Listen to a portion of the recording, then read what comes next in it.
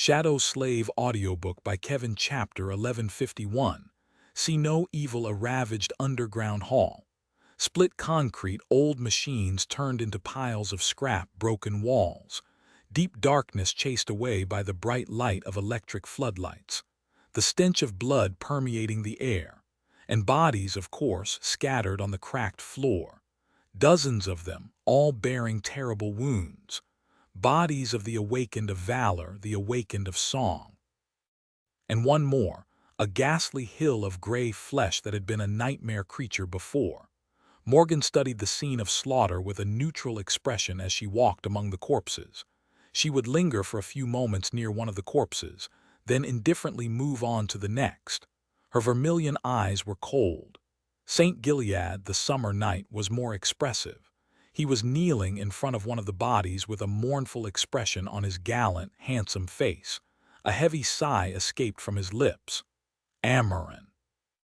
Morgan turned around and looked at the transcendent. "Oh, I am sorry, Sir Gilead. I have forgotten that the two of you were once members of the same cohort. Please accept my condolences." Her voice did not seem too regretful, though. Summer Night looked down. "Sometimes I forget," she raised an eyebrow. "What?" The saint lingered for a few moments, then offered her a calm gaze. "How much I loathe you and your family." Morgan smiled slightly and looked away. "Well, what can I say? We are a loathsome bunch." With that, she used her armored boot to turn one of the bodies over and asked, "Does this make sense to you?" Summer Night stood up with a sigh and walked over. "The result is outside expectations, but the sequence of events seems clear. We severely underestimated the opposition. By all accounts, Amorin should have been able to achieve a clean victory. But the presence of a corrupted tyrant changed things. Our estimation of Beastmaster's power needs to be adjusted. Still, he slayed the beast, even if the price was his life." Morgan shook her head. "Seems clear, huh?" Her gaze was locked on the fatal sword wound that had killed the awakened in front of her. Morgan remained motionless for a few moments. What a beautiful cut! Seemingly losing interest in the corpse, she turned away and called out to one of the specialists that had been casing the scene. The man walked over and bowed, then delivered a preliminary report. His conclusions were in line with what St. Gilead had said. Morgan stared at him bleakly. "Have the diviners discovered anything?" The investigator looked away in embarrassment. "Nothing, my lady." A slight frown appeared on her face. "So you're telling me that 6 cohorts of Valor's best, armed and armored with forged memories, lost to 4 cohorts of song infiltrators, and that night Amorin slayed a corrupted tyrant alone?" The man lowered his head. "That is what the evidence tells, my lady." Morgan scoffed. She remained silent for a while, then turned and addressed a delicate young woman who was standing silently above a severed head. "What about you, Kasia? Do you see something?" The young woman shifted slightly and answered in a calm tone, "I see nothing." Morgan tilted her head. "Are you telling me that you don't see anything or that you see nothing?" Summer Night frowned, thinking that the princess was mocking Theblined girl. The young woman, meanwhile, simply nodded. Morgan grinned. "Ha!" She turned to the saint and pierced him with an amused look. "See, Sir Gilead, at least someone is not useless here." Then her expression darkened. Morgan looked at the corpse laying at her feet once again and frowned. After a few moments of silence, she mumbled, "Was it the House of Night? No, unlikely, that cut. Just who could have?" Sonny took a step back and bent over, breathing heavily. By his side, Cassie swayed, struggling to catch her balance after her rapier was shattered by Morgan's attack. Today, the princess had decided to face the two of them at the same time. The spar was an especially grueling one. They gave a good fight, cooperating with each other so flawlessly that it almost seemed as if they shared one mind. But in the end, the princess mercilessly drove them both back. El Cyrillicle, or 456 GHT, NAVYLC AVYS tilde AM. She seemed possessed, attacking with such power and ferocity that Sonny found it almost unnecessary to downplay his abilities. He pretended to be utterly exhausted. There was little need to pretend, really, and lowered his sword. That was a good fight, Lady Morgan." She glanced at her own blade, which was nicked all over and utterly ruined, then threw it aside with frustration. Yes, you did well too. After catching his breath for a couple of seconds, he slowly straightened and glanced at her with a complicated expression. But, are you troubled by something? Your technique seemed a bit distracted today. Morgan stared at him for a few moments, her face turning cold. Eventually, she said with a hint of discontent in her voice, "That is not something for a person like you to concern yourself with. Come to think of it, I won't need your services in the next few days, Master Sunless, so make yourself scarce." Just what he wanted. Sunny put on a suitably alarmed expression and lowered his gaze. "Ah, as you wish, my lady." She lingered for a few moments, then scoffed and left. Sunny and Cassie were left alone in the training room. It had been 2 days since the slaughter in the abandoned factory. Morgan seemed to be suspicious that something irregular had taken place in the underground production hall, but not a drop of that suspicion was directed at Sunny. He had hidden his traces well, and no one within Valor could ever imagine that someone like him was capable of wiping out 10 cohorts of Awakened from the great clans, let alone doing it with such insidious and flawless, almost diabolical precision. As for Sunny, he was effortlessly playing the role of someone who had no clue about what had happened. Glancing at Cassie, he shrugged. "What's up with her?" The blind girl turned her head to face him, then remained silent for a while. Eventually she said, "You don't have to worry," Sunny frowned. What was that supposed to mean? Did Cassie know something? If anyone would, it was her. He shook his head, then dragged his tired body across the room to place the training sword back into its stand.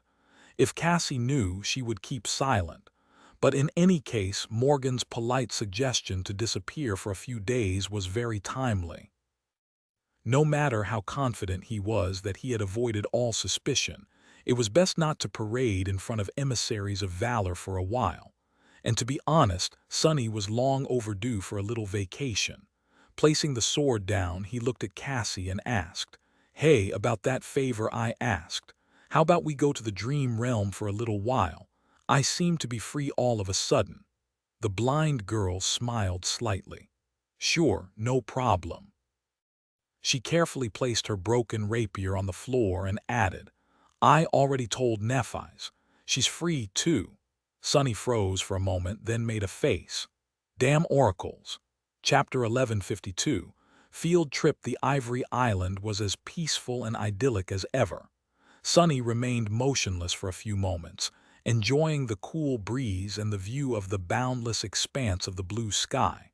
Come to think of it, it was rare to find such a tranquil haven in the dream realm. Even the sanctuary, which was beautiful and serene in its own way, never felt safe. There was always the possibility of an attack, after all. What protected the sanctuary was people, and people were not omnipotent. The Crushing was a much more reliable guardian. The three of them, Sunny, Nephi's, and Cassie, had just arrived from the waking world. Sunny was wearing the Shroud of Dusk, since that was his best armor memory. The other two, however, had slighted their combat armor in favor of lighter garments. Cassie was wearing the familiar tunic and sea wave cloak, while Nephi's was in something that he recognized as the black underlayer of the Starlight Legion armor. Sunny still couldn't believe that a mere awakened memory of the second tier had survived years of wandering through the dream realm and the second nightmare. But, in any way, the three of them looked like people ready for a vacation. They weren't the only ones, either. "What is this?" Sunny glanced toward the entrance to the tower, where two figures were waiting for them. Effie was sitting on the ground, enjoying a veritable mountain of snacks. Her transcendent armor was nowhere to be seen, leaving a lot of olive skin exposed to the sun and the wind.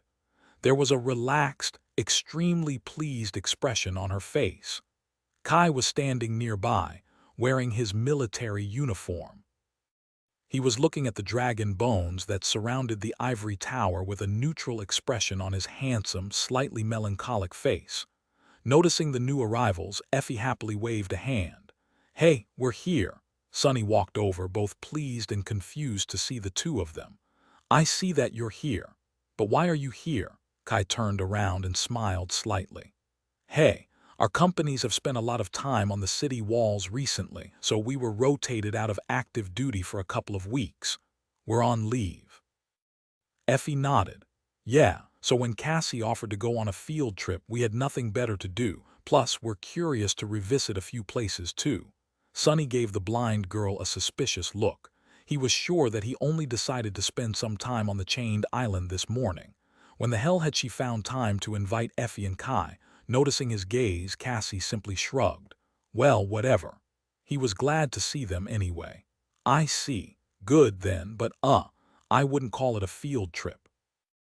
I expect to fight at least one creepy abomination this week, so don't get too relaxed. Effie dismissively waved a greasy hand in the air. Yeah, that abomination, though. Is it edible? He stared at her bleakly. I'm not sure, she grinned. No problem, we'll just have to find out then. Shaking his head, Sonny turned away and glanced at the graceful silhouette of the flying ship that rested on the water not too far away. Since Cassie was the one who knew how to control it, he addressed the next question to her. Let's not waste any time. Where to first, Captain? He had already shared the places he wanted to visit with the blind girl, so she was in charge of plotting the course. Cassie smiled. The first stop is right beneath us, actually. It was not on your list, but I wanted to study the runes there. Just a few hours. Sonny shrugged. He had nothing against others adding more locations to the list. They were going to be helping him out with his goals, so it was only fair. Let's go, then. Together, the five of them headed toward the lake and boarded the ship. Cassie entered the runic circle at the stern, saturating it with her soul essence as she gently took the steering oars. L Cyrillic letter 456 GHTN AV LC AV S tilde AM. The leaves of the sacred tree growing around the mast of the flying vessel rustled gently as it lifted off the lake's surface and soared into the sky.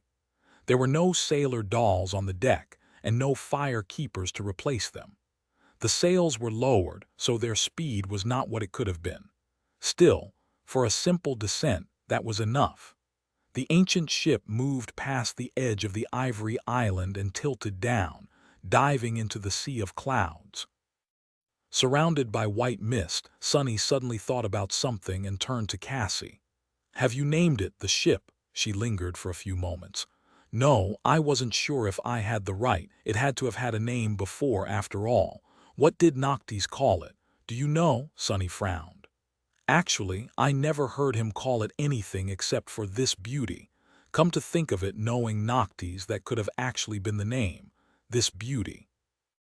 Nephis listened to them with a hint of interest while Cassie chuckled. Sounds like something he would do indeed.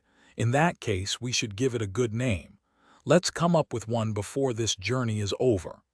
They plummeted through the clouds, and as they did, Sonny could feel the ferocious pressure of the crushing assault the flying vessel. At that height, it should have been obliterating. But to his surprise, he didn't feel too uncomfortable. Lines of ethereal light ignited along the hull of the ship, as if a powerful enchantment had been activated and the invisible weight grew weak. Soon, the clouds receded, and the patchwork landscape of the chained isles was revealed far below.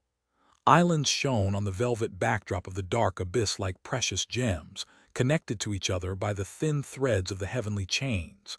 And there, right beneath the descending vessel, was an island that Sonny knew all too well. His face darkened a little. This place, huh? I never thought I would return here one day. Below them were the ruins of the Red Colosseum. Chapter 1153. Memory Lane. The Red Colosseum was in ruins.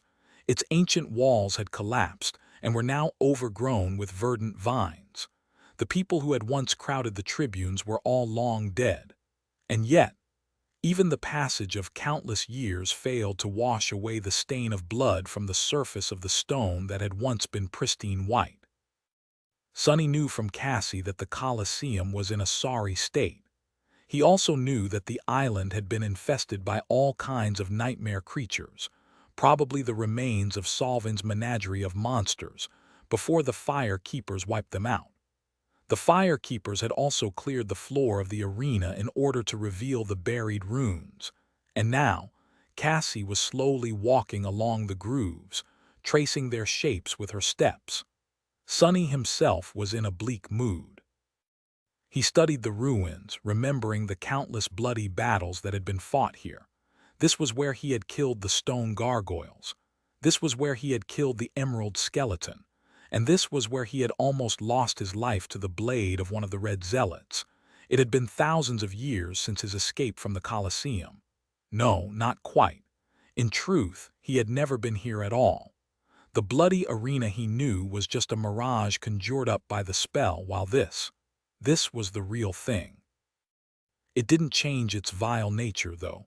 Glory, Nephi's turned at the sound of his whisper. Her striking gray eyes were somber.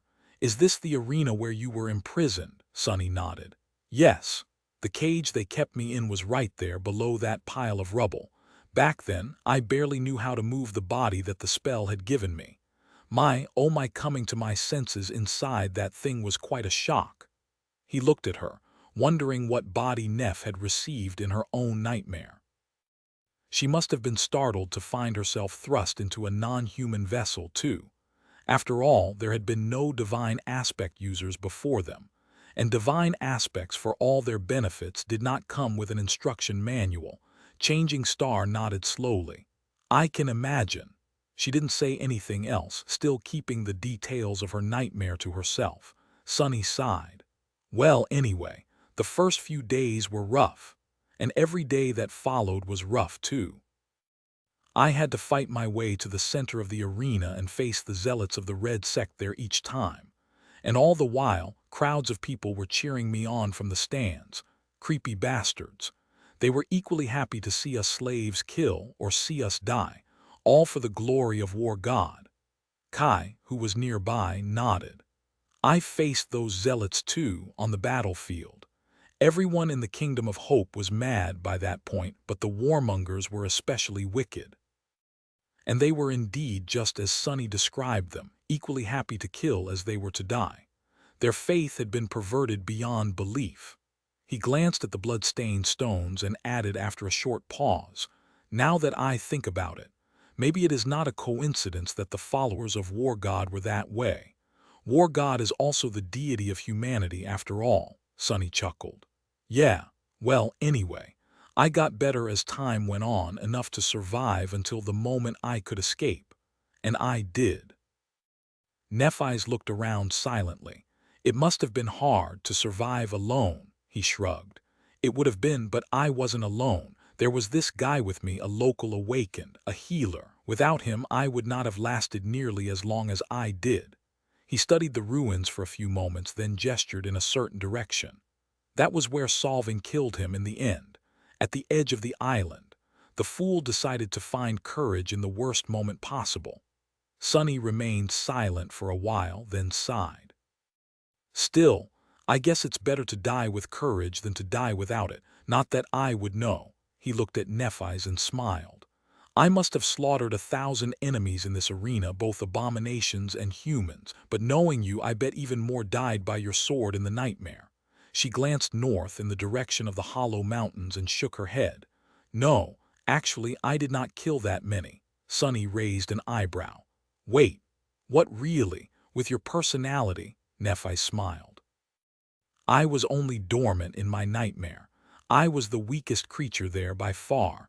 Solving problems with a sword is a privilege for the strong. He looked at her with a strange expression. Well, you must have learned a lot then. Weakness is a great teacher.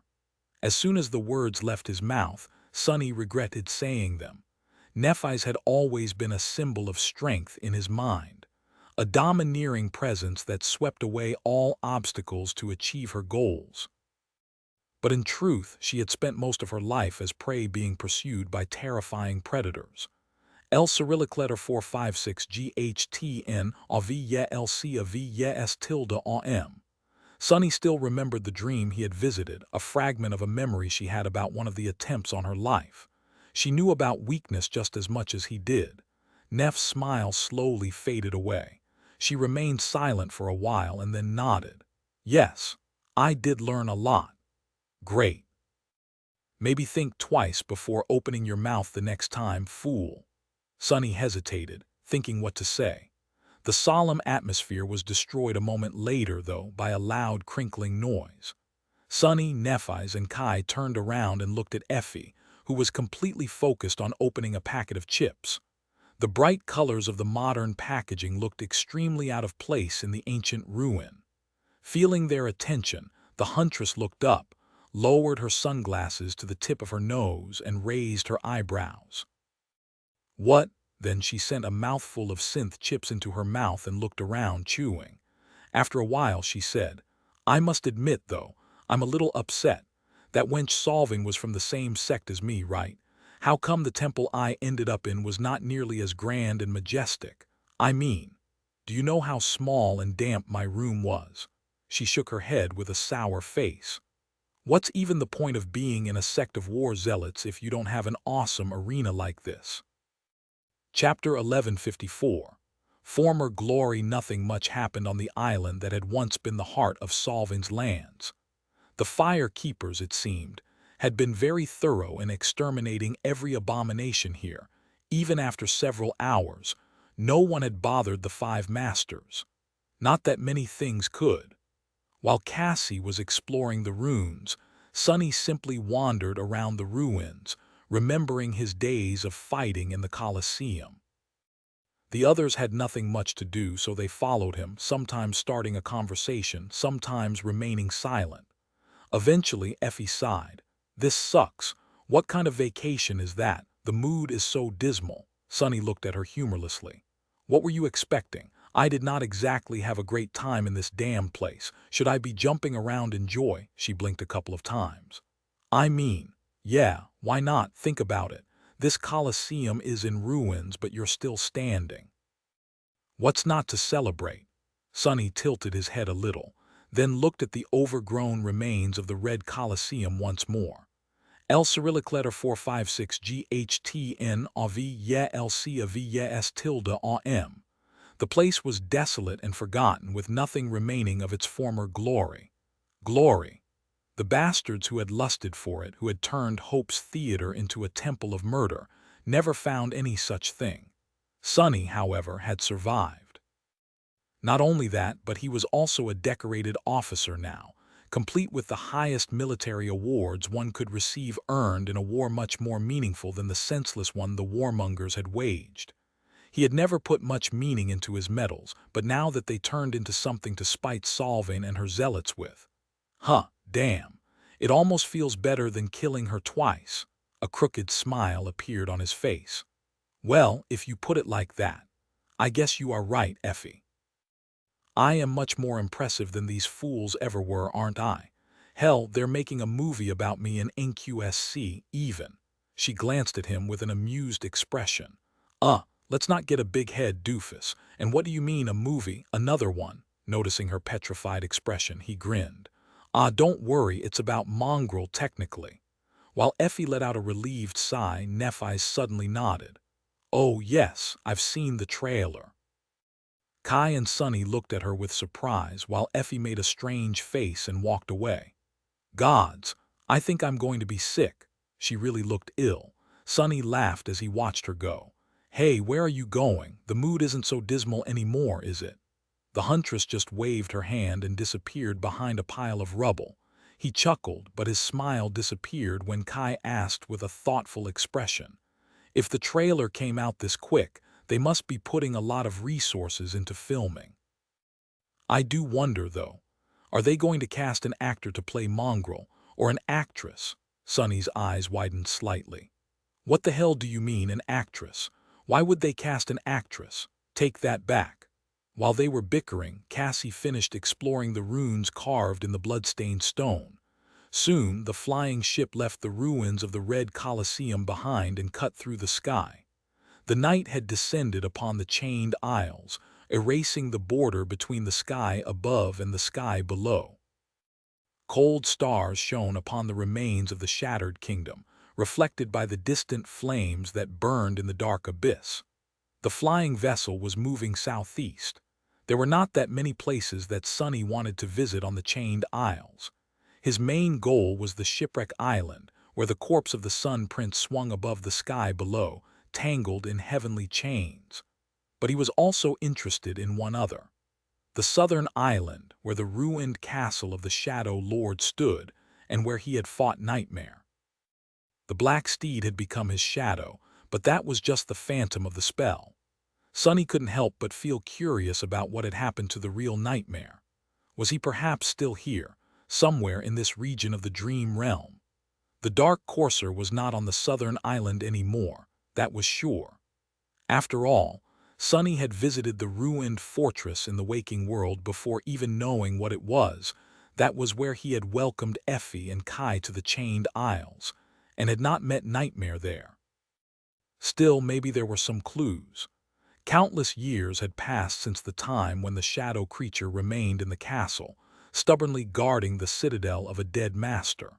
Was the real Nightmare still alive? Had he grown stronger? L Cyrillic letter 456 GHT N AV YA LC AV YA S tilde AM. Had he succumbed to the corruption that seemed to have devoured everything and everyone else in the dream realm? Sonny wanted to know, but most of all, he was interested in finding a shadow creature. It could lead to a lot of fragments at worst, and a new shadow at best.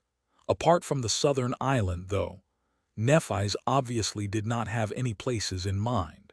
Effie wished to visit the Temple of the Chalice. Kai would have wanted to return to the Ivory City, perhaps, to reminisce on the past. But that city was no more. It had fallen into the sky below, replaced by the ever-growing tear that would one day swallow all the Chained Isles. Strangely, the place where Cassie would have wanted to visit was gone, too. The Night Temple, where she had spent several months caring for her mentor, the one in the north, was destroyed as a result of the battle between Sky Tide and St. Cormac. The blind girl did add one location to the list, though. And a very strange one, at that, the island where an eerie creature of the lake had once bestowed them with the ruby knife. Sonny did not know what she wanted to find there, but had no objections to her request. They were going to the southern island first, however, so that creepy place was still far away. Enjoying the view of the starlit sky, Sonny breathed in the cool night air and smiled as he listened to his friends chatting. There would be dangers and dire threats once he returned to Antarctica, but for the next few days, life promised to be tranquil and uncomplicated. There would be a bit of exploration, a bit of treasure hunting, and a bit of fighting as well, but not the dreadful kind. It was truly like a vacation. His smile grew a little wistful. Damnation! Just when did the dream realm become nicer than the waking world? Chapter 1155. What the future holds. The flying vessel continued moving southeast. The members of the cohort remained at the stern, keeping Cassie company. They spent some time idly talking about this and that, then silently enjoyed the beautiful sight of the night sky. Safely hidden within the crushing, they were temporarily safe from all threats. That feeling was strange. The only thing stranger was the fact that Effie seemed to have lost her appetite somehow.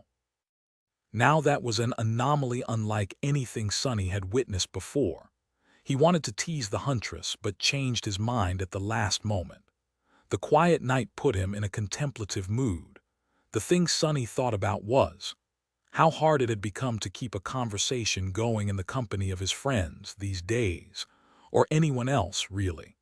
He had never been a great conversationalist. In fact, growing up, Sonny had always found it torturously hard to fit in with people.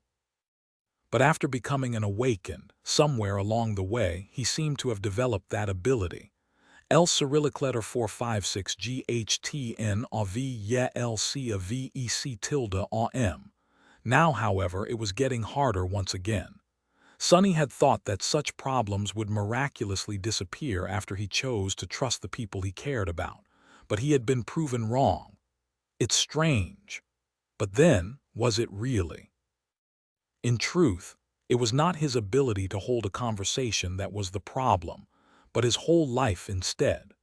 Most of the things he thought and did were too sensitive to discuss, not because he did not trust his friends, but because he didn't want to involve them in his mess.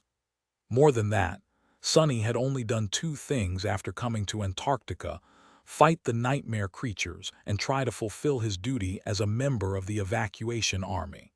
He did not really have any hobbies or exciting things to share. His friends were more or less the same. Is it all there is to life, bloodshed and war?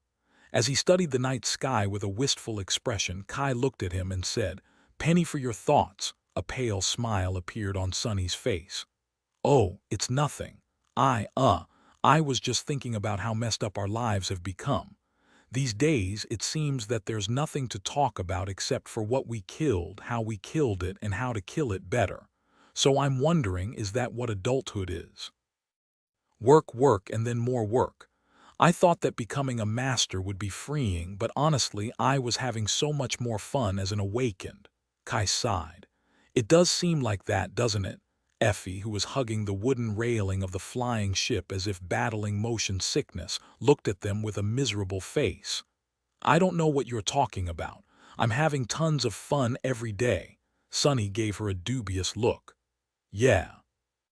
Maybe check the expiration date the next time you smuggle a bunch of snacks into the dream realm. Those synthetic chips must have been left over from the dark times, considering your current state." She gritted her teeth, then made a rude gesture in his direction. Sonny grinned. At that moment, Cassie suddenly spoke. "I get what Sonny is saying, but is there something wrong with being focused on work? I am usually very busy too, and there's little time for anything else except for my duties." "It's not bad. I find it very rewarding, actually," Sonny scoffed. "I guess there's nothing wrong as long as you've chosen the right profession, but being an abomination exterminator does not really suit my taste.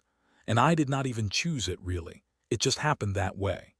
Nephi's gave him a long look, then turned away and said evenly, "It is true that none of us chose to become infected by the spell, but we are awakened now, so exterminating abominations comes with the territory.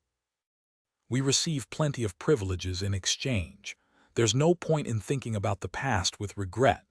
Sonny glanced at her with a bleak expression. Well, it was not like she was wrong. No matter how dejected he felt about the current situation, it was infinitely better than his mundane life in the outskirts. What would have awaited Sonny if he had never become infected by spell? A bitter life and an early grave, most likely. No, actually, a grave would have been an impossible luxury.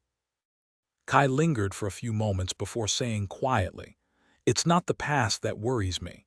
It's the future." Effie remained silent, but her face turned somber. Sonny looked at his friend with curiosity. "What do you mean?" Kai shrugged. "The Antarctica campaign seems like a world of its own, but it will be over in a handful of months. What happens next? The influx of refugees and the loss of the southern quadrant will make living conditions across the waking world worse for everyone. There will be an unprecedented influx of awakened, as well, which is bound to change the situation in the dream realm. L Cyrillic letter 456 GHTN AV YE LC VEC tilde AM. The great clans seem to be in turmoil, and on top of that, there's no guarantee that something like the chain of nightmares won't happen again. I am not talking about the future of the human race, though. I am talking about our personal future. What will be our roles in that world?" Sonny lingered for a while. "I have no idea." Kai sighed, then glanced at Nephi's. "Lady Nephi's and Cassie will most likely become saints with the backing of clan valor, but that path is closed for the rest of us, unless we swear allegiance to a legacy clan. Alternatively, we can remain with the government. But if Antarctica has proven one thing, it is that the government is not strong enough to protect the waking world with only its own strength. So what is the point?" Sonny studied his face for a few moments. Kai, it seemed, was struggling with his naively sincere sense of duty. He asked, So what, are you thinking about becoming a legacy? The handsome archer looked at him with a heavy expression. Aren't you? Sonny smiled with a corner of his mouth, then turned away. No, I'd rather die, to be honest. There was no need to add that last part, really, because he was always honest. Even if Sonny was destined to forever remain a master, he would not join the likes of valor and song. Sainthood was an alluring goal, but it was not worth selling himself into slavery to a sovereign. One chain, no matter how soft, was already enough. As for the future, he really had no idea what was going to happen after the Antarctica campaign was over. The great clans would clash in earnest, but by that point their battles would most likely move to the dream realm. Sonny would have liked to avoid becoming swept up in that conflict, but he had a strong suspicion that for him it was going to be nearly impossible. There's no point in thinking about the future either. The four of them glanced at Cassie with surprise. She had remained silent throughout the conversation, but suddenly spoke at that precise moment. Coming from an oracle, that statement sounded a bit ominous. Sonny raised an eyebrow. Oh yeah, why is that? Gently controlling the flying ship, Cassie kept quiet for a few moments. Then a sad smile appeared on her face. There was no spell a century ago. There were no saints a few decades ago. There was no chain of nightmares a couple of years ago. What will happen in the future? Nobody knows. So making plans is useless. All we can do is prepare to face the unknown. Chapter 1156. Returning to the shipwreck island, visiting the southern island was not as useful as Sonny had hoped it would be. Too much time had passed since the days when Nightmare guarded the abandoned castle, consumed by madness. The castle had long turned into ruins, and the land itself had been transformed by the crushing. However, Sonny did end up finding a clue. That clue was not on the island, but rather in what was not on the island. When he had visited this place as a favor to Noctis, there had been beautiful white flowers blooming in the emerald grass around the castle. But now they were gone. Of course, there was nothing strange about some flowers disappearing after thousands of years of desolation. Nevertheless, Sonny remembered that he had seen these particular flowers elsewhere on the Chained Isles. There was a whole island covered by them. That island was considered extremely dangerous because there were numerous bones hidden beneath the beautiful carpet of white blossoms. Anyone who stepped on it would succumb to an overwhelming desire to sleep, never to wake up. Among the awakened anchored in the sanctuary, that island was synonymous with death. There were too many connections for it to be a pure coincidence, and so Sonny decided to visit the island of white flowers as well. It was further east, however, so that stop was going to have to wait. First, the flying ship had to travel north and skirt the tier for a while to reach the shipwreck island. They spent 2 days making their way there. The ship had to stop once to give Cassie time to rest and restore soul essence. In the meantime, the rest of them made use of the idle time to enjoy some peace and quiet. The ancient vessel turned into a leisure yacht for a few days. Nephis was in charge of cooking, while the rest of them were in charge of eating. They talked, enjoyed each other's company, and tried really hard to forget the cold dread of Antarctica for a few fleeting moments. They even tried playing several games. Sadly, it was hard to find a suitable one, considering that Kai always knew when someone was telling the truth. Cassie could sense the future, and Sonny was not above using his shadows to cheat. In the end, they settled for competing to see who was the best cheater. Nephis lost pretty much every game after that. Observing her try to hide her frustration was rather entertaining. At least for Sonny, who won the most. Ah, I have forgotten how awkward she really is. She's hiding it well these days. It's cute. Huh, crude, I meant it's crude. Effie was still suffering from motion sickness and eating less than she usually did, which meant only 2 to 3 times more than what a normal person would eat naturally. Luckily, the ship was attacked by a few nightmare creatures during their only stop so far, so they had plenty of fresh meat to feed her. Kai was teaching Sonny how to play the flute. It was, actually starting to feel like a vacation. Eventually, they reached the shipwreck island.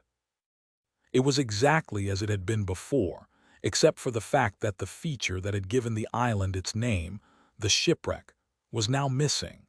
The corpse of the Sun Prince was still there, though. The steel colossus was swinging forlornly below the island, its legs tangled in the remains of a torn heavenly chain. The first time Sonny had seen it, he wondered about what terrible creature could have killed the fearsome giant. Who could have thought that it had actually been Cassie and Effie? Well, technically, it had been someone else. But in the nightmare, the immortal chain lord had fallen by their hands. Nephi stared at the steel colossus for a long time. She had never seen it before, so he must have made an expression. After a while, she asked, "This is one of the immortals you killed?" Effie tore her gaze away from the giant corpse and shivered. "Yeah. This was where we fought the defenders of the Ivory City. The city itself is gone now, but that huge bastard is still here. See how his chest is cracked? That's because Cassie rammed him with the flying ship at full speed. Crazy girl. We all thought she died for a minute or two." Nephi's lowered her head while Effie sighed and added, "It's hard to guess now, but that giant was filled with molten metal.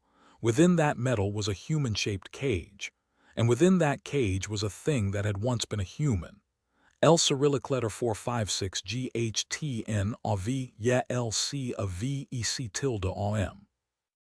I pushed the bastard over the edge of the island, then crawled to its chest and killed the thing inside.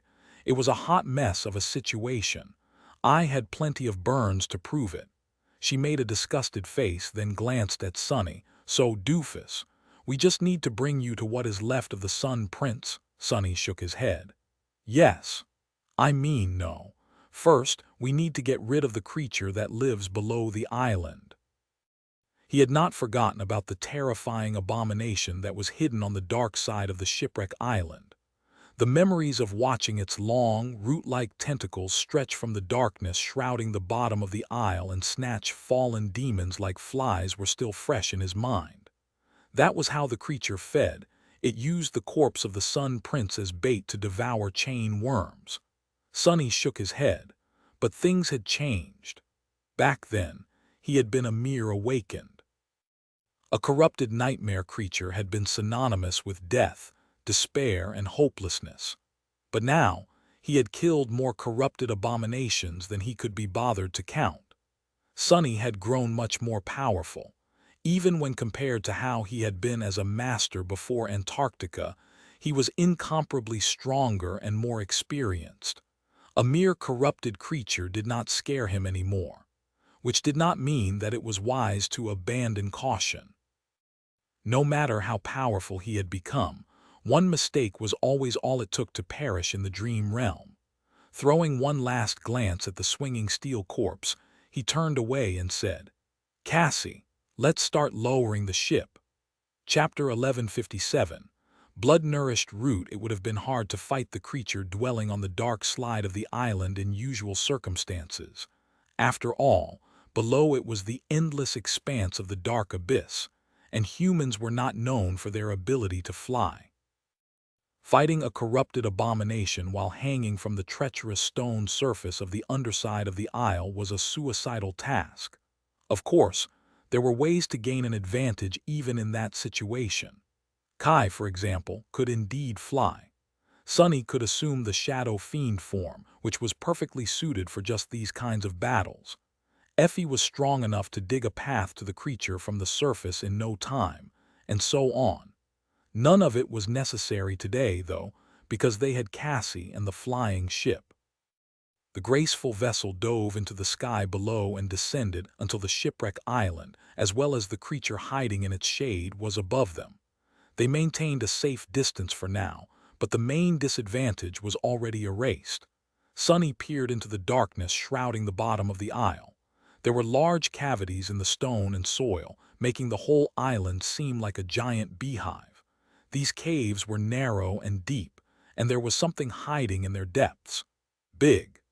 He did not have to rely on his eyes, though. Cassie let go of the steering oars and stepped out of the runic circle, getting closer to the wooden railings. She observed the dark ravines for a while, then sighed. It is a corrupted monster, an old and powerful one. The blind girl could perceive aspects, abilities, and attributes of a walked, but that power allowed her to learn about nightmare creatures, too. Their strengths, their weaknesses, their nature. Cassie was an invaluable source of knowledge in that regard, and knowledge was the origin of power. She tilted her head a little. It is a plant abomination, blood-nourished root. I have an idea of how it came to be. The others looked at her with interest. Sunny raised an eyebrow. How would you know that? Cassie pointed at the mast of their ship. The enchantments of this vessel are meant to be powered by a sacred tree from Heart God's Grove. I found a sapling to replace the original tree which had died when the ship crashed. But I think it had not died immediately. She thought for a few moments. The sacred tree must have survived the destruction of the vessel and rooted itself in the soil of the island. However, the wormvine had been unleashed within the wreck. It grew and suffocated the tree, turning it into a corpse. The roots remained, though, and so did Solving. Her blood seeped into the soil and was absorbed by the roots throughout the centuries. Solving did not succumb to the corruption, but the roots did. That was how this monster was born. A sigh escaped from Cassie's lips. In any case, it's vast and ancient but weak to fire. We can burn the root to ash without destroying the island. After she said those words, everyone involuntarily turned to Nephi's. Changing Star's expression did not change at all. A moment later, she said, "I'll do it." Sunny shook his head. No need. He knew that Neph could slay the blood-nourished root without too much trouble. She could also lend her flames to him or Saint. But that would require her to use her aspect, which would trigger her flaw. For most awakened, using their aspects was as natural as breathing, especially so for Sunny, who always observed the world through his shadows. However, Nephi's very rarely used her own. Strangers might not have noticed it, but anyone close to her knew that she only activated her abilities during battles, and even then only the most dire ones. That was how it had been on the Forgotten Shore, and that was how it was now. Usually, Neph relied on only her physical prowess and skill to fight. Because she had to burn alive every time she called upon her powers. So, what kind of vacation would it be if she was forced to go through that suffering in the middle of it? Sunny glanced at her and shrugged. Just summon the Dawn Shard. We'll deal with the creature ourselves. Each flaw was a curse, but theirs were curses of a different kind. By his side, Effie sighed. Ah, hell. A thin layer of polished metal suddenly covered her skin, making the huntress look like a beautiful steel statue. By her side, Kai summoned his ivory armor, as well as the transcendent bow he had received after slaying the corrupted tyrant Malignant Grave Root. An arrow that seemed to contain a sea of flames appeared on the black string. Sunny himself summoned the cruel sight, which ignited with the incandescent glow of divine flame. Nephi's looked at them with a tense expression. I can do it, Effie smiled. Princess, at your age, you should really know the difference between can and should. Nobody is doubting that you can kill that monster, but just relax for once and let someone else have fun too, okay? With that, the huntress grinned and dashed to the edge of the deck. When she jumped, the enchanted lines shone a little brighter, as if straining to prevent the ancient wood from splintering because of the furious force of her push. Effie shot through the darkness toward the underside of the island. As she flew, her steel skin suddenly started to shine, turning white-hot. Not a moment later, a massive root appeared from one of the caves and stretched towards the huntress. She twisted, avoiding being grabbed by it, and landing on the long wooden tentacle instead. Every spot her incandescent armor touched instantly started to burn. More roots appeared from within the island. Kai was already in the air, drawing the string of his black bow. Sunny, however, was not moving yet. With a grimace, he called upon the shadows clinging to the underside of the isle. They instantly surged forward, falling upon the roots like guillotine blades. The pressure on Effie and Kai was instantly reduced. Throwing a glance at Nephi's, Sunny summoned the dark wing and smiled. Yeah, sorry, you'll have to sit this one out. Then he brandished the cruel sight and pushed himself off the deck. The battle did not last long. Chapter 1158. Dinner is served, it stinks. Effie once again looked like she was going to be sick, this time from all the smoke that drifted from inside the shipwreck island, where the charred remains of the blood-nourished root were smoldering after being slain. By her. Sonny scoffed. Look who's complaining. He was playing with a transcendent soul shard, but the huntress was the one who ended up with the real prize. There was a strange spear in her hand. Its shaft was made of gray wood, but the spearhead glinted with a deep crimson color, as if it had been cast in blood. Effie made a face. Well, yeah, it's a good spear. The creature absorbed Solvin's blood, right? So it's like an inheritance from the greatest warrior of the sect. But Sonny, what was the one question I asked you at the start of our trip? He frowned, trying to remember. Whether the creature I needed to kill was edible. She pierced him with a bleak look. Exactly. And is it? No. What am I supposed to gnaw on burned wood? Sonny laughed. Gods, don't worry, we'll find something to feed you. She simply waved her hand. Don't bother. The smoke stench made me lose my appetite anyway. They were currently getting ready to climb down to the remains of the Sun Prince. A familiar golden rope was tied to a large piece of stone that must have been a part of a towering docking mast once, and the four of them, Sonny, Effie, Nephi's, and Cassie, were standing near the edge of the island. The flying ship was anchored to one of the masts, and Kai had already flown down to connect the other end of the rope to the remains of the heavenly chain. CM. The island itself was in a descent phase, so they did not have to be wary of the crushing anytime soon either. I'm going, then. Sonny grabbed the rope and started climbing down. Soon, they found themselves standing on the sole of one of the steel giant's feet. It was wide like a platform and almost horizontal, making for a perfect landing spot. Sonny had once seen a nightmare where he was one of Solvin's soldiers, fighting in a harrowing battle against the forces of the Ivory City. In that dream, he and all of his comrades had been mercilessly crushed beneath this soul. It was a bit strange to be standing on top of it now. Life is weird like that sometimes. The others looked at him expectantly. So, Sonny, are you going to tell us why we're here?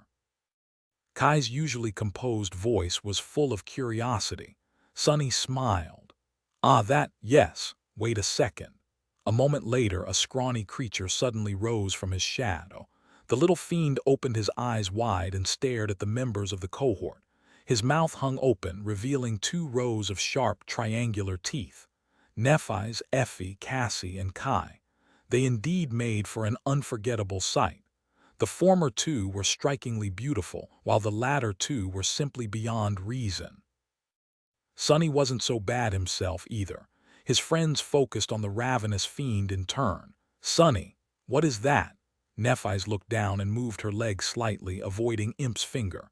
The little bastard was so stunned that he tried to poke her as if wanting to make sure that she was a real being and not a divine vision.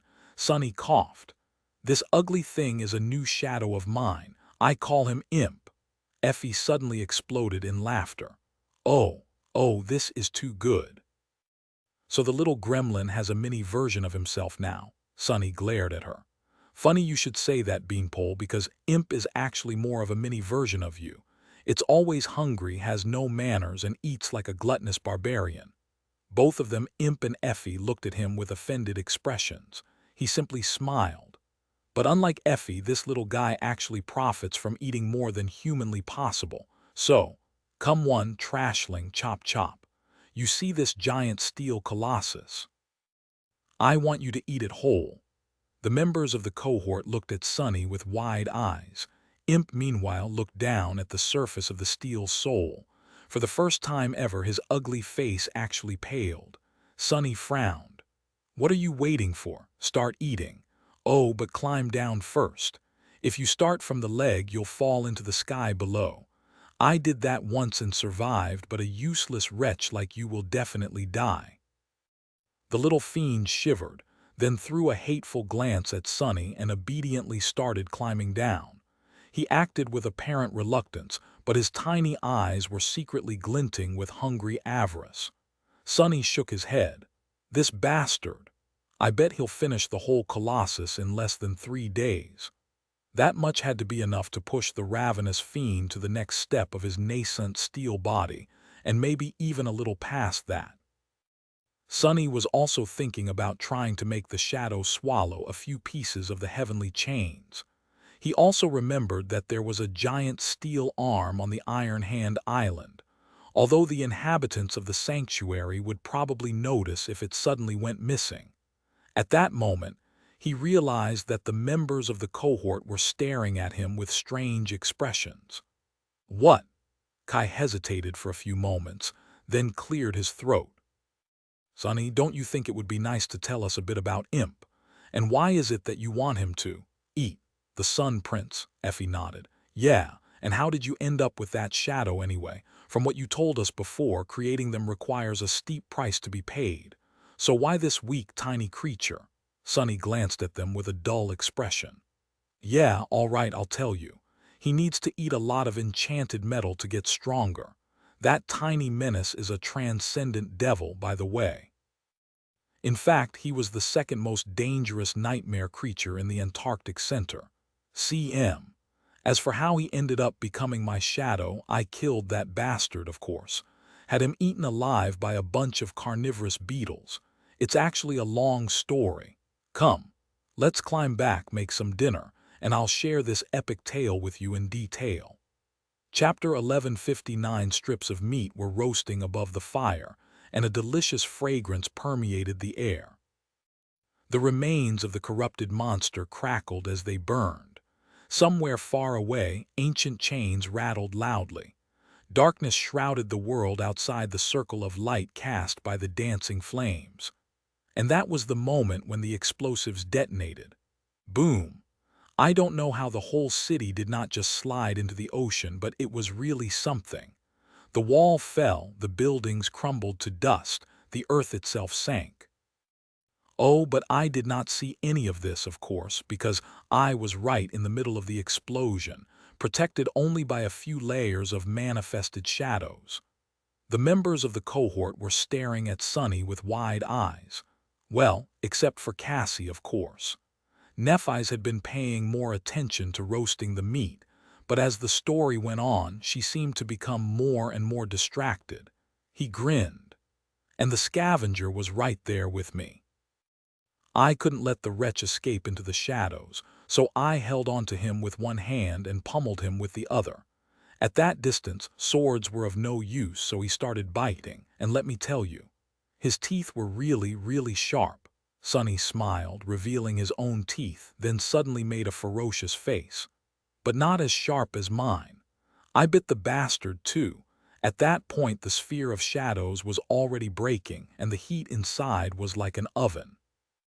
It had survived the initial detonation, but got tossed around by the shockwave, and then rolled down into the crater before finally shattering. His expression relaxed. Well, anyway, I came to my senses a bit faster than the scavenger, who got pinned to the ground by some debris. Problem was, I still had no way of breaking his armor. Luckily, I still had a chest full of the dark beetles with me. CM. So before the fiend could free himself, I poured the beetles out and they ate him alive. A fitting end for a corpse eater, don't you think? And since those beetles were not exactly living things, the spell attributed the kill to me. So that was how I received a new shadow. There was silence for a few moments. Eventually, Effie shook her head. Wait. So you're telling us that this ravenous fiend stalked you across all of the Antarctic Center, infiltrated a siege capital, and waited for weeks to ambush you at the worst possible moment? Since when are nightmare creatures that smart? Kai glanced at her with surprise. Are we just going to ignore the fact that Sonny killed a Titan? Sonny laughed. Yes, that is exactly what happened. The first months of the operation were really wild, what can I say? There was a startled pause. In the silence, Cassie asked in a worried voice, "But what happened to your soldiers? Were they all right? You said that the ravenous fiend gravely wounded one of them." Sonny's smile slowly faded away. He stayed quiet for a few moments, then sighed. Yeah. They were fine. Luster lost his legs, but he survived. He's currently back in the northern quadrant, recovering after receiving treatment from the best government healers. Kimmy is right here in East Antarctica. She is with Army Command now. His eyes grew distant. Quentin. Quentin is still marked as missing in action officially. As for Belle, Dorn, and Samara, they died a few days later, when we tried to fight the winter beast. Everyone died that day except me and Jet. In the silence that followed, Cassie sighed lightly. I'm sorry. Sonny glanced at her sharply. It was strangely off-putting to hear those words coming out of her mouth. He knew very well that she was not one for apologies. Have I unknowingly been waiting for something stupid like that for the last couple of years? He shook his head, then put a smile on his face. Yeah, I'm sorry too, but that is how Antarctica is. It has a way of reminding you that no matter how strong you have become, there is always something stronger out there, waiting to eat you alive. Sonny lingered for a bit, looked at Nephi's, and said in a carefree tone, I've tasted a lot of failure there. It's a bitter thing, failure, but after everything is said and done, I think it is more of a medicine than poison. You should try it too sometime before it's too late. He did not know why he was being combative with Neff, but her confidence was really frustrating to observe recently. Perhaps it was because he felt protective of her changing star had put herself in terrible danger by joining Clan Valor after all. She was facing death and destruction, but acted as if everything was under her control. She was wrong. The great clans, the sovereigns, these people were not someone who could be controlled. Hearing his remark, Nephi's calmly turned the meat and looked in Sonny's direction. Her voice was even. I think I know more about failure than anyone here. He frowned. You? When have you ever failed? Nephi sighed and continued tending to the meat. I failed to keep you by my side in the dark city, didn't I? I failed to take control of the bright castle, too. I wanted to usurp Gunlog's throne a few days after killing him. I had everything prepared, but in the end it took many weeks of bloody struggle to achieve the goal. CM. Each additional day that passed, each sleeper that died fighting fellow humans, were my failures. I wasn't easy to come to terms with. She took the fragrant meat off the fire and started placing it on the plates. I failed in the Crimson Spire too. I failed to achieve the best result and even messed up in my attempt to salvage the mistake. And I have failed countless times since. She smiled, then handed Sonny his plate. But that's all right. You said it yourself, failure might be bitter, but it is a medicine. Now let's eat. Hopefully this meat will taste better. Chapter 1160. Idle days. They ended up spending 3 idle days on the shipwreck island. It had long been cleansed of the feral sailor dolls by the fire keepers, and no new nightmare creatures made it their home since. The 5 masters remained on the island when it was low, and sought shelter on the flying ship when it rose high enough to become affected by the crushing. Imp was devouring the steel colossus with startling speed while they rested and relaxed. Sonny had not had an opportunity to truly let go of his worries in a long time, so this change of pace was most welcome. Vacationing in the dream realm was not really one's idea of fun, but they made the most of it. Effie seemed to have regained her appetite, although she was still being picky about her food. It seemed that the military rations had left an unforgettable impression on the gluttonous huntress. As a result, the mountain of snacks she had brought over from the waking world was disappearing at a slower pace than the husk of the Sun Prince. She even shared some with the rest of them, which was both pleasant and a huge shock. The members of the cohort lazed around, avoided doing anything productive, and spent most of their time either sleeping or chatting idly. Sonny shared more stories about his days in the Antarctic Center with them. The first weeks of scrambling to push back the hordes of abominations and establish the siege capitals, Low 49, the first encounter with the devouring cloud, the heart of darkness, almost getting killed by Goliath, the escape toward Falcon Scott and the long weeks of its siege. He had thought that remembering these events would bring nothing but bitterness, but strangely, talking about them and sharing the memories of the people he had met, his soldiers, Bate and Professor Obel, the captains of the irregulars, the defenders of Falcon Scott, was almost soothing. Of course, these conversations inevitably veered more in the direction of discussing various nightmare creatures, battle strategies, and ways to kill the abominations better. The other members of the cohort had encountered countless enemies of their own in the time they were apart, so there was a lot of knowledge, insights, and accumulated experience to share. The others talked about their lives, too. Effie was having trouble being in charge of hundreds of people. Although she was a competent battle commander, the idea of being in a position of leadership was alien to her. Luckily, Kai was usually nearby to give her support and advice. His experience serving as a centurion in the Sun Legion during the nightmare was of tremendous help. Sunny had a thing or two to say about being put in a position of power despite not wanting to carry that burden as well. Cassie, meanwhile, was a wellspring of insight about the administrative and practical sides of managing a powerful force of awakened. Needless to say, Nephi's had a unique perspective on that topic, too, although she was as frugal with her words as ever. Nevertheless, both Neph and Cassie did share a few things about how they were doing within Valor. As it turned out, they were in a somewhat awkward position. The great clan was putting great expectations on Changing Star, but, at the same time, did not trust her much yet. She had been treated with respect and favor, but also held at arm's length, prohibited from coming anywhere near the really important issues of the domain. She had only met Anvil once, and even then briefly. Sunny was immensely curious to learn about the King of Swords, but that conversation got sidetracked entirely by Kai, who looked at them with confusion and asked what kind of anvil they were talking about. L Cyrillic letter 456 GHTN AV YE LC AVE C AM. As it turned out, the handsome archer knew nothing about the sovereigns. Learning that there were already supremes living among humans was a shock to him. Effie, on the other hand, had already known. She had received a few hints about this forbidden knowledge from her first cohort on the Forgotten Shore, and then pieced the rest together herself after coming back. There had been a time when Nephi's warned Sunny that simply knowing about the existence of the sovereigns could cost him his life. However, their situation was completely different now.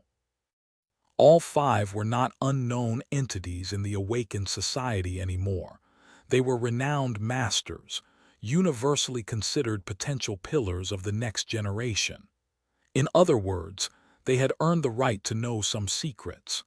In fact, they had to know, because it made putting a leash on them easier. So, Nephi's shared more knowledge about the domains with Kai and Effie. She did not tell them, though, about her suspicions about how her father had perished, how the great clans had hunted her in the past, and how she was determined to destroy them.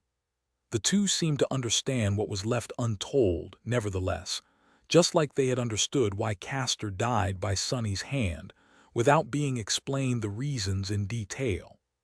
Armed with that knowledge, it became easier for them to realize what Neph's position was in the great clan Valor. Paradoxically, Cassie's situation was a bit better. Valor was less wary of her, not considering the blind girl a serious threat.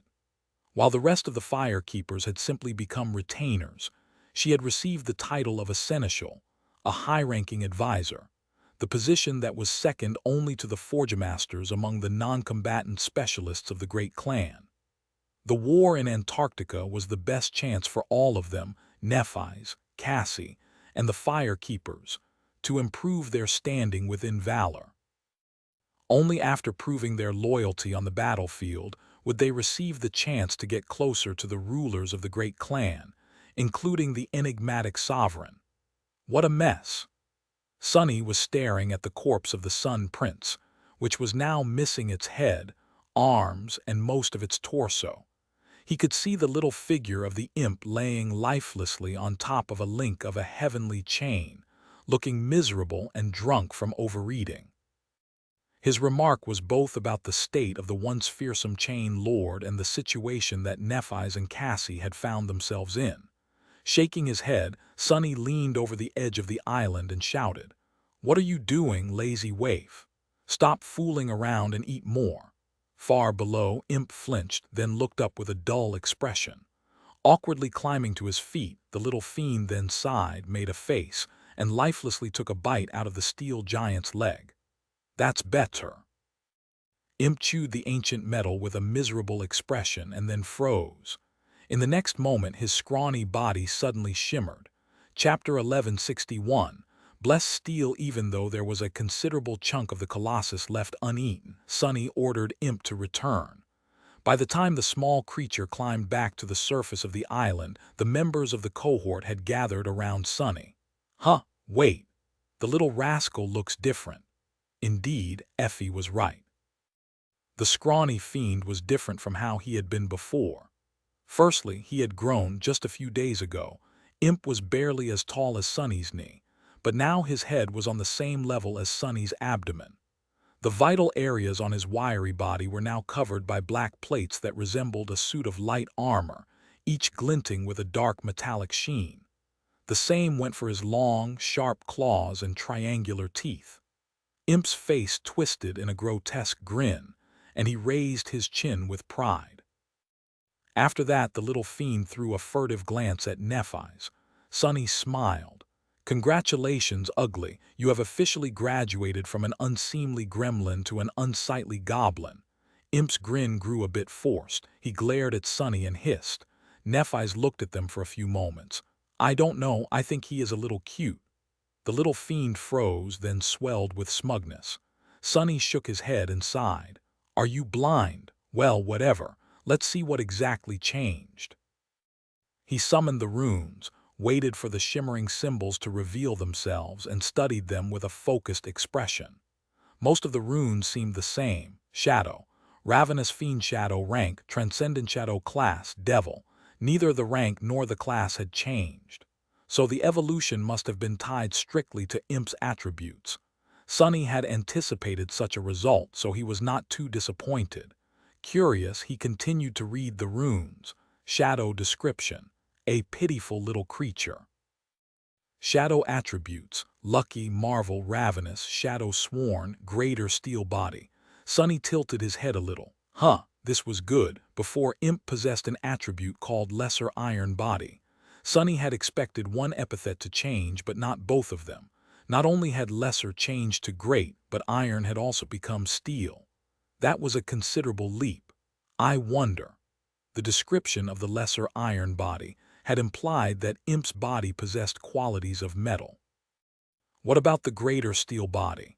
He concentrated on the shimmering symbols and read. Greater steel body, attribute description. This shadow's body is akin to blessed steel. Jackpot. Not only had mundane iron been replaced by blessed steel, thanks to the Sun Prince, no doubt, but Imp's body had gone from merely possessing qualities of metal to being entirely like metal. What did it mean? It meant that the little fiend's whole body was now as resilient as a weapon forged out of transcendent steel would be. In other words, nearly indestructible. More indestructible than the original scavenger's already impregnable bone armor had been, at least. Sonny was very satisfied. He had achieved his initial goal of toughening up the ravenous fiend. However, he still wanted to know just how tough his shadow had become. There was only one way to find out. As Imp was puffing out his chest, Sonny smiled pleasantly and gave him a wholehearted kick. In the next moment, there was a dull metallic ring and a piercing shriek. "Ah, goddammit, what the hell? That hurts so bad." Jumping on one foot, Sonny cradled his other one and glowered at the scrawny fiend who had fallen on his butt with a startled expression.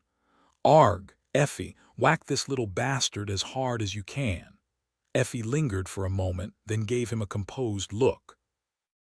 "I'll do no such thing, you heartless despot. Come here, poor thing. Shall we bully your cruel master together? Ah, you're so adorable," in a hideous, nightmare-inducing kind of way. Sonny stared at the scene in front of him with wide eyes. What the hell was happening? Why was everyone treating the wicked little wretch so well? Don't tell me. Did Imp's lucky attribute influence how people felt about him as well? That must be it. The scrawny fiend, meanwhile, glanced at Sonny with a vindictive grin. But there was something wrong with it. Suddenly, Imp's eyes and mouth shone with fiery orange-red light, which contrasted sharply against the black metallic sheen of his face. Imp's sharp steel teeth had also been black a few moments ago, but now they were shining with a red-hot glow and radiated scorching heat. It was as though there was an immolating infernal furnace inside the little fiend's maw. What the? Sonny blinked a couple of times, then shifted his gaze quickly to the runes. There was a new string at the end of the ravenous fiend's ability list. Shadow abilities: Scavenger, Devourer, Shadow Step, Internal Heat. He concentrated on the last ability without any delay. Internal Heat ability description: this shadow's teeth and claws can be infused with annihilating heat, enhancing their cutting power. Sonny froze for a moment. So wait, this blessed steel gifted him not only with an affinity to metal, but also with an affinity to fire. And the little rascal had even received a new ability out of it. Well, it made sense. Steel had to be tempered with fire after all, and the Sun Prince had been drowned in molten metal before becoming the Steel Colossus to atone for his perceived betrayal of Sun God's will. Sonny glanced at the scrawny fiend and sighed. All right, stop glowering. I won't hit you any more. You did well, wretch." With that, he smiled and gave Imp a thumbs up. The small shadow hesitated for a few moments, then jumped to his feet. The scorching red glow radiating from his teeth slowly disappeared. He looked very proud of himself. Sonny nodded. "Good. Ah, just look how tough and strong you've become." Imp puffed out his chest again, listening as Sonny added, "I just can't wait to send you to fight all kinds of dreadfully powerful nightmare creatures." Slowly, the arrogant expression on the scrawny fiend's face was replaced with one of concern and distress. Sonny smiled wickedly. Yes, yes. With a body like that, you won't be damaged too badly even if a titan chews on you a bit. Chapter 1162. Old haunts. After Imp developed the greater steel body, there was no reason for them to remain on the shipwreck island. He had already absorbed everything he could from the body of the Sun Prince, so devouring the rest of the Colossus was of no benefit. The need to visit the Iron Hand Island had disappeared as well. Their vacation was slowly coming to an end. They still had a few days left, though, as well as plans to visit a few more isles. The flying ship cut across the starlit sky, moving east. Their first destination was the Temple of the Chalice. The ancient ruin was just like the last time Sonny had visited it, forlorn and empty. Even the wrathful specters that had populated the temple were gone. Of course, he knew more about how the maiden priestesses had perished now. Standing in the central chamber, Sonny looked at the shattered remains of the stone chalice and the bones littering the floor. The walls of the sacred hall had collapsed. The stone plates were cracked by a devastating explosion. After thousands of years, nothing but dust and desolation remained. He wondered about fate and the past. In the nightmare, he had been the one to destroy the chalice and slay the war maidens. However, even without Sonny, their end had been the same. Who had killed the priestesses of the Red Sect in real past? Was it Noctis himself or someone else? What had happened to the child whose body Effie inhabited in the nightmare? Had the little girl been slain in the massacre too? As usual, there were no answers. Effie herself wandered the ruins alone, her face uncharacteristically somber. The swords she had thrust into the ground once were all gone. The memories she carried, however, remained. Eventually, the huntress sighed and shook her head in dejection. All that cruelty was pointless in the end. What a waste! Sonny remained silent, consumed by his own thoughts. This place held special meaning to him, too. This was where he had become a demon. It had only happened a couple of years ago, and yet those years felt like a lifetime. A few lifetimes, really. Was it because of the nightmare or because of Antarctica that the past seemed so distant? They left the Temple of the Chalice behind and ventured to their next destination. On the island covered by white flowers, Sonny found Nightmare, the real Nightmare. Or rather, what was left of him. After stepping foot into the field of flowers, Sonny swiftly succumbed to slumber.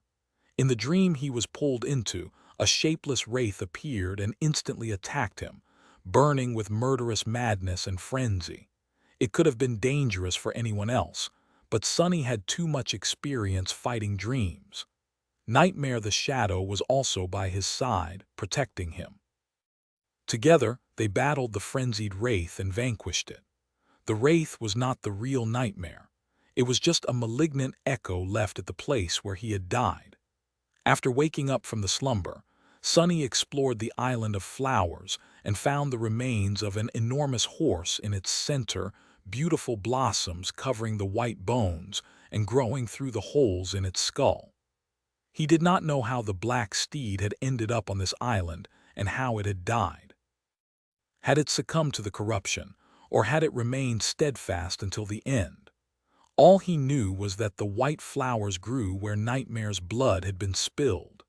His loyal shadow stared at the ancient bones for a while, then blew the air out of his large nostrils loudly and turned away with a solemn look. They had not gained much from this trip, but the dark steed seemed to have subjugated a powerful nightmare, adding it to his collection. The counter of the dream curse had risen significantly after slaying the dream wraith. The last stop they made was on the island where the creature of the lake had once bestowed the ruby knife to Cassie. The island was very close to the sanctuary and was known as an extremely dangerous one.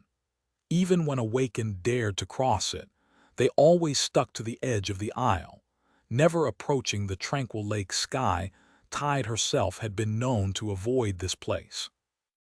Whether it had been because the abomination living in the lake was too powerful, or because St. Tyrus had chosen to keep it there to prevent other nightmare creatures from drawing close to the citadel, no one knew. Despite the danger, Cassie calmly landed the flying ship on the tranquil surface of the lake and let go of the steering oars. When Sonny gave her a questioning look and an awkward cough, the blind girl simply shook her head. "Don't worry. We'll be safe until the crushing subsides." Not daring to leave the ship, they gathered on the deck and watched the calm water.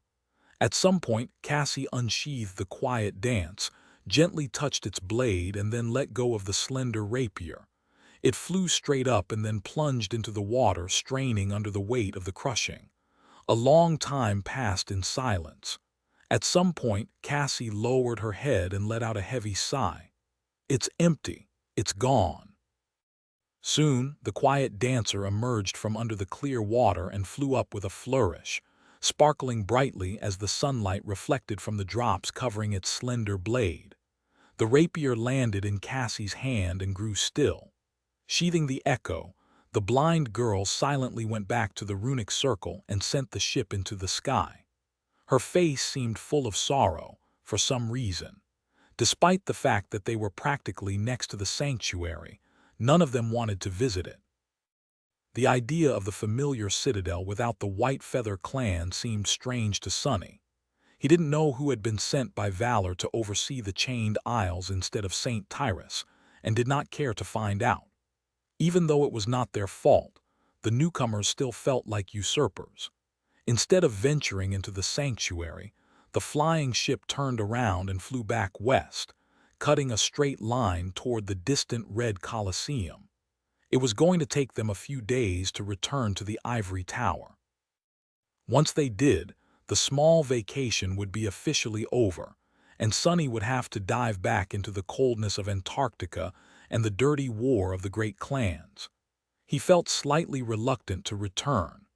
On the last night before they reached the tower, Sonny found himself standing on the deck of the ancient vessel, looking at the myriad of stars above them through the branches of the sacred tree.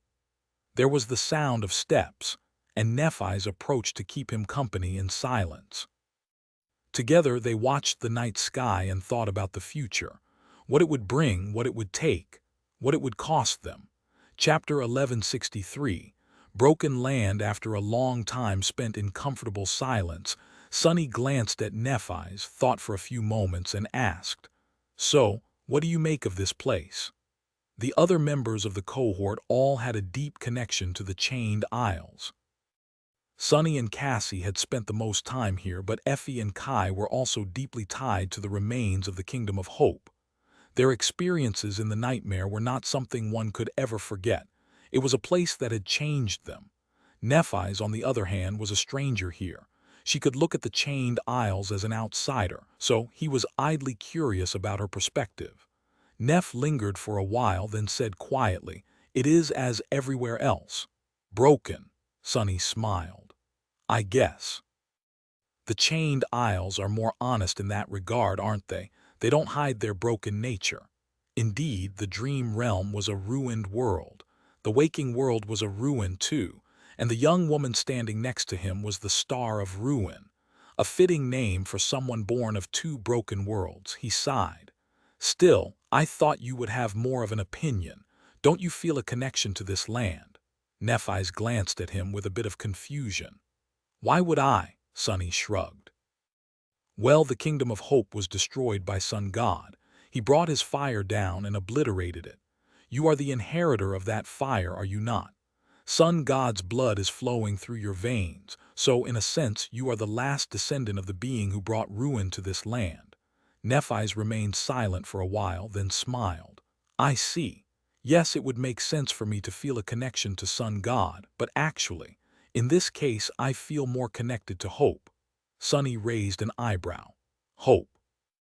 The wicked demon who spent 1,000 years twisting the minds of everyone living in the ruins, driving them insane, and causing all kinds of unspeakable, abhorrent evil.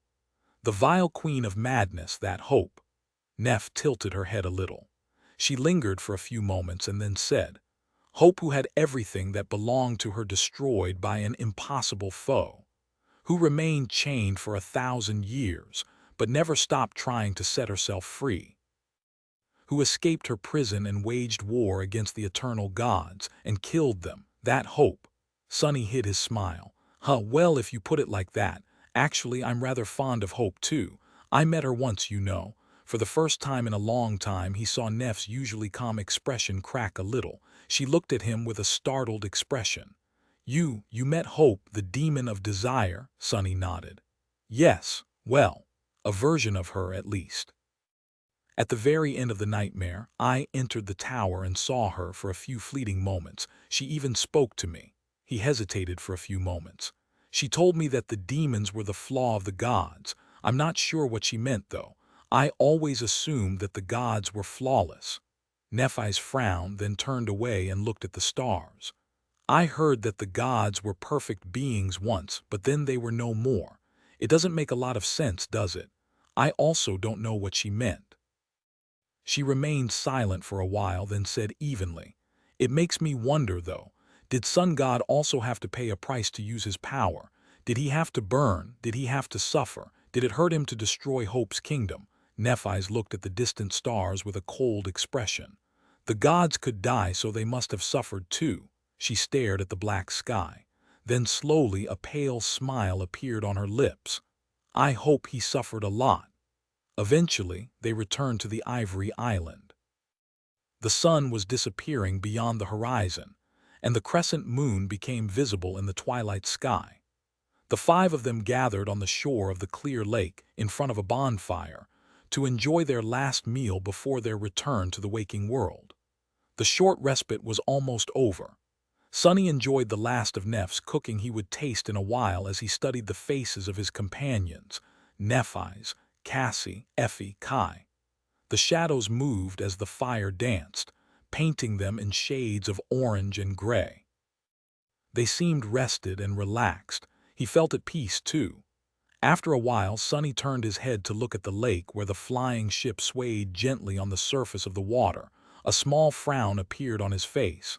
"Hey, we still haven't come up with a name for that thing, have we?" The others looked at him with confusion. Then their expressions cleared. Oh, Kai was the first one to speak. He thought for a few moments and then smiled. How about Sky Swimmer? Sonny gave him a measured look, making the handsome archer hesitate. What? He shook his head. No, number don't pay me any attention. I just think I understand now how your band ended up being called Night and Gale. Both Kai and Nephi's blinked. What's wrong with Night and Gale? Night and Gale is an amazing band name. Sonny smiled crookedly. All right, there's nothing wrong with that name. Still, Sky Swimmer doesn't sound too majestic.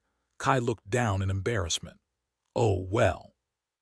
Second thought, you're right. At that moment, Effie spoke. I have a great name in mind. Everyone turned to her while the huntress threw a mischievous glance at Sonny. This is a flying ship, right? It soars high in the sky, bathing in sunlight. So, how about, we call it the Sunful? The corner of Sonny's eye twitched. Next suggestion. Cassie hesitated for a few moments. I really don't know. I would like to name it in honor of Noctis, but at the same time, this is the vessel of the fire keepers now. It was created to harvest divine flames, and in the future it will be the symbol of changing Star and her people. Do we name it for the past or for the future? Everyone looked at Nephi's, who remained silent for a while. Eventually, she said, let's honor your friend Noctis. Sonny knew him the best, so he's the best person to give the ship a name. Sonny raised an eyebrow. How come I ended up being the one to do it?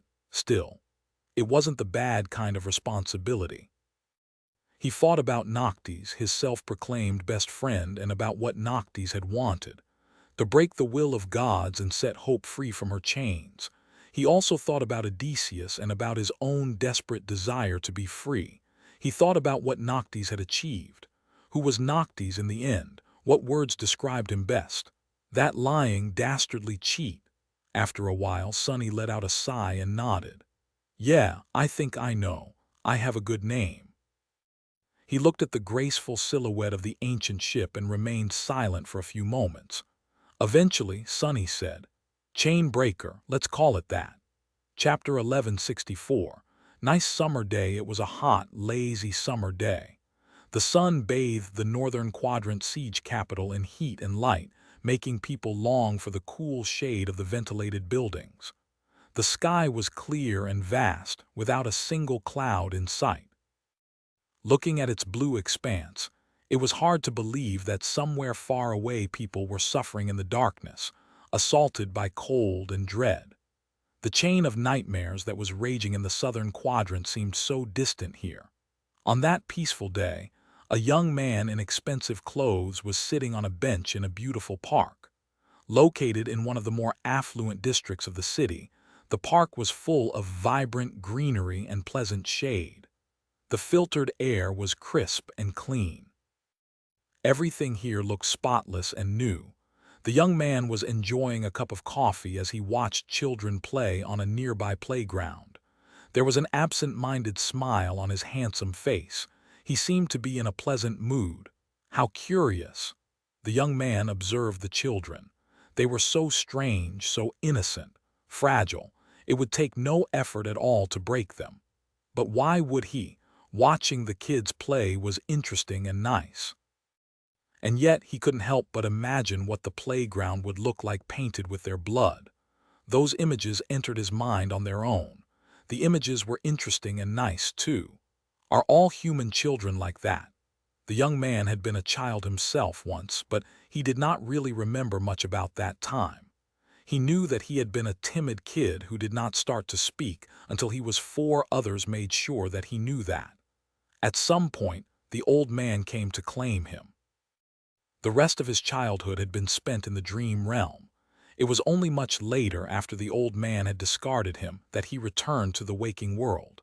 The waking world had felt alien then and felt a bit alien still. But really, it was the young man who was the alien. Am I the strange one? Huh. It might have been an easy conclusion to draw, but it was not so easy for the young man. He had trouble imagining that others were different from him. It took a conscious effort to remember. At some point there was a slight disturbance. One of the kids kicked a ball too hard and it flew toward the young man, almost making him spill his coffee. The young man looked at the ball with displeasure. The culprit of his displeasure ran over and stopped a couple of steps away, looking at him with wide eyes. "Oh, sorry, mister." The kid was tiny and cute. He was maybe 5 years old with blonde hair, smooth skin, and blue eyes. He also had short legs, which made his run look rather comical. His neck seemed very thin and malleable. The young man smiled. "No problem. You speak so well. I couldn't speak that well at your age." The kid beamed with a bright smile. "I go to classes. Mommy takes me. I know alphabet too." The young man tilted his head. "Oh, is your mom here?" The kid nodded enthusiastically. "She's over there." Then a complicated expression appeared on his little face. "Are you mom here too, mister?" The young man stared at the kid silently. "No, I'm here all by myself." The child looked at him with pity. "Oh, I'm sorry, don't be sad." The young man's smile widened. "I'm never sad, I can't be sad." The kid stared at him awkwardly, failing to understand the strange words. Can I have my ball back, mister?" The young man leaned forward and said, "Of course, but first answer me a question. That game you and your friends are playing, what is it called?" The child seemed surprised. Mister, that's football. Have you never played football?" The young man lingered for a few moments. "No, there were no other kids where I grew up. I think I would have been great at football, though. Maybe I should become a kid and play some football. What do you think?" His voice sounded as if he was genuinely contemplating doing just that. The kid smiled, thinking that it was a joke. The young man smiled too, then pushed the ball toward the child, glanced at him one last time, and leaned back. The kid picked up the ball and shouted, "Thank you, mister." With that, he turned around and ran back to his friends. The young man did not respond. In fact, he did not move at all. His eyes were closed, as though he was enjoying a nap in the sun. A few hours later, long after the children and their mothers left, a woman taking a walk in the park passed the bench. A frightened scream suddenly disturbed the peaceful day. "Gods, somebody help D dead, he's dead." Indeed, the young man was as cold as a corpse. He was and had been dead. Of course, Mordred was long gone, hiding in the eyes of the talkative kid. Extinguishing a mundane human soul was easier than, well, taking candy from a baby. But he had not taken the body of this child. He was just taking a ride, watching the world through the kid's eyes. Currently, they were walking back home, holding the kid's mother's hand. The woman was in her early 30s and very attractive. She was wearing expensive but simple clothes, of course. Anyone who lived in the affluent district had the means to afford the best attire, but few were dignified enough to not flaunt their wealth. Every time the woman glanced at her son, she smiled warmly, which made Mordred feel a slight sense of amusement. He had no memories of his own mother, who had died in childbirth when he was young, so this experience was rather new. Being loved by someone was interesting and nice, too. Enough to make him want to kill the child and take his place. But Mordred didn't. Even a creature like him had principles after all.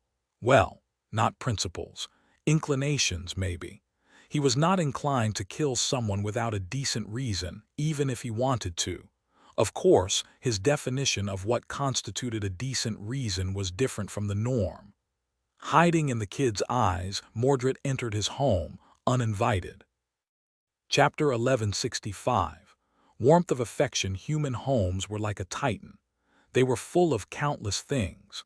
From the floor panels to the smallest trivialities, each thing had been designed and created by someone. The materials used in the creation of the things had been produced by someone else. Vehicles that someone had assembled transported them over roads that someone had built. The amount of effort and life hiding in each human home was staggering. The scale of it was so inconceivable that Mordred could only compare it to something he was more familiar with, an abomination so vast that its mere existence was a calamity. But really, the waking world was so much more than that. The only creature it could truly be compared to was a god. A dead god, maybe. Humans were like ants, but he could easily imagine them as carrion worms wriggling as they feasted on a divine corpse. He could imagine it vividly. "Honey, come eat." Mordred was looking at the world through the child's eyes. He put down his toys and ran to the kitchen. He climbed on a chair and grinned at his mother. He made a face at the plate full of expensive, naturally grown vegetables and pouted. He allowed himself to be coaxed into eating some. "I can't taste it." Mordred felt a slight disappointment as he studied the mother's face. She was looking at him with a smile. Her eyes were brimming with affection. Being loved by someone was a novel feeling. But what would it feel like to love someone instead? Curious, Mordred thought about taking the mother's body and caring for the kid. Would it feel rewarding? Would it feel burdensome? Would it feel nice? There was an easy way to find out. However, Mordred stifled his curiosity and remained still. As the kid chewed on the vegetables, the mother idly listened to the news. There was a propaganda report on the screen, with a dignified male voice delivering a report. With the Second Evacuation Army en route to the Southern Quadrant, the heroic warriors of the First Evacuation Army are continuing to consolidate their forces on the continent. Just a few days ago, the relocation of refugees from the impregnable siege capital of Falcon Scott was successfully concluded. Under the valiant leadership of Saint Tyrus of the White Feather clan, the casualties among the rank and file of the army were minimal. Mordred smiled at the mention of a familiar name. Sky Tide was still alive, it seemed. He was satisfied. Among all the saints he wished to kill, she was the only one who deserved a clean death. She had indirectly helped him get caught, but she had also indirectly helped him escape. So, maybe I won't have to kill her at all. For the next few days, Mordred lived the life of a human child. He experienced the heat of summer, the warmth of being cared for by a loving mother, the delight of playing with friends, and the excitement of learning letters with a tutor. It was all fun, but he quickly grew bored. The other would have loved it, though. Feeling his mood turn dangerous at the thought, he chased it away. Mordred was sincere when he told the kid that he never felt sad, but he was not completely emotionless. There were things he could feel: satisfaction, contentment, pleasure. Anger, resentment, contempt, and hatred, of course. And although he hated his traitorous father and Asterion, he hated the other the most. No sense in thinking about it. He focused his attention back on the present. The kid he dwelled within was rather stupid, as expected from a child. The child only saw the mother's smile, but Mordred saw what was hidden behind it: worry, fatigue, loneliness, fear. After a few days of idle observation, he left the child and hid within the mother's eyes. Life was not all warmth and joy from her perspective. She put on a brave face when she was with her son, but when left alone, the woman allowed herself to be weak and scared. The city was in turmoil. Everything was changing. The distant war was already affecting the daily lives of the citizens. Her friends, her neighbors, her family, everyone was tense, as if waiting for a storm. Many people had left with the First Evacuation Army. Even more enlisted and sailed away with the Second. And now there was talk of even people from her immediate circle being pulled into the whirlwind of the distant cataclysm. The woman was not a low-ranking citizen. Her status was special, and so she knew better than to believe the propaganda. Mordred observed, absorbing her point of view. On one sunny morning, the woman received a call. Her face brightened as she brought the communicator to her ear. "Yes, I see. That is wonderful news. How long before?" "Oh, that's soon." "Yes, I understand. He is doing great. He misses you, of course. Don't worry. I'll explain. We are very proud of you. Can I come see you?" "Oh, that's wonderful. Yes, I'll be there."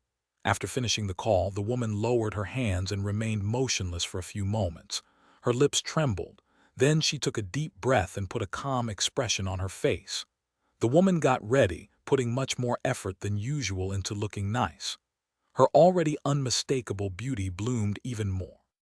After putting on her favorite dress, she smiled at herself in the mirror and left the apartment. Of course, Mordred, who was looking at the world through her eyes, did the same. How sweet. Instead of using public transportation, they summoned an expensive PTV and traveled to an even more luxurious and well-defended part of the city. There, at the very heart of NQSC, a vast complex that resembled a hybrid between an embassy and a fortress lay, large enough to be considered a district of its own. The woman exited the PTV and approached the security checkpoint. There, an awakened warrior wearing particular colors, black and vermilion, stopped her with a polite gesture. She smiled. "Good morning. I am here to see my husband." Chapter 1166. Homecoming. The woman had no trouble passing the security checkpoint. Just like that, Mordred entered the stronghold of the great and powerful clan Valor, his birthplace. It felt fascinating to come back here. Mordred did not exactly consider this place his home, but he remembered it well. Not from when he had lived here during early childhood, but from the time he spent here right after coming back from the dream realm. He had been 12, or was it 13? And already an awakened, reaching Bastion first and then coming to this beautiful place. Everything in the waking world had felt soft, but his return was not at all like he had imagined. As memories flashed in his mind, Mordred felt a dark, suffocating emotion rise from the depths of his soul. Now is not the time. Infiltrating the stronghold was already a risk. He could not allow himself to act rashly. His family were no fools.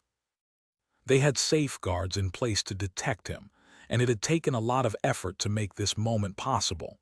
If there was one thing Mordred was good at, it was remaining cold and calculating. So, no matter how much he wanted to let go, he had to hold himself back. These people were not his enemies anyway. They were just servants. The masters were safely hidden away behind much more impenetrable defenses. The child and the woman he had been observing for the past couple of weeks were not random people, of course. They were the son and the wife of an awakened retainer of the great clan Valor. Usually, a family like that would have resided within the fortress itself, but with the warrior spending most of his time in the dream realm, the woman wanted to live closer to her family. That was a vulnerability which Mordred had planned to exploit. And now he was inside the complex, hiding in the woman's eyes as she hurried to meet her husband. She seemed to be familiar with the compound, easily navigating between the multitude of buildings, training grounds, and parks. The stronghold was perfectly maintained, picturesque, and tranquil, at least on the surface. Behind the beautiful facade, however, hid explosive tension.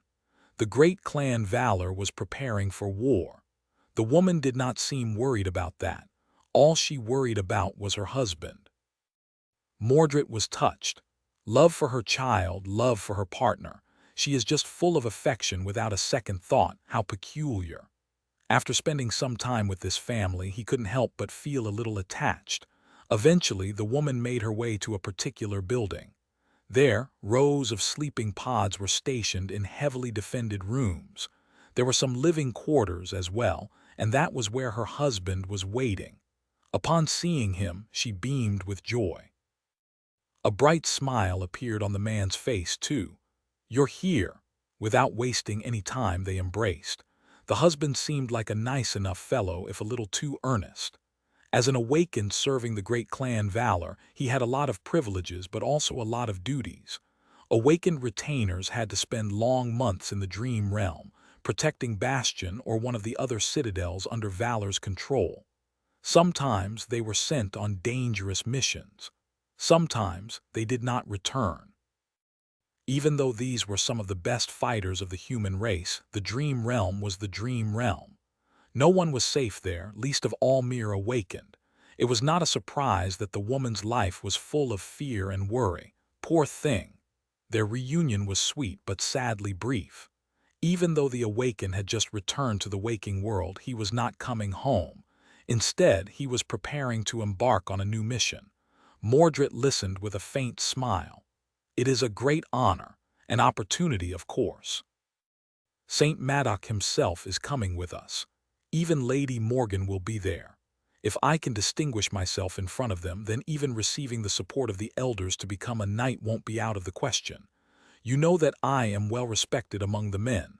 All I need is one last push. Can you imagine how our lives will change if I ascend? I won't be gone that often, too." The woman smiled, but Mordred could feel her apprehension. She hid it well, though, not wanting to burden her husband. Of course, just be careful, okay?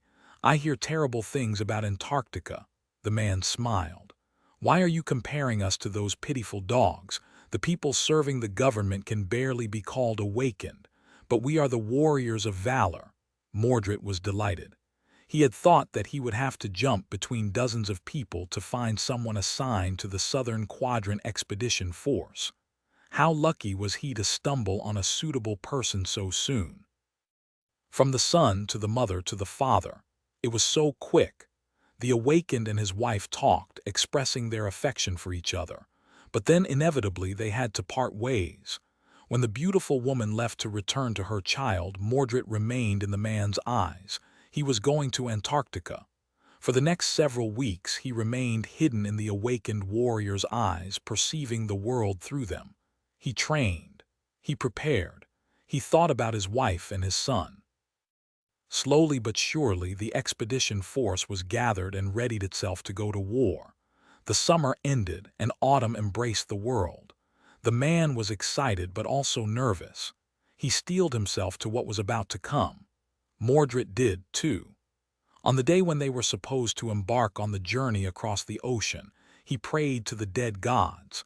Then, knowing that there might not be an opportunity to do so later, he sent a sweet message to his wife. Finally, he saluted Saint Gilead, the summer night, and followed the noble transcendent onto a ship. This man has a beautiful wife and a cute son. He truly is fortunate. Mordred remembered the days he had lived in the awakened warrior's home with fondness.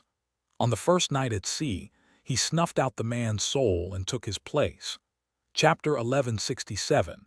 Prince's new clothes. Taking someone's place was not a new experience for Mordred. However, it was a perilous thing every time. Not that he minded. He had been very weak at the start of it all. Unlike most other members of his family, Mordred had not received an aspect that helped one in a direct confrontation. He was not like his father, his uncles and aunts, or his cousins. He was not like Morgan, who had been born on the battlefield and was made stronger, faster, and more resilient after awakening. He was not even on par with that amusing scoundrel, Sunless. His physical strength was, objectively, laughable. It had gotten somewhat better now that Mordred reached a higher class, but that was his limit.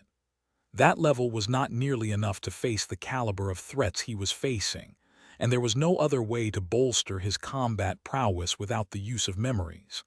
However, he could not use memories within someone's soul. He could only reflect what was already there. As a sleeper, Mordred had been able to see through reflections, as well as travel through them, both mentally and physically.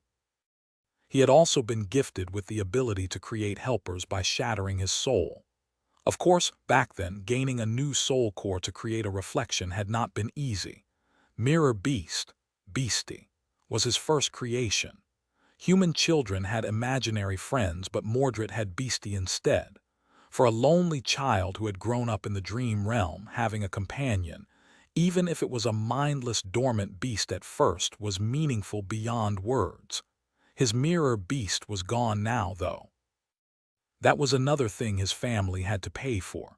In any case, things had changed after he awakened by anchoring himself to a citadel.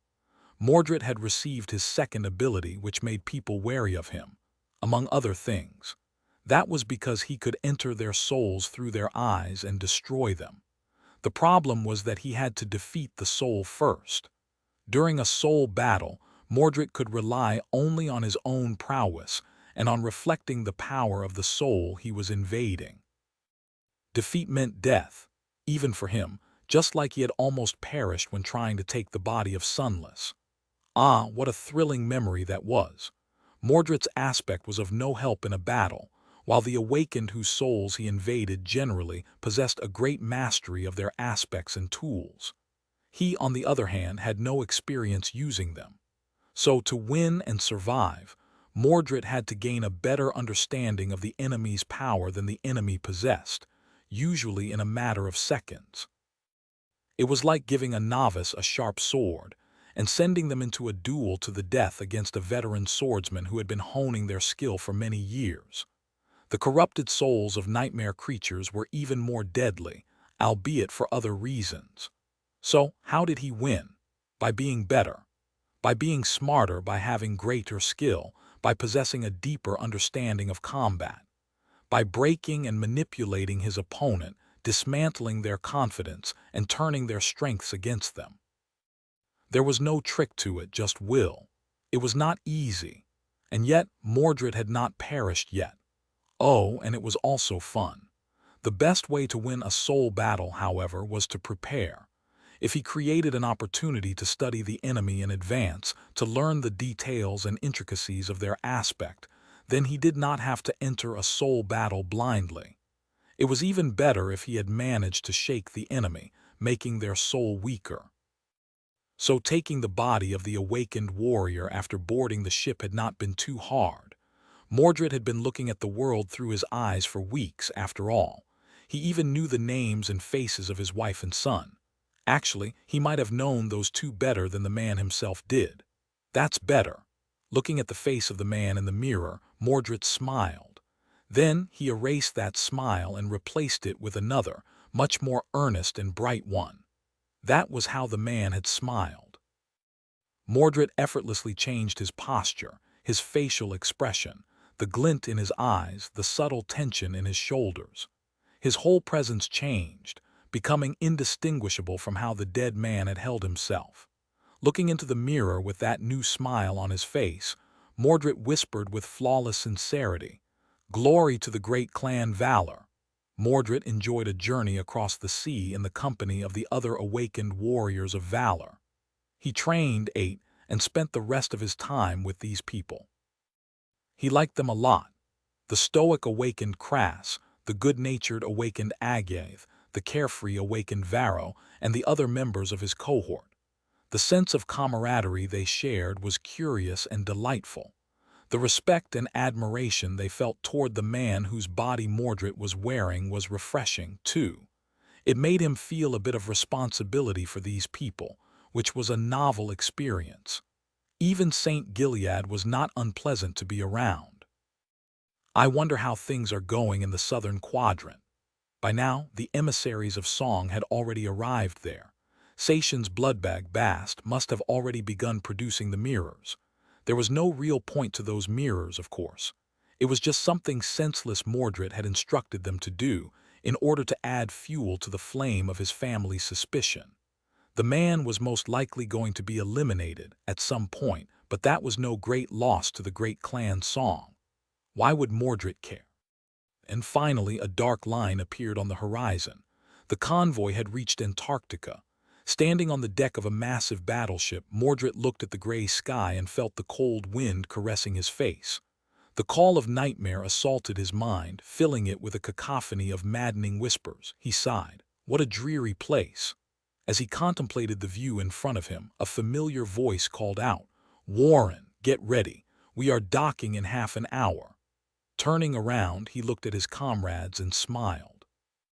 "Don't be foolish, Agath. A warrior of valor is always ready." Chapter 1168. Familiar faces. There was a furious battle. Saints and titans clashed, making the ground shake and the sky shatter. A boundless horde of nightmare creatures flowed like a sea of darkness, assaulting the formation of human soldiers. A massive tortoise echo towered above the battlefield, with a stone fort standing on its impregnable shell. Mordred fought in the battle. Limited to the power level of an awakened, he drowned in the tide of abominations, slaying one after another as he protected the lives of his fellow warriors. Thanks to his swift sword, none of the members of his cohort fell. They were victorious.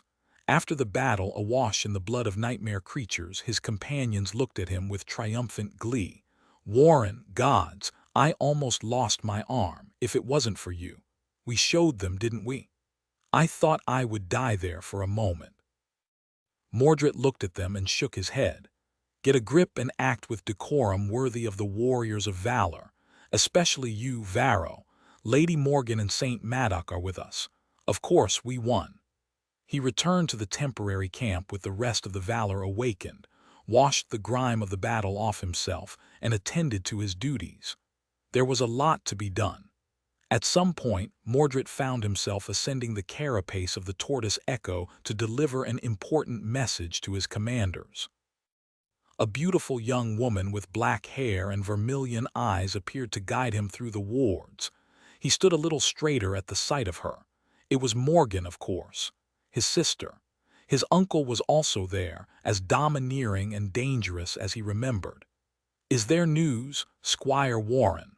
Mordred pretended to be starstruck by the fact that Morgan knew his name, as he imagined slowly dismembering and killing her. That was a nice thought.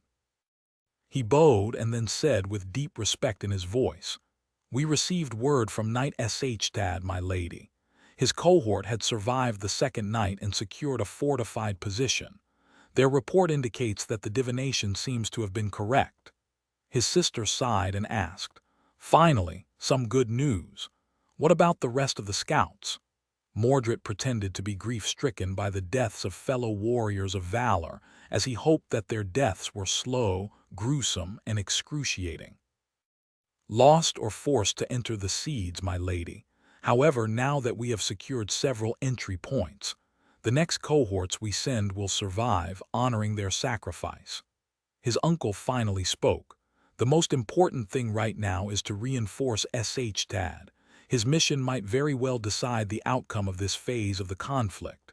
Warren, tell your men to prepare. Once we return to the siege capital, I will personally transport you to the desert. You must succeed at any cost." "If my niece does not object, of course." Mordred held back the urge to smile. His sister smiled. Why did she look so much like him? It was a little unnerving. "Why would I? Squire Warren has a sharp blade and his comrades are the same. They will bring clan valor glory." "Oh, well said." Holding back a bright smile, Mordred put an expression of zealous devotion on his stolen face and a pinch of exhilaration into his stolen voice. "You honor me, Lady Morgan, Sir Maddock. We won't let you down." Beaming with pride, he struggled against the desire to rip them apart and turned around. "Ah, sister, uncle, let's meet again soon." A few days passed. Mordred continued to play the role of Squire Warren faithfully. He had communicated with Sation through the mirrors, but other than that, his time was spent pretending to be a loyal warrior of valor both in Antarctica and Bastion. That was another hardship of taking an awakened body. He was not free from being pulled into the dream realm every time he slept. Mordred could sever the tether that connected Warren to the great citadel, but doing so would reveal his true identity, of course. Well, spending time in his family castle was interesting, too, even if being within his father's domain was dangerous. He was forced to be exceedingly careful. The other disadvantage of wearing an awakened body was that it made him vulnerable. Not only was Mordred's own power as a master restrained, but the meager powers Warren possessed were not nearly enough to protect him. Wearing the body of a master, or even a saint, would have been much safer. However, that was exactly what his family was expecting, so settling for a powerless awakened was a form of camouflage in and of itself. Mordred would have even worn a mundane person, but such a vessel was not in line with his goals.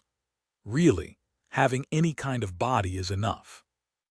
He reluctantly remembered the long years he had spent as a disembodied reflection while walking to a particular apk. This time, Mordred was playing the role of a messenger.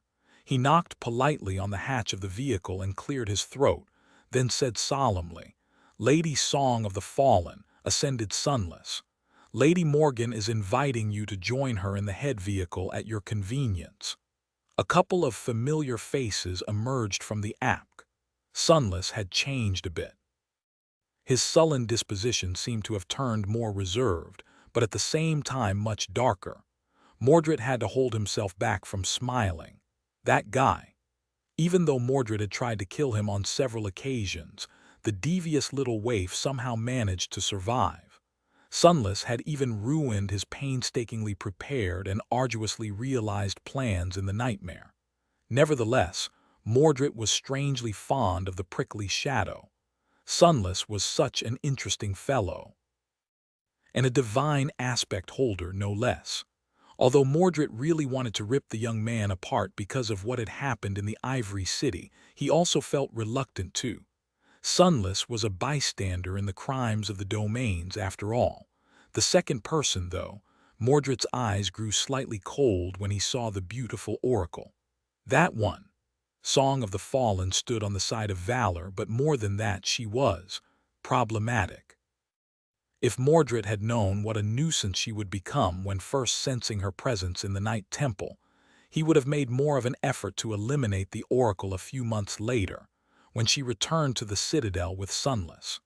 But now, he had to be wary of her potent divination powers. The painful ritual he had performed in Nether's tower was supposed to shield him from Cash's gaze, among other things, but one never knew what a wielder of a sacred aspect was capable of. Sunless threw a dark look at Mordred and shook his head. It seemed that he was still not fond of the servants of the great clans, despite spending time in the company of a seneschal. Good for you, Sunless. Stay that way. Mordred put on a neutral expression and kept a respectful silence while he escorted the two to the head vehicle of the column. After the guards let them inside, his task was over. He did catch a glimpse of Changing Star through the opened hatch, though. The last daughter of the Immortal Flame clan was beautiful, cold, and enigmatic. Even after observing her through the mirrors, Mordred did not know what to make of her. He would have believed that she was just what people thought her to be, a picture of a noble awakened warrior, a valiant hero fully committed to defending the waking world from the terrors of the nightmare spell, if not for the fact that the supposed hero was, in fact, a dream spawn. And dream spawns were never what they seemed. Since Changing Star had been adopted by his family, she was going to have to die as well. However, Mordred did not hate her. He was also certain that the old man had plans for the last descendant of Immortal Flame. So, that could be of use to him in the future as well. Chapter 1169. Battlefield of the Gods. Mordred was still getting used to the fact that it never got dark in Antarctica. Because of that, the concept of time here was vague and abstract. The landscape itself was not like anything else he had seen in the waking world, and with countless nightmare creatures flooding the continent, it was easy to imagine that they were actually in the dream realm. A whole continent of people pulled into hell. No, it's much too early for that. The sky was strange, the land was strange, and the beings populating that land were strange. And yet, wasn't he the strangest one? Isn't it nice to be with family? His uncle's wide back was right in front of him. Saint Madoc was walking across the desolate plain, not at all concerned by the hordes of nightmare creatures moving in the distance. A small force of awakened followed, with Mordred in the lead. They had left their vehicles behind to traverse the last stretch of wilderness on foot, knowing that remaining unseen was more important than remaining safe.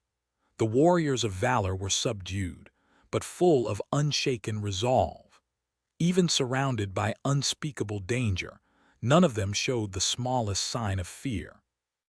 They were ready to face any kind of threat, no matter how dire, and fight any kind of enemy, be it abominations or humans.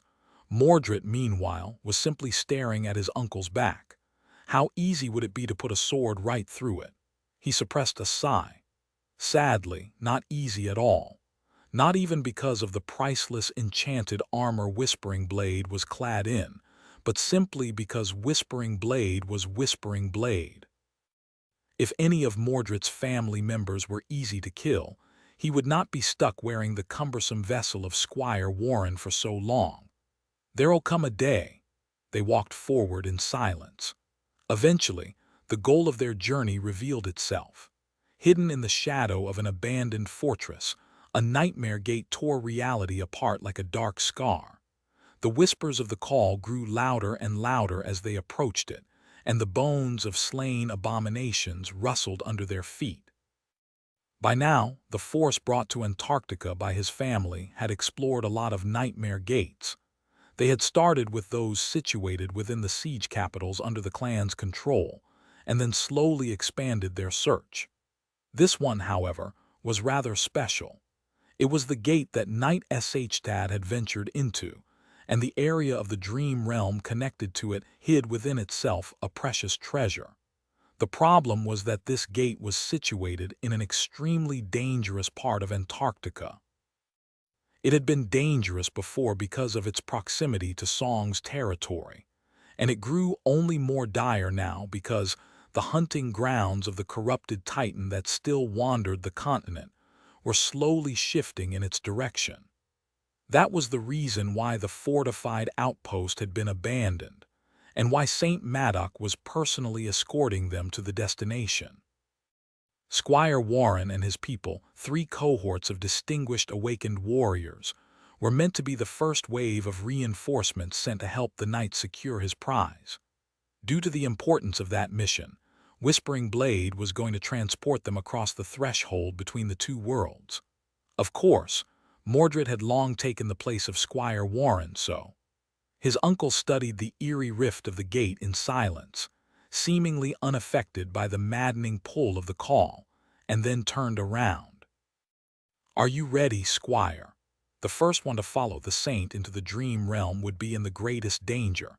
Mordred pretended to be stalwart and resolute as he nodded. "Always, my lord."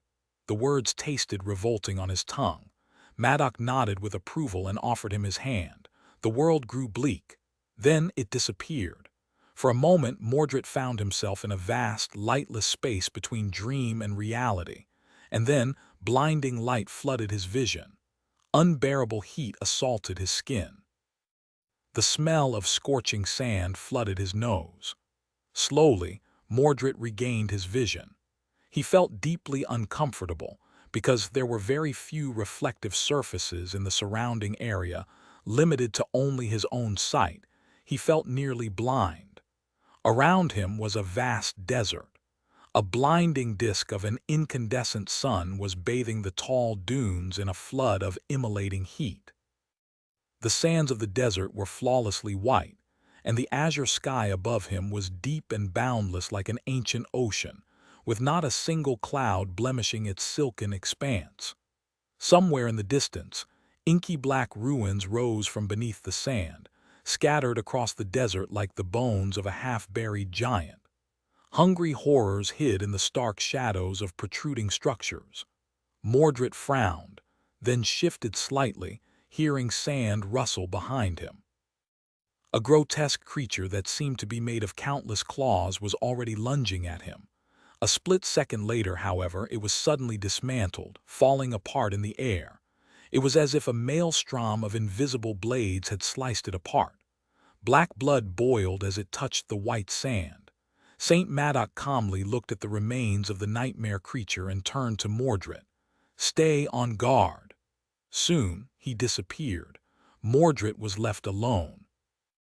With a sigh, he summoned a special memory to prevent himself from being cooked alive inside the armor and waited with a sword in his hand. By the time Saint Maddock returned, bringing 2 more awakened with him, there was another dead creature laying on the sand. It took almost an hour to transport all of them to the dream realm.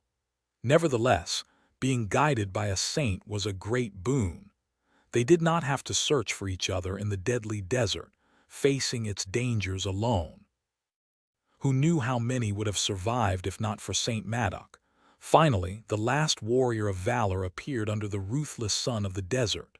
Whispering Blade turned to Warren and sighed. "This is where I leave you, Squire. You will have to rendezvous with Knight Shtad on your own." Mordred pretended to be hesitant. "Saint Maddock, my lord, wouldn't it be more prudent for you to join us?" His uncle shook his head. "I am too easily tracked in this cursed land. Coming with you would only increase the chances of the Queen of Worms learning about Shtad's mission. Don't worry. If you perform your duty well, I'll join you soon. By then, it would be too late for Song to intervene. Mordred bowed, deciding that he was in a great mood. A few minutes later, St. Madoc was gone. The awakened were left alone in the unholy desert. He looked at his companions and gave them a reassuring smile. Hold fast, men. We need to proceed to the first marker without delay. If we fail to reach it before nightfall, may gods have mercy on our souls. Of course, the gods were long dead. Some might have died on this exact battlefield, in fact, so there was no mercy to be found in either of the two worlds. Chapter 1170. Day and night. During the day, the desert was like hell. The small, ruthless sun bathed the pristine white world in suffocating heat, making the awakened feel as if their bodies and minds were slowly being dissolved into the blinding white radiance. Mundane humans would not have lasted even a single day in this scorching inferno, but even the experienced awakened warriors were struggling to persevere, if not for the fact that they had come prepared. The soldiers of valor shivered despite the unbearable heat when imagining how agonizing such a journey would have been. The government soldiers pulled into this hell by the call never stood a chance.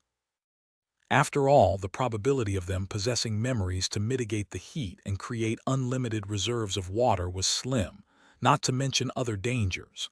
Most importantly, they would not have had a map. The rough map created by the scouts of the Great Clan was, without a doubt, the most vital distinction between Warren's squad and those poor fools. Because, while the desert was like hell during the day, it was infinitely more harrowing during the night. The heat retreated, replaced by murderous cold. And the dead soldiers of the ancient armies that had once clashed in this land rose from the sand to continue their eternal battle. This had been one of the last battlefields in the world-ending war between the demons and the gods, considering who had fought and fallen here. Even the cursed remains of the ancient soldiers were too dreadful for mere mortals to face. If there was one mercy in the white desert, it was that these accursed remnants were too powerful to enter the waking world through the lesser nightmare gates. Of course, there were countless other nightmare creatures populating the white dunes as well. These abominations were not restricted to only moving at night, and even though they preferred to stick to the shadows, Mordred and his companions had to fight more than a few horrors as they traveled across the desert. The heat, the blinding light, the constant danger of being attacked by swarms of frenzied nightmare creatures. Irritating. Mordred pierced the body of a swift abomination with his sword, then bashed it with his shield, throwing the creature back and off his blade. Sweat was rolling down his face, and his helmet felt as hot as an oven. Even the charm he was using to keep himself cool seemed to be struggling, despite the fact that it was hungrily devouring more and more essence. By his side, someone swayed and fell to their knees. Mordred moved, shielding the awakened warrior from a lunging nightmare creature. With its momentum broken, others attacked from the sides, bringing the beast down. He reached down and helped the awakened stand up. "Arg, curses, I'm sorry, Warren, the heat got to me." Mordred shook his head. "At ease, Crass, breathe, drink some water." This was the last of them. The other warriors had already finished off the remains of the swarm. All of them seemed tired, their eyes grim. "Warren, can we rest?" Varro's usually carefree voice sounded strained and muddled. Mordred smiled behind the visor of his helmet. "There's no time. We'll all be dead if we don't reach the destination before sunfall. Ah, don't look so discouraged, Agath. Today is the last day. We are almost there." Indeed, they had almost reached the rendezvous point with the forces of Knight Sh. They traveled from one shelter to another following the map that the Ascended had created, hiding in them during the night and enduring the merciless desert during the day. But now, they were drawing close to the end of this journey. Mordred shook the blood off his sword and hung his shield on his back using a leather strap. "Come on, men. We have already been held back by these vermin long enough. Quicken your steps." The veteran elites followed him without hesitation. The sun was already falling behind the horizon when they approached one of the ruins that protruded from beneath the sand like a black obelisk. The ancient structure was broken and tilted to one side, its purpose and original shape long erased by the passage of time. It was casting a long shadow, which hid within itself a refreshing coolness. A lone light ignited in the depths of the shadow and blinked a few times, relaying a coded message. Mordred summoned a luminous memory and covered it with his palm, answering. After that, they proceed toward the ruin. A tall figure was standing near the collapsed wall, clad in heavy armor of black steel. Even surrounded by the scorching heat of the hellish desert, the man seemed intrepid and composed.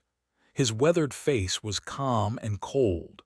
Knight Shtad was as fearsome as his reputation. There was a heavy halberd resting on his shoulder, and a pile of horribly disfigured abomination corpses strewn across the blood-soaked sand around him. Mordred bowed, pretending to be tired. "Sir Shtad, it is good to see you." The Knight of Valor studied them for a few moments and then nodded. "It is good to see you too, Warren. Come. The night is approaching." He led them deeper into the ruin, where a fissure in the obsidian stones opened a path to the interior of the ancient structure. Soon Mordred found himself in a subterranean chamber that was half filled with white sand. There, a group of awakened were resting, looking rugged and battered, but also much too relaxed for the dire nature of their surroundings. The scouts. They met Warren's group with grins and welcoming gestures. "Finally, we were going crazy waiting for reinforcements. Come eat, guys, you must be tired." "It's Warren and his people. Good. The creature won't stand a chance." Once everyone settled, food and fresh water were distributed. Everyone was tired and hungry, so they spent some time in silence catching their breaths, recovering from being in the heat, and eating. As they did, a chilling clamor slowly rose above them, soon turning into a dreadful cacophony. The old bones were once again crawling from the sand to resume their eternal battle. At some point, Mordred put away his flask and looked at Knight Shtad with a masterful pretense of respect and veneration. "Sir Shtad, we are at your service. What is your intention?" The intrepid knight lingered for a few moments. Then a calm smile appeared on his face. "My intention is simple, Warren. Tomorrow we will slay the Guardian and take the Citadel." Chapter 1171. His own designs indeed, the treasure Knight Shtad had discovered in the desert was a citadel. Not the tomb of Ariel itself, of course. No scout had managed to get anywhere near the Black Pyramid yet. It just always loomed far in the distance, never getting closer, like an ominous mirage. But he did find a citadel. At this point, both Valor and Song were scouting the outer reaches of the desert in search of a suitable position to establish a base camp. Once they found one, numerous soldiers would be brought there through the corresponding nightmare gates, and the expeditions toward the pyramid would be launched. However, a citadel had the potential to drastically change the balance of power between the two great clans in their pursuit of the demon's tomb. The clan that possessed one would hold an overwhelming advantage. The clan that did not would fall behind before the race even started. A citadel was not only better fortified and safer than a makeshift stronghold. Connected to the waking world by a gateway, it would make it much easier to ferry awakened into the dream realm, transport supplies, and establish logistical chains. Some regions of the dream realm held only one citadel, while some held many. At this point, it was unknown if Knight Shtad's discovery was the only citadel in the White Desert, except for the tomb of Ariel itself. But even if Song were to eventually discover a second one, the delay would put them at a great disadvantage. So needless to say, taking the citadel was of paramount importance. However, it was guarded by a fearsome nightmare creature. More than that, even though Valor put a lot of effort into keeping Shtad's prize a secret, there was no guarantee that Song would not try to take it by force eventually. So, Warren and his people were dispatched into the desert as the first wave of reinforcements. Their task was to assist the fearsome knight in conquering the citadel and lay the groundwork for the arrival of further forces. Of course, there was a problem with that plan. The fact that an insidious creature had long taken the place of Squire Warren and came to the desert in his place. Valor! Mordred let out a fierce battle cry as he led his people into the tide of nightmare creatures. The citadel was right in front of them. It was not a fortress, nor was it a pyramid built of black stone. In fact, it was not a man-made structure at all. Instead, it was a gargantuan black skull that towered above the white dunes, staring at the azure sky with the dark pits of its empty eye sockets. There were 3 of them, too, where a human's eyes would be, and the third one above them, right in the middle of the skull's vast forehead. Each of the empty eye sockets was the side of a stadium, and currently a flood of revolting nightmare creatures was flowing out of them onto the white sand. Hold fast. Roaring such stupid things, Mordred plunged into the mass of abominations. His sword rose and fell, cutting them down, and his shield rang under a barrage of attacks. How tedious! He felt slightly frustrated by the need to hold himself back. Mordred could not unleash his power as a master, but even more disheartening than that, he had to imitate the combat skills of the long-dead Warren. As a retainer of the great clan Valor, Warren had been at the pinnacle of what awakened warriors strive to be. And yet, to Mordred, that level of skill was dull and suffocating. Limiting himself to such a mediocre level of mastery was harder than surviving in the tide of nightmare creatures. He endured the frustrating limitations and fought, struggling to keep his body intact. Sadly, Warren had been a heroic type as well, so to play his role faithfully, Mordred had to act accordingly. He did not hesitate to put himself in danger's way to protect his soldiers, risking life and limb to make sure that all of his companions survived. "Stay strong, Varro," Agid back. "Lean on me, Crass." His companions seemed empowered with him by their side. It was strange. Mordred was leading soldiers of valor into battle, all of them connected by a shared sense of duty, belonging, and devotion. They spilled the blood of nightmare creatures and fought with valiant resolve, refusing to give ground. Wasn't that what he was supposed to become if things had been different? Wasn't leading the brave warriors of valor the fate that had been stolen from him? Ah, such irony! After an eternity of blood and agonizing heat, the battle was over. The nightmare creatures were dead. The tyrant that had made the citadel its lair had been slain by Knight Tad himself. The awakened, both those brought to the desert by Mordred and those that belonged to Tad's personal elite unit, were mostly alive and victorious. They had won. Now all they had to do was reap the spoils of their triumph. The crowd of mighty awakened warriors cleaned their blades and dove into the cool darkness of the ancient skull. They carefully made their way to the heart of the citadel, where, in a vast chamber of black bone, the gateway awaited to be activated. Knight Tad was the first to see it. Bright sunlight spilled through a jagged crack in the chamber's roof and thrust into the bone floor. A gargantuan arrowhead of lustrous steel shone with reflected radiance. A triumphant smile appeared on the knight's face. Turning around, he placed his heavy hand on Mordred's shoulder. "You did well, Warren. Glory and valor." Mordred smiled pleasantly. Everything was going according to plan. Now his task was simple: remain in the good graces of Sir Tad, anchor himself to the gateway, return to the waking world, and inform Clan Song about the location of the citadel. Then, when Valor properly established themselves here and concentrated their forces in one place, he would help Sation and the rest stage an unexpected attack and rip the citadel from his clan's hands while decimating its defenders. However, that was Clan Song's plan. Mordred, on the other hand, had his own designs. In his opinion, The emissaries of the Queen of Worms had allowed themselves to commit a grave sin. They had grown arrogant, drunk on the succession of easy victories and their outward superiority in terms of numbers. They had foolishly come to underestimate his family.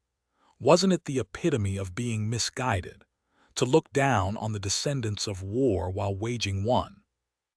Sation and Beastmaster might have been blinded by the feeling of complacency his sister had so masterfully lured them into, but Mordred knew better. It didn't matter who had reaped a few victories at the start. All that mattered was who would be left standing at the finish. Clan Song seemed to be holding an advantage for now, but the walls of the trap were already closing in around them. Mordred did not know what the trap was, but he did know one thing: the more time Morgan was given, the more devastating her retaliation would be. So, to destroy her plans, he had to throw the cadence of this conflict into utter chaos. Looking at Knight Shdad with a pleasant smile, Mordred nodded. Glory and valor. With that, he plunged his sword into the ascended warrior's neck. Shdad's eyes widened, and as blood poured out of his mouth, Mordred moved his blade sideways, almost decapitating the ascended. Just like that, the fearsome Knight of Valor died, killed by the treacherous attack of an ally. All around him, the awakened froze, paralyzed by shock. Crass shivered. "Wah, Warren, what?" Ripping his sword out of Shdad's neck, Mordred delivered a downward cut in one swift, fluid motion. The blade fell on Crass's head, splitting his skull and obliterating his face. The awakened was dead long before the Ascended's body fell to the floor. The rest of them were utterly stunned. However, they weren't the elites of a great clan for nothing. Despite the harrowing wrongness of what had happened, his companions, who were the closest ones to the bloody scene, reacted just a split second later. Both Varro and Agath moved, raising their swords to attack their friend and commander who had seemingly gone mad. Mordred tried to parry both strikes but failed. Varro's sword pierced his throat. Pushing Warren down, the petrified awakened stared at his dead eyes and screamed. "How can? Beastmaster, that witch, she must have forced him." Behind him, Agath remained silent for a moment, looking down. Her body trembled slightly. Varro turned around, staring at his comrade with crazed eyes. Agath raised her head and glanced at him with a pleasant smile. "Really now? Must you compare me to that terrible woman?" Her rapier shot forward. Soon the gargantuan black skull was filled with screams, terror, and the stench of human blood. The nightmare creatures were dead. The awakened were dead, too.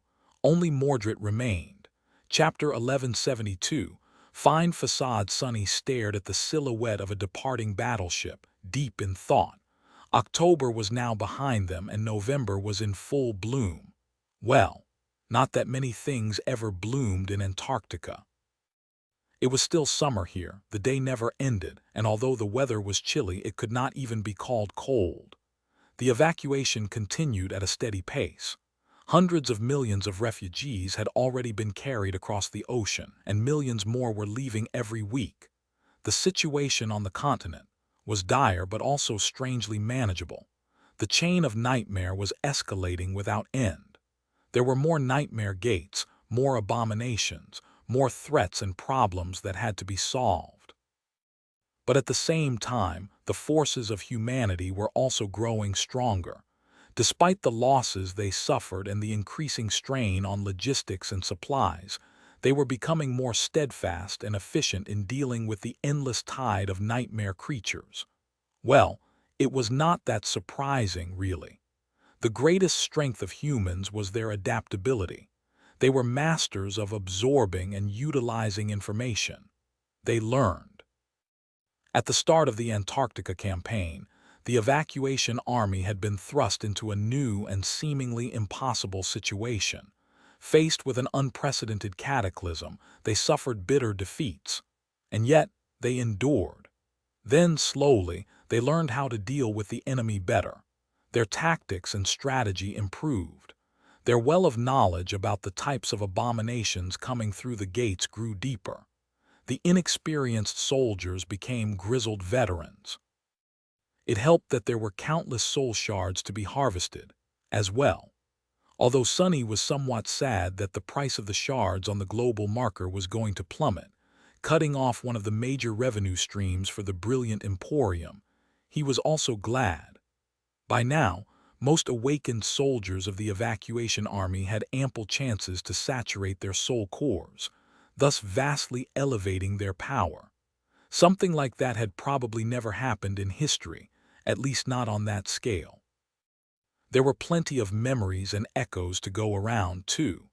There were also more and more sleepers who had survived their first nightmares. There were so many, in fact, that the approaching winter solstice would most likely become a breaking point in the entire campaign.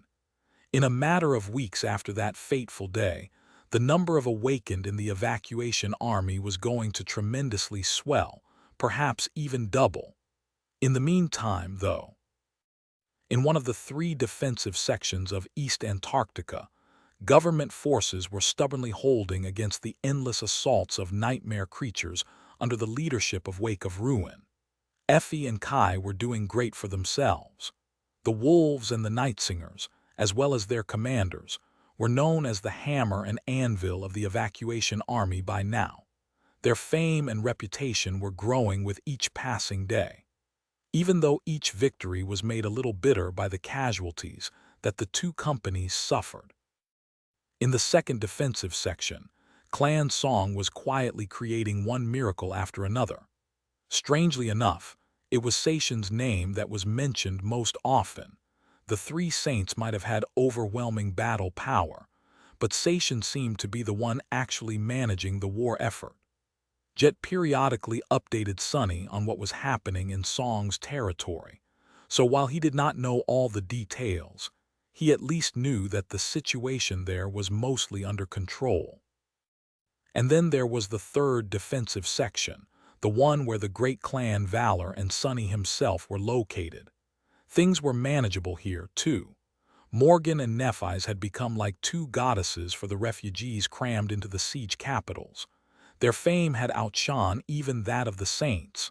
2 beautiful sisters, one wisely leading the soldiers from the back, the other never leaving the front lines. It was a compelling image. While forces of valor were strong enough to resist most attacks, it was Changing Star and her fire keepers that were always sent into the most dire and important battles. For now, they had not failed to secure a victory once. Their numbers had diminished a lot since their arrival to the southern quadrant, but not because of casualties. Instead, several cohorts of the fire keepers had already ventured into the seeds, aiming to become ascended. Unknown to most people, there was also a third pillar to the success of the Valor contingent, Cassie. While no one except for a select few knew of the importance of her role, the quiet oracle was indispensable in building the strategy of the defending forces. Her ability to gather and swiftly analyze information from a multitude of scattered sources, keen mind, and supernatural intuition were tools that allowed Morgan to drastically increase the efficiency and effectiveness of her command. Meanwhile, the House of Night was doing its part as well. From rare messages sent by Neve, Sunny knew that the naval convoys traversing the oceans had faced many difficulties. There had been several tragedies, but overall, more and more refugees were reaching safety in the other 3 quadrants. So, the situation was dire, but things seemed to be going fine in Antarctica. Of course, Sunny knew that it was only a facade. Behind that facade, the bloody feud between Valor and Song was growing more and more violent, threatening to spill into utter disaster. The forward scouts of both great clans were hunting each other in the dream realm. Out here in the waking world, there were more and more ambushes and attempts at sabotage. Powerful awakened warriors were killed by other humans instead of nightmare creatures. Most of it happened far away from the siege capitals, for now. And yet, Sunny had been pretty busy in the past few weeks. It was hard to do the things he wanted to do while remaining unnoticed, but he managed with the help of shadow step and shadow manifestation, somehow. He could traverse great distances swiftly at night while riding Nightmare. As such, his hunting grounds were not limited to a single siege capital. In fact, Sonny had made an effort to limit his activity to a minimum there, as well as in any area where he showed his face by following Morgan. He ambushed the ambushers. He assassinated the assassins. He killed members of both valor and song without distinction, leading both forces to believe that it was the enemy who had possessed hidden forces in the region. Sonny had struck several more times after the massacre at the underground factory. He had thought that it would make him feel good, but it didn't. The things he did were not pleasurable. There was a rush and a satisfaction of a clean kill, but at the same time there was disgust and an overwhelming sense of what a waste this whole mad disaster was. It was just something that had to be done. And even then, as time passed, Sonny was starting to lose sight of why he was even doing these things. Was it all futile? It sure seemed that way. And so every time he happened to be near a port fortress, Sonny liked to watch the ships depart. This, at least, was something obvious, a palpable result. With each vessel that sailed away, more refugees were taken away from this hell. He climbed the walls of the fortress to watch the ships leave today, too. This time, however, something felt different. It was as though a sudden tension permeated the air. Sonny sighed. He felt as if things were about to change. Chapter 1173. Red Herring 1173. Red Herring. Sonny was watching the battleship move across the tumultuous surface of the ocean. But of course, he was watching other things at the same time as well. His shadows were spread throughout the port fortress, absorbing all kinds of information. One was hidden in the barrel of an overheated rail gun, watching nightmare creatures laying siege to the walls of the stronghold. A deathly downpour of projectiles, both mundane and magical, was falling on the surging mass of attacking abominations. Figures of knights could be seen within the horde, moving to eliminate the most dangerous targets. St. Gilead was also there, clad in a suit of lustrous armor, facing the nightmare creatures like a bastion of immovable courage and steel. It was a familiar scene. Another shadow was with the refugees who were nervously waiting for their turn to board the ships. The sounds of the battle were too oppressive to talk freely, but they couldn't help but whisper, sharing their fears and hopes. Sonny listened carefully, assessing the changes in the mood of the civilians, as well as how they perceived the conflict. From time to time, he managed to learn something interesting from the rumors spreading among the refugees. A third shadow was with Nephi's, who had entered the field hospital beneath the fortress wall some time ago. She was kneeling in front of a bloodied stretcher, holding her hands above the terrible wounds covering the body of a mundane soldier. A soft radiance emanated from beneath her skin, and the wounds of the young man were swiftly closing. Her face was motionless and pale. There were many people behind her who had been in the throes of suffering not too long ago, but were now healthy and whole. They were looking at her with eyes in which indescribable relief mixed with awe and reverence in equal measure. The fourth shadow was with Sonny himself. And of course, the fifth shadow was slowly making its way into the sealed chamber where Morgan had gone a dozen or so minutes ago. Usually, Sonny would not risk getting that close to the Princess of War when she really wanted to keep her conversations private. But today was a special day. It was not because the main force of Clan Valor had left their designated siege capitals and assembled in this pot fortress to give battle to a large horde of migrating nightmare creatures. Things like that happened from time to time, when it was more advantageous to deal with the threat sooner rather than later. No.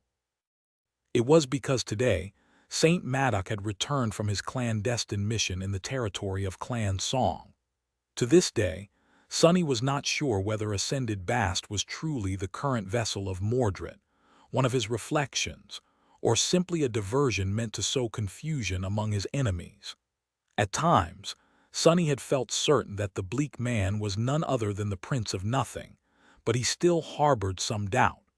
Whispering Blade was going to dispel his doubts once and for all. The shadow did not manage to enter the sealed room. Doing so would have alerted Morgan about its presence, but it did manage to slither into a service duct running above it and peek inside through the small gap in the ceiling insulation. Sonny frowned as he watched the ocean, noticing a disaffectionate expression on Saint Madoc's face. The fearsome transcendent was talking, his voice even, waiting for me. It was a trap from the very beginning. Which would not have been too inconvenient if Ascended Bast was, indeed, the abomination. However, he was not. I confirmed it. Morgan leaned back and sighed. Still, it couldn't be helped. We had to eliminate the possibility. She lingered for a few moments, then asked, "How serious was the trap?" A faint smile appeared on Saint Madoc's face. Throwing a quick glance at the young woman, he chuckled. "You don't have to worry about this old man, Morgan. Silent Stalker and Dire Fang were there. I could not leave without saying a proper goodbye, though, so they'll have a few new scars to brag about." Many kilometers away, Sonny tilted his head a little. Such arrogance. However, was it really arrogance if Madoc was powerful enough to back up his words and lethal enough to make each of them count? Regardless of that, one question remained. If Ascended Bast had nothing to do with Mordred, then where the hell was that bastard, really? In the sealed room, Morgan echoed his thoughts. The situation is problematic, then. None of the divinations managed to pinpoint his location. Either Queen Kai was generous enough to bestow that person with a truly powerful obscuring memory, or he has some means of avoiding our gaze of his own. It is strange, though. How could a mere master achieve such a thing? Madoc frowned. We weren't able to confirm his ascended ability. Maybe it has something to do with that. You can't forget what rank his aspect is, Morgan. Not paying attention to a dark expression on his niece's face, Whispering Blade added, "He might be closer than we think, too. These strange attacks we suffered recently weren't our diviners strangely unable to ascertain anything about them. It can't be a coincidence." Morgan remained silent for a while, then shook her head. "There is some correlation, but the pattern doesn't fit. More than that, the countermeasures we have in place to confirm the identities of our ascended showed no anomalies. We can't check every refugee, mundane soldier, and awakened, of course." Madoc thought for a few moments. "What about that government brute, Ascended Sunless?" A slight smile appeared on Morgan's face. "Who do you take me for? He was the first one I checked. We have studied him thoroughly after the Night Temple incident as well. Ascended Sunless is certainly not ordinary. His SS designation, service record, and age should attest to that, but he is definitely himself, and not that abomination's vessel." Sonny frowned. Valor seemed to possess some kind of tool capable of determining whether one was possessed by Mordred or not, even if its function seemed to be limited to a small number of people. Nevertheless, he had been one of the people they checked when the hell had that happened. He had not even noticed anything. Back in the sealed room, Morgan frowned. So where is the creature hiding? At that moment, the door suddenly opened and someone walked inside. Both Morgan and Madoc looked at the newcomer with surprise. "Kasha, how bold of you to come here without invitation." The Princess of War smiled dangerously. At the same time, Madoc raised an eyebrow. "You'd better have a good explanation for this interruption, young lady." Cassie lingered for a few moments, appearing somewhat nervous.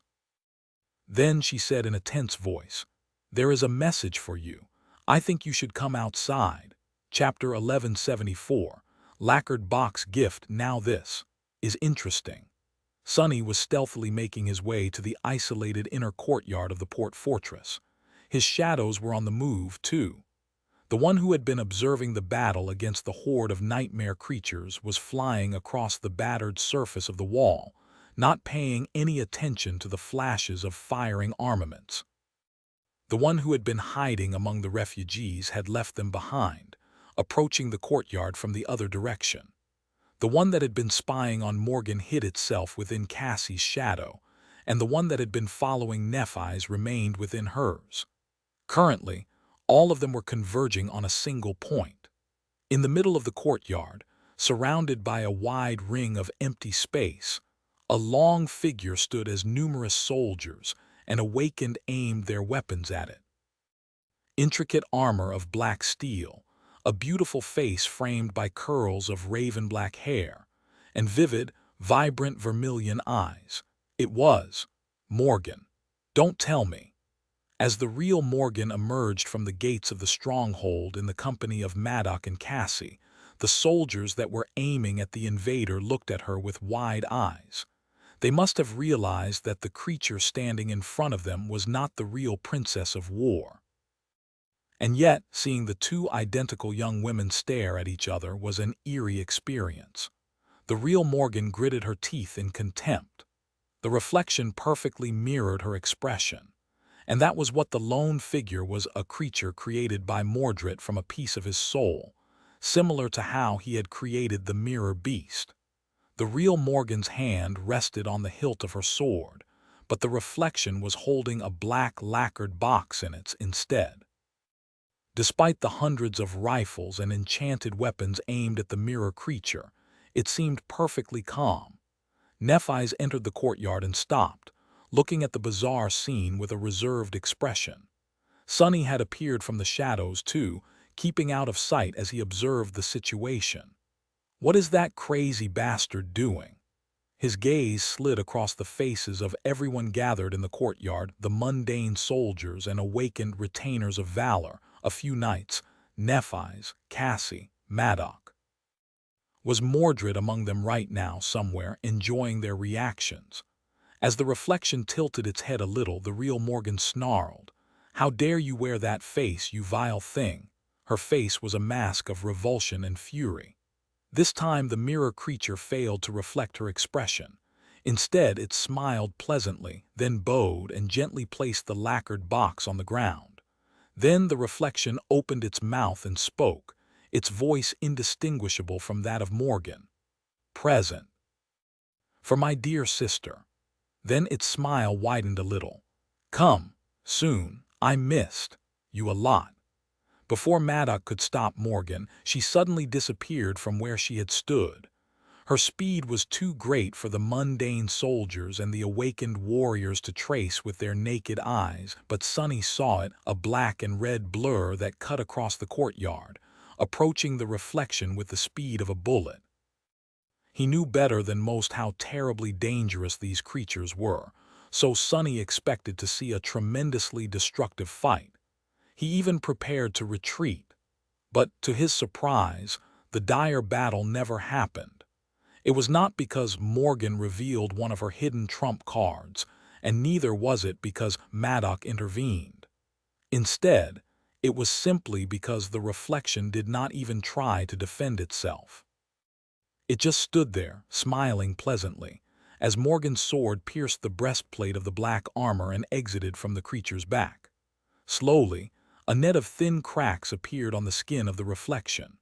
Morgan's eyes widened slightly as she watched the perfect copy of her face slowly crumble into a rain of glass shards, which then disappeared without a trace in a flash of silver light. Just like that, one of Mordred's reflections was destroyed. Nevertheless, Sonny's frown only deepened. So he wanted to deliver a message. What message could it be? Without a doubt, the ability of the reflection to appear in the very heart of one of Valor's strongholds without anyone noticing was a message in and of itself. It was as if Mordred was mocking his family, pointing out that no amount of guards and protections could save them from his wrath. Forcing Morgan to watch herself be destroyed was a message, too. Mordred was hinting that this was her inevitable future. And of course, the actual message was the black lacquered box and the words the reflection had spoken. "A present for my dear sister. Come soon, I missed you a lot." All of it was one immaculate provocation. However, just what was inside the box? As Sonny watched, Morgan sheathed her sword with a dark expression and looked down. Maddox slowly approached, looking at the box with wariness. Cassie and Nephi's got closer too. Could there be something dangerous inside? Cassie's voice sounded tense. Morgan glanced at her silently and then leaned forward to pick up the box. It was as if she was trying to show that there was nothing that Mordred could do that she would be afraid of. Without hesitating, she opened the box and looked inside. Morgan's impression subtly changed. The insides of the box were upholstered in red silk, and on that silk rested a human skull. The skull was covered in soot to appear black, and there was a rough hole made in its forehead, as if to resemble a third eye. There was a long moment of silence, and then Whispering Blade suddenly thrust his hands into the box and picked up the morbid gift that Mordred had left behind. His face was strangely grim. As Maddox studied the skull, Morgan looked at him with a silent question. "What is it?" The saint gritted his teeth. Then he gently placed the skull back on the red silk and said, "It's S.H. Tad. It's S.H. Tad's head." Chapter 1175. Demon of Chaos. Like a demon of chaos, Mordred had appeared out of nowhere and thrown everything into utter disarray. Antarctica, which had been like a powder keg for a while now, finally exploded into a conflagration of violence because of the macabre gift that he had delivered to his sister in an elegant lacquered box. Sonny had not realized the full complications of what had transpired in the courtyard of the port fortress until some time later. He knew that Knight S.H. Tad was a highly regarded ascendant of Clan Valor, who had been entrusted with an extremely important mission in the Dream Realm. So he simply assumed that Clan Song managed to pull off another victory in the simmering conflict. This was important, of course, but not groundbreaking in and of itself. However, his misconception was corrected by a short message from Jet. "Our colleagues from Ravenheart are mobilizing their forces. They seem pretty angry." He stared at the screen of the communicator for a few moments, frowning. What? Why would Clan Song be preparing to make a big move in a hurry if the death of Knight S.H. Tad was a part of their plan?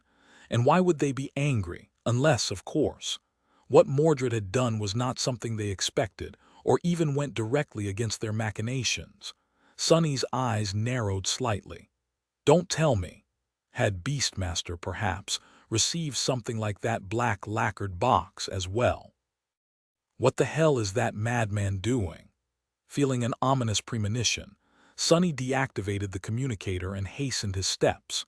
He was walking across the inner courtyard where the confrontation between Morgan and the Reflection had happened not too long ago, heading toward the main keep. His shadows were already inside. They were trying to get closer to Morgan, Maddox, Nephi's, and Sir Gilead, who had all gathered for an emergency meeting after the discovery of S.H. Tad's skull. Taking a considerable risk, he eventually managed to gain access to their conversation and learn a few more things about what Mordred's message really meant. Sonny's frown deepened. Black Skull Citadel. So, the scouts sent into the Nightmare Desert by Valor had managed to discover a working gateway somewhere in its depths. The clan in possession of a citadel would gain a staggering advantage in the task of reaching the tomb of Ariel. So Morgan and Maddox had put a lot of effort into keeping that information secret. They had even kept reinforcements to a minimum to not risk revealing Knight S.H. Tad's location through irregular troop movements. And yet, Mordred had somehow managed to not only learn of the clandestine mission, but also intercept and slaughter the force tasked with capturing the citadel, including the powerful master in charge of it, which would logically mean that the Black Skull had fallen into Song's hands. However, it had not. That much was apparent from the fact that Song was mobilizing their forces in a great hurry. If Sonny knew of it, then Morgan surely knew as well. So if neither Valor nor Song controlled the citadel, then who the hell did? The answer was obvious.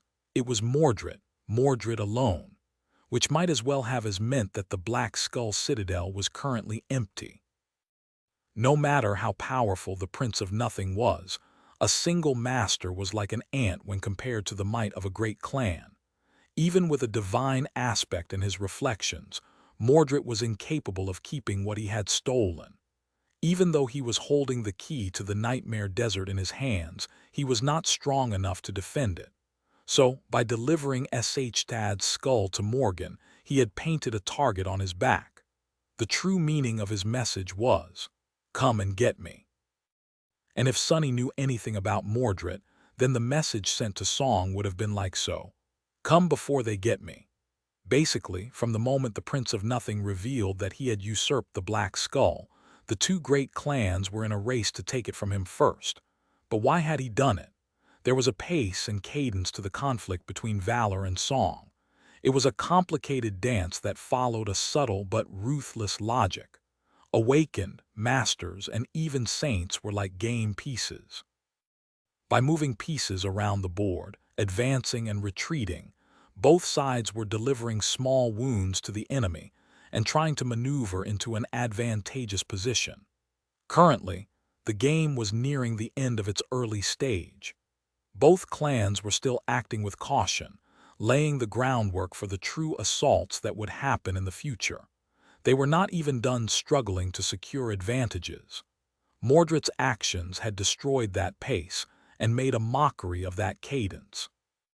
He had single-handedly put both sides in a position where they were forced to throw away their carefully prepared plans, abandon caution, and move the timetable of the conflict forward, switching from careful maneuvering to an all-out war. Clan Song was mobilizing their forces, and because they were, Clan Valor would move as well. Awakened, masters, and even saints, all of them were going to be sent on the battlefield to secure the Black Skull, which was free for the taking. Provided that you got to it first. Sonny did not know which Nightmare Gate led to the area where the Citadel was located, but it would soon become the most dangerous place in all of East Antarctica, and maybe even the whole world. That crazy bastard. He was honestly a little shaken by the magnitude of the consequences that Mordred's brazen stunt had caused. The whole landscape of the conflict between Valor and Song had suddenly and drastically changed. That dire change was so fundamental that it was hard to conceive of its true scope, let alone calculate what would happen as a result. The sudden nature of it all was quietly overwhelming. Sonny entered the keep of the port fortress and took a few deep breaths. While the shift in the nature of the conflict that Mordred had caused was startling, strictly speaking, it was not necessarily a bad thing. Sure, it could end up being catastrophic, but it could also end up being a blessing in disguise. There were many factors to consider, but as far as Sonny was concerned, one was the most important: where the damned Nightmare Gate was located. Chapter 1176. Bitter feeling the location of the Nightmare Gate that led to the vicinity of the Black Skull was of paramount importance. Currently, no one except for Mordred was anchored to the gateway of the Citadel, so that Nightmare Gate was still the only feasible way to reach it. If it was located in the wilderness of East Antarctica, the battle between the two great clans was going to happen far away from the siege capitals and the civilian population. If it was inside a city, though, think rationally. Sonny walked through the corridors of the fortress as he analyzed the situation. If the Nightmare Gate was located inside a siege capital, then there wasn't much he could do.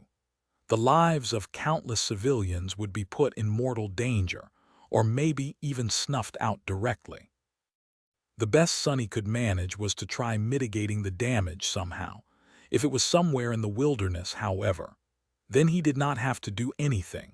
His problems would just solve themselves. Valor and Song were welcome to slaughter each other as much as they wanted. Wrong. Thinking that way was short-sighted. Sure, the great clans were a bunch of hateful jerks, but they were also responsible for defending a vast portion of East Antarctica, albeit simply to keep up appearances. Their power was especially important when dealing with high-value targets like Titans, since 6 out of the 7 saints present on the continent belonged to the domains. What would happen if all of them just went and killed each other? Nothing good. Countless refugees had already been evacuated, but millions more remained. If only the evacuation army had been given a few more months, enough for the Legion of Sleepers to undergo awakening, things would have been different. But Mordred, the damned lunatic, had made that impossible, so the power of the great clans was still too important. Sonny felt sick to his stomach.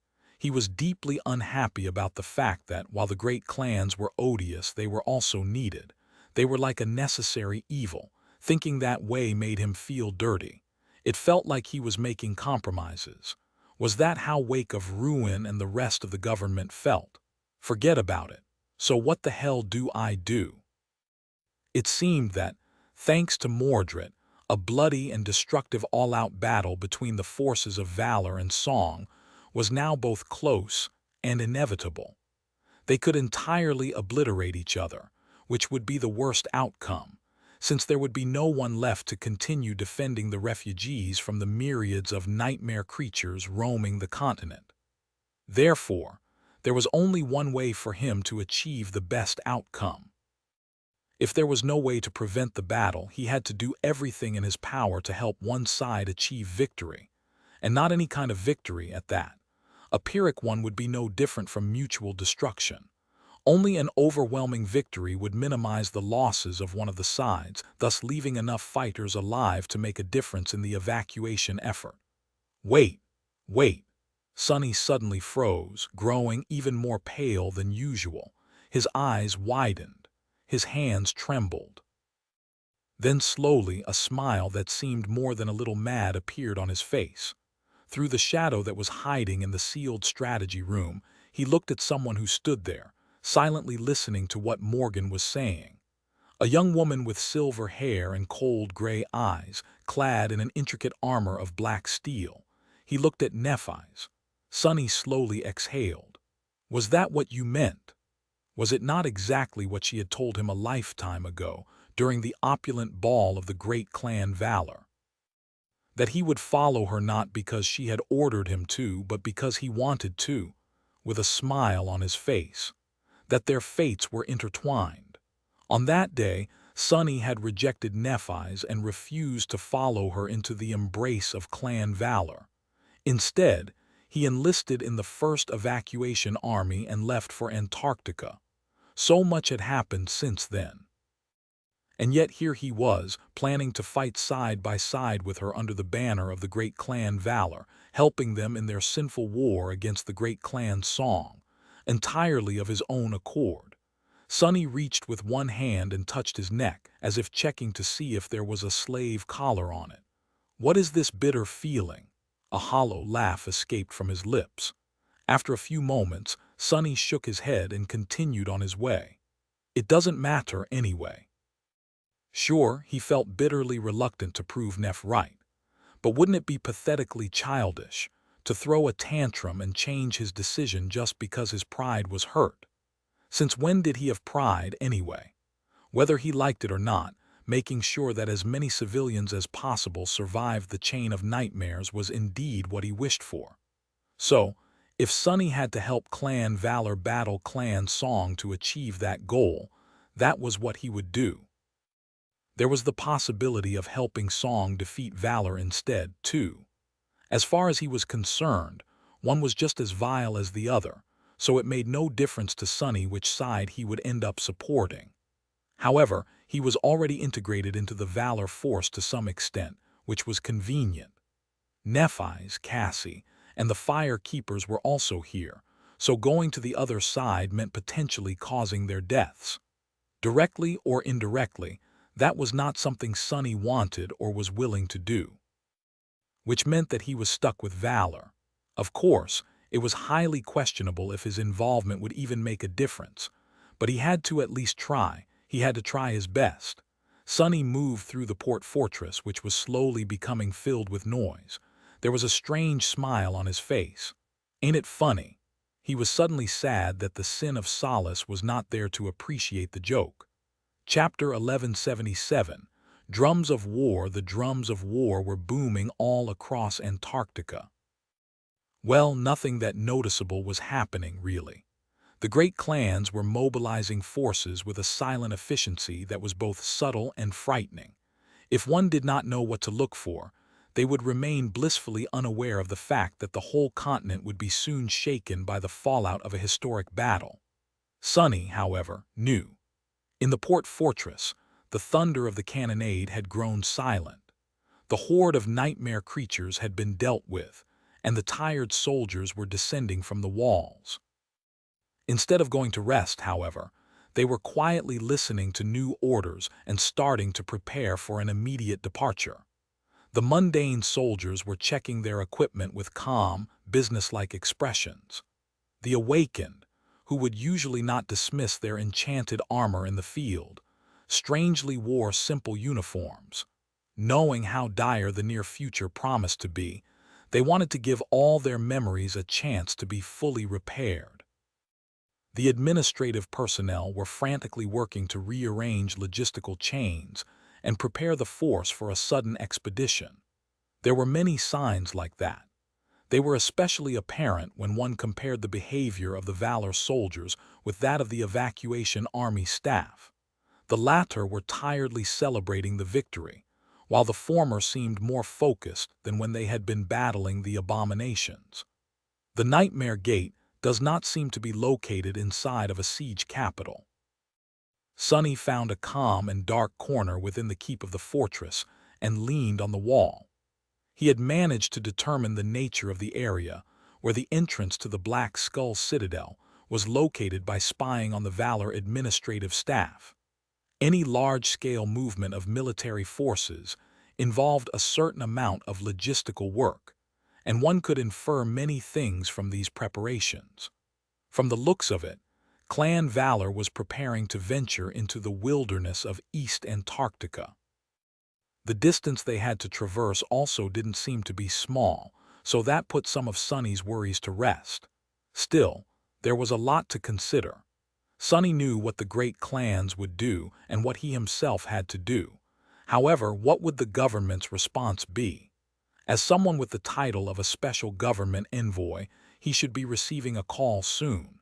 And indeed, not a few minutes later, his communicator lit up because of an incoming transmission. Sonny summoned the Bone Singer, enveloped his surroundings in silence, and answered. The sharp face of Saint Cor appeared on the holographic screen, soon joined by the pleasant visage of Soul Reaper Jet. The gaunt transcendent spoke first. I'll assume that both of you are already familiar with the situation. What I want to know is what caused this mess. His grating voice sounded calm, but Sonny could feel the angry and tense undertone in it. He briefly glanced at the projection of Jet, then answered, I think I can provide an explanation. Both of them paid rapt attention to his words. Sonny lingered for a few moments, then spoke, choosing his words carefully. It appears that a citadel was discovered in the Nightmare Desert. Clan Valor was the first to find it, but their attempt at capture failed. Now, both clans have an equal chance to come into possession of a crucial advantage. A direct confrontation for access to the Nightmare Gate leading to the Citadel seems inevitable. He paused and then added evenly, they are going all out. As Saint Cor's face darkened, Jur nodded. I can confirm. Sonny did not know what the veteran saint was thinking about, but he felt chills even through the holographic projection. Even though Wake of Ruin's expression did not change much, it felt as though the world itself subtly changed instead, reacting to his. Wrath, discontent, contempt. Dejection, maybe. The old man grimaced. What immaculate timing. At least he could still be sarcastic. Sonny had to imagine that the two great clans suddenly shifting to active warfare was like a disaster for the government. Saint Cor would have to completely rearrange the disposition of the evacuation army and come up with a new strategy. Even then, it might not be enough. Then again, Army Command had to have been prepared for something like this, even if it was the worst-case scenario for them. They were no fools. After a long pause, Wake of Ruin shook his head, then looked at Sonny and Jet again. Valor and Song might be arrogant, but they are not unreasonable. This bloodshed can still be prevented. Maybe. Similar things have happened before.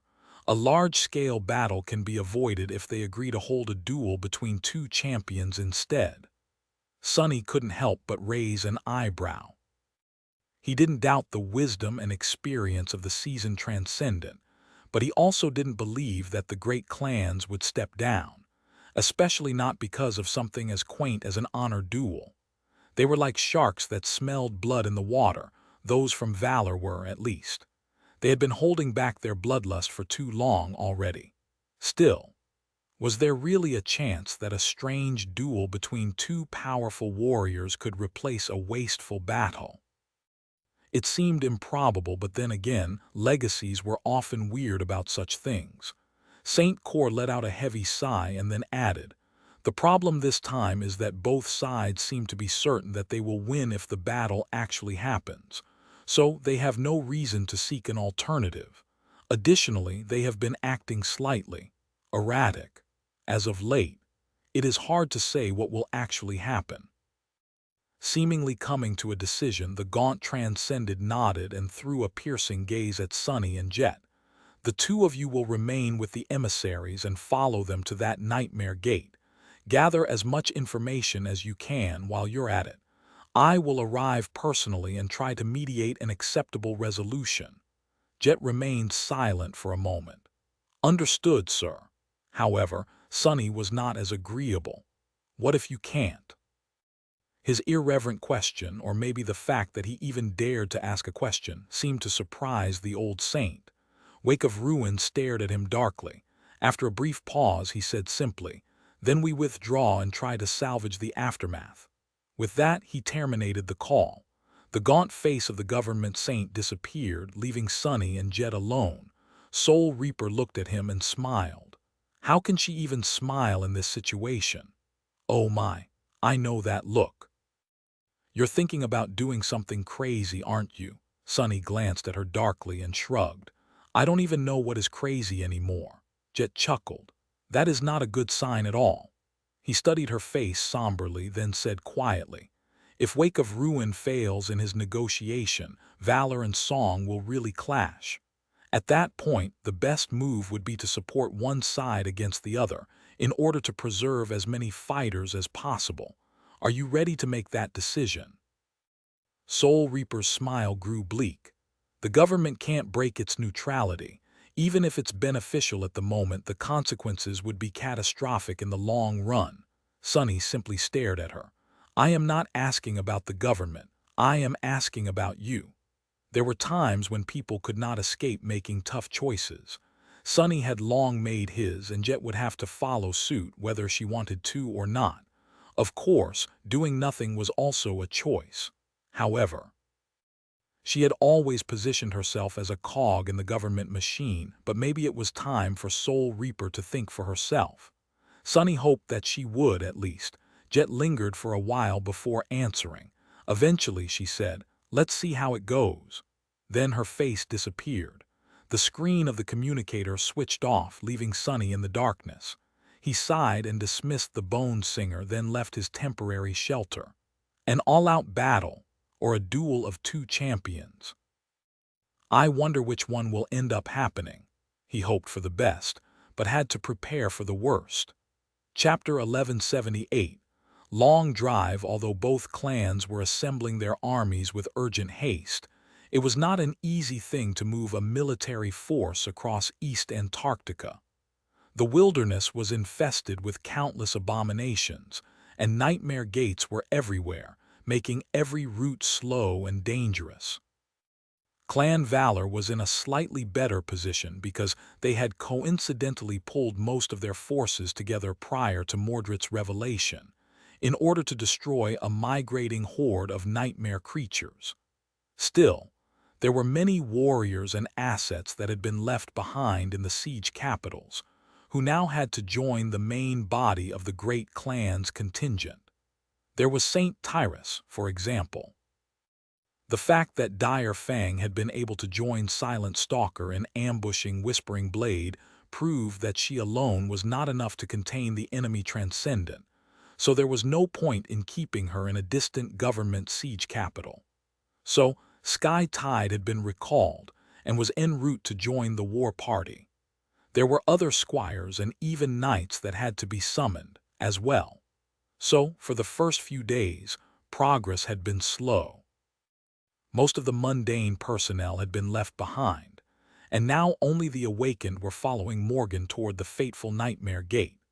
Nevertheless, their number was too great to pass unnoticed, and so, skirmishes with nightmare creatures happened almost every hour. Many of these skirmishes threatened to grow into something more serious if not resolved swiftly. In these cases, either Morgan's echoes or one of the saints joined the melee to prevent the small-scale confrontations from becoming dire battles. Sonny was not required to participate in them, of course. Actually, he found himself in a somewhat awkward situation.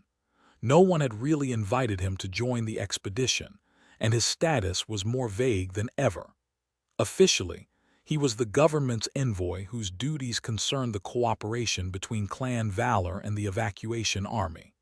However, the Great Clan had more or less abandoned the pretense of being in the southern quadrant to help, and was acting against the government's interests. So what was an envoy supposed to do in that situation exactly? Why was he even needed? Sonny did not have a good explanation, but luckily no one asked. Whether it was because the warriors of valor couldn't be bothered or simply did not care, he did not know. In any case, they mostly left him alone. In fact, Sonny was basically ignored. Even Morgan seemed to have forgotten about his existence, which was not too surprising. She had much bigger issues to worry about than the whereabouts of a neutral government ascended. So, Sonny simply stayed in one of the apks assigned to the fire keepers. The fire keepers themselves were gone, though most of them had already entered the seeds, so he had the vehicle all to himself. Nephi's and Cassie would appear from time to catch a few hours of sleep, but other than that, he remained alone. That gave him a lot of time to think. Sitting in the pilot's seat and driving the app across the hellish remains of Antarctica, which looked much more like a piece of the dream realm now than that of the waking world, he somberly considered the past.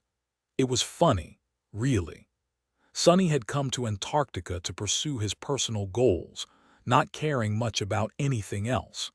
But now, he somehow ended up caring about the mission of the evacuation army enough to disregard his personal interests. He used to mock selfless people, but now he was ready to do something selfless at a great cost to himself. Was it like that? No, not really. In the end, everything Sonny did was for himself. He was not trying to protect the refugees because it was the right thing to do or out of some kind of moral obligation. He was doing it simply because he wanted to. That was his desire. He was just trying to fulfill his own desires. Sonny had wanted to survive at all costs once, but then it was not enough anymore. He had wanted to be strong once, but now it was not enough anymore either. He had strength, but what was the point of having strength if he couldn't achieve what he wanted with it? What Sonny really wanted now was to use his strength to shape the world in a way that suited his wishes, shaping reality with strength. That was power. So, was he lusting for power now? Controlling the app? Sonny frowned. Then what about freedom? That had been his real goal all along, after all. Coming to Antarctica was a means to achieve that goal, but instead he found himself bound to more people, more places, more things. He was more restricted now than he had ever been. Before, what had restricted him were circumstances beyond his control. Now he was bound by his own desires. On second thought, it's not that funny. Sonny now understood better than ever why the demon of desire had been one of the most powerful among the demons, second to none, except for Weaver. But was it really a bad thing? So what if he was compelled by the things he wanted? So what if he was bound to people, ideas, and values? Maybe it was not a bad thing after all, simply because he had chosen these bonds himself. Sonny understood that, and yet, a small part of him rebelled against such thoughts. That part still wanted to be unrestrained and not beholden to anything, to be free.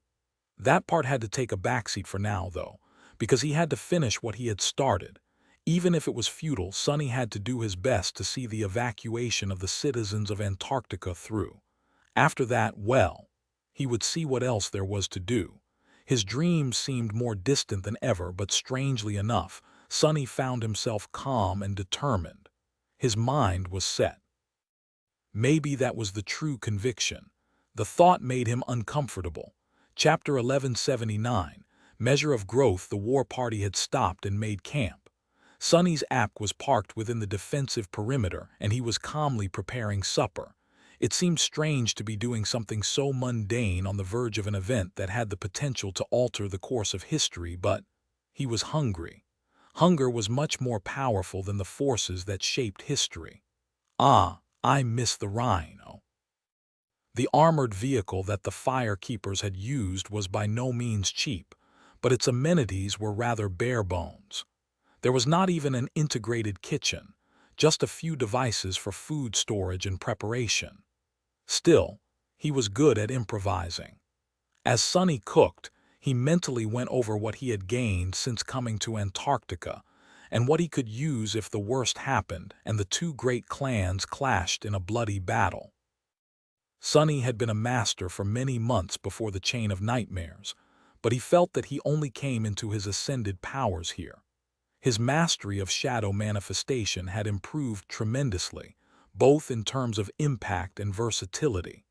He also developed Shadow Shell and Shadow Incarnation, as well as their combination. Both of these abilities were extremely powerful. His practical knowledge of sorcery had grown as well. He was now able to copy more complex enchantments and do it faster. He could even modify them to a degree. Even though the realities of the Antarctica campaign had prevented Sonny from spending a lot of time on weaving, his repertoire was much broader than before. There were new powerful memories in his arsenal, including transcendent ones, the Sin of Solace, the Shroud of Graceless Dusk, and others. There was the Mirror of Truth, too. Chances were he would have to use it soon. In terms of raw power, Sonny was now a tyrant. He had 5 cores and 5 shadows, which increased both his physical prowess and essence capacity. Strangely enough, even his essence control had undergone a noticeable improvement, unable to rely on the soul's serpent in the dire conditions of the southern quadrant. Sonny had been forced to elevate this aspect of his power to an almost flawless efficiency. Then there were his shadows. He had gained a new one, the Ravenous Fiend. Now that imp had feasted on the remains of the Sun Prince, the scrawny goblin was strong enough to be sent into battle. Nightmare was close to both ascension and unlocking his terror ability. Saint had risen both in class and rank, becoming a transcendent devil. That alone was an incredible leap for him, but the sublimation of the mantle of the underworld was perhaps no less important. His new attribute, the Marble Shell, improved his resilience and combat performance to a remarkable degree. Honestly, having it was almost like possessing a secondary aspect. Considering all that, it was hard to deny that the present Sonny was incomparably more powerful than his past self from before Antarctica. The comparison was not even funny. That past Sonny was nothing more than a feeble brat. Ironically, Sonny had come to the southern quadrant in search of strength, and although he stopped caring about that goal a long time ago, he ended up achieving it nevertheless. Despite it all, though, he felt that there were much more valuable things he had gained here. Things that went far beyond shadows, memories, and attributes. The experience he had gained, the skills he had honed, the lessons he had learned, those were what truly separated him from his past self. Those were what made him truly stronger. From the darkness of the polar night and the desperation of the Antarctic center to the cold expanse of East Antarctica and its many dangers, Sonny had grown and matured. He had gone through countless battles and achieved many improbable victories. There had been harrowing defeats, too. Those had taught him as well. Preparing utensils for 3 people, Sonny looked into the distance and sighed. He would be turning 21 in about a month. There had been a time when he was not even sure that he would make it that far, but now here he was. I don't really feel young anymore. Maybe someone like Wake of Ruin would laugh at these words, but Sonny truly felt that way. He had never really gotten a chance to be a child, and now he was not a youth anymore either. Am I old then?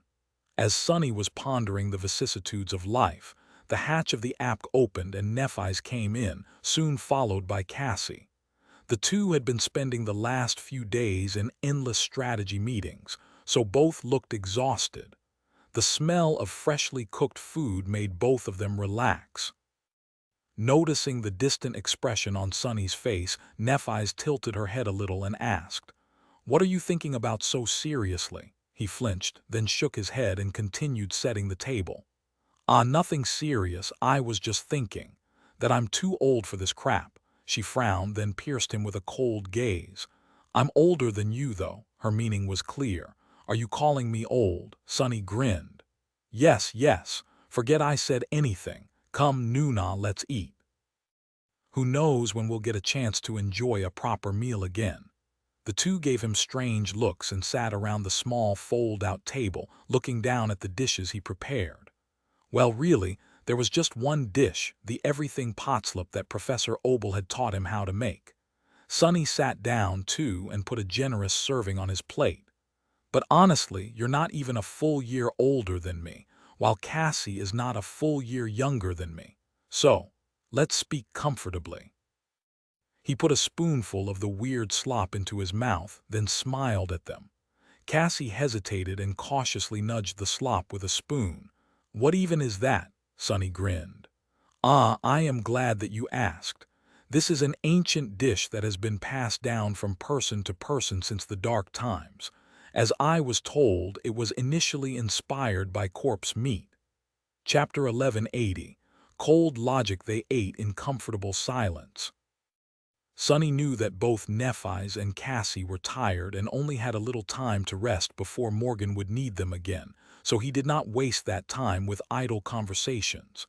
It was not like he had a lot to say anyway. Still, there was one question that he had to ask. Pushing the plate away, Sonny glanced at Nephi's and lingered for a moment. "I was told that there might be some kind of duel instead of a battle. Do you think it's possible?" She did not hurry with an answer. Neff cradled a cup of tea in her hands as she stared into the amber liquid. Eventually, she said, "I don't know. It is a kind of tradition. The legacy clans would not have survived if they resolved every conflict by spilling rivers of blood. There are actually not that many of us after all. However, neither valor nor song are acting the way they used to, so it's hard to tell." Sonny remained silent for a few moments, thinking about who the champions were going to be if the duel really happened. Would the great clans send saints to fight each other, or masters? Would Morgan and Mordred cross swords and spill each other's blood, or would Morgan send Nephi's to fight in her stead? He just did not know. Shifting slightly, Sonny looked at Neff and asked, "What if the battle actually happens? Do you think that valor can win?" Up until now, it seemed like Clan Song was confidently pulling ahead. However, he doubted that their enemy would be easily defeated. This time, Nephi's did not hesitate at all. "Yes." He studied her motionless face with curiosity. Where did that confidence come from? Why? Sonny expected Neff to say something in her usual style, like "because I am with them," or "because that is my will." However, she simply shook her head and said in a slightly subdued tone, "Because they are of war." He blinked. Indeed, she was right. Clan Valor was the clan that had inherited the lineage of War God, the deity of warfare, life, progress, technology, craft, and intellect, as well as the patron goddess of humanity. It was not a coincidence that they were exalted fighters, masters of forging memories, and the most influential clan among both the awakened and mundane humans. They would also be the paragons of warfare. It did not matter if Clan Song had managed to achieve slight superiority at the earlier stages of the conflict. All that mattered was who would get the last laugh, and Sonny had no doubt that Morgan had many diabolical schemes stored in that pretty head of hers. However, there was a slight wrinkle in that theory. He leaned back. "That is true, but you forget one thing. Mordred is also a descendant of war. He shared the same blood, and he is with Song." Nephi's frowned. It seemed that she indeed had not put too much weight into Mordred's presence in Antarctica. Really, she couldn't be blamed, although Sunny and Cassie had told her about their experiences in the Night Temple and the Kingdom of Hope. She had not lived through those trials herself. She had not experienced the suffocating horror of being locked in a citadel with that monster, watching as the number of his victims grew while the number of survivors dwindled. Eventually, Nephi shrugged. "It doesn't really matter, does it?" Sunny stared at her with a dark expression. "I think it does. Why wouldn't it?" Neff sighed. "What do I care if Valor wins or loses? I just need to survive. If they win and I help them, my status within the clan will grow. If they lose and I survive, it will grow even more, simply because there will be fewer powerful warriors for the clan to lean on. In their absence, my importance will grow. Either way, many members of both Valor and Song will die." As she spoke the last words, white sparks ignited in her eyes. Suddenly, the interior of the apk seemed to be filled with incinerating heat. Nephi's had been acting strangely placid for a long time, so Sunny almost forgot how frightening her murderous obsession was. He looked at her, surprised by that cold logic. Well, she was right in a way, but it matters to me, though. Nephi's blinked a couple of times, startled, then looked at him in confusion. "Why?" Sunny frowned. "Because these people that are going to die are supposed to be protecting the refugees from the hordes of nightmare creatures." "Who is going to do that if the bastards all kill each other?" Neff seemed as if she didn't know what to say. She remained silent for a long time, then sighed. "I wouldn't put my faith in the great clans. Doing so will only lead to ruin." Sunny chuckled, thinking how funny that sounded coming from her. Shaking his head, he then looked at Cassie, who had been silent until now. "What about you? What do you think? Any helpful visions of the future?" Cassie smiled weakly. "No, no helpful visions." She touched her hair and then suddenly said, "Oh, but I think that you should check on Rain." Sunny flinched. His eyes widened. "Why, have you seen something?" Cassie tilted her head, then paled slightly and looked away in embarrassment. "Ah, I'm sorry. I worded that poorly, I think. No, I haven't seen anything. It's just that we are going to venture deep into the wilderness, and who knows what will happen next. Chances are we're not going to have access to the network for a while, so." "You mentioned that you're exchanging messages and she might get worried." Sunny stared at the blind girl for a few moments, flabbergasted. Standing up, he picked up the plates and walked away to clean them. "Gods, think before you speak next time, all right? You almost gave me a heart attack, damn it. Go to sleep, you too." Nephi's and Cassie climbed into the sleeping niches while he washed the dishes. Once that was done, Sunny threw an irritated look at the niche where the blind girl was sleeping and grimaced. "She is right, though. I might not be able to send a message to Rain for a while." Settling in the pilot's chair, he took out his communicator and checked his messages. To his relief, Rain was perfectly fine. She was going to school, training, and showing zero symptoms of being infected by the nightmare spell. Soul Serpent was with her as well, so Sunny allowed himself to calm down. He stared at the screen of the communicator for a while, then sighed and started typing. "Yeah, I'm doing well. Naturally. Remember that promotion I wrote about? Well, I am a glorified pencil pusher now. Most of my duties have to do with confirming requisition requests and forwarding letters. Honestly, it's driving me crazy. Scouting the wild expanses of the southern quadrant alone was much more fun. Anyway, I've been thinking about this and that recently. Like what I want to do with my life and how I'm not that young anymore. Stupid stuff like that. So, this is what I was thinking about." As he typed the long message, the cold sun slowly moved across the sky outside the apk, never falling behind the horizon. The day never seemed to end, but time was flowing by. Soon, the forces of two great clans were going to meet in the wilderness of East Antarctica. The outcome of their ill-fated clash could very well decide the fate of the dying continent. Chapter 1181. Three armies. Sunny climbed to the roof of the apk and looked at the ravaged plain of East Antarctica, which stretched in all directions as far as the eye could see. He could have sent his shadows instead, but on a day like today, Sonny wanted to see it all with his own eyes. The ground was gray, and the stormy sky was gray, too. The ribbons of shallow brooks and the distant lakes were dark, resembling lead. The world seemed to have grown deathly silent, like a predator preparing to lunge at its prey. The air was brimming with suffocating tension.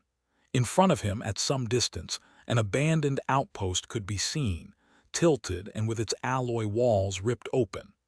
There was an ugly black rift of a nightmare gate shimmering with darkness in front of the desolate fortress, and near it, indifferent to the maddening whispers of the call, a small figure could be seen, sitting on the ground. It was hard to tell anything about the figure from that distance, except for the fact that it was a human. Surrounding the outpost from 3 directions, 3 armies were preparing to advance. The great clan Valor, the great clan Song, and the hastily assembled government force that was supposed to mediate a compromise. Through effort and a bit of luck or misfortune, depending on how one looked at it, all of them had reached the Nightmare Gate on the same day. Then again, maybe it was part of some insane calculation. The gate was situated at the very border between the territories of the 2 clans, and at that point, Sonny wouldn't be surprised by anything. He was still with the war party of Clan Valor. The awakened warriors had already disembarked from the transports, and were now silently assembling into a battle formation. Those that would be fighting on foot were positioned at the center, and those that rode echo mounts were assembled at the flanks. 5 people stood in front of the loose phalanx: Morgan, Madoc, Nephis, St. Tyrus, and the Summer Knight. Opposite them was a much larger force.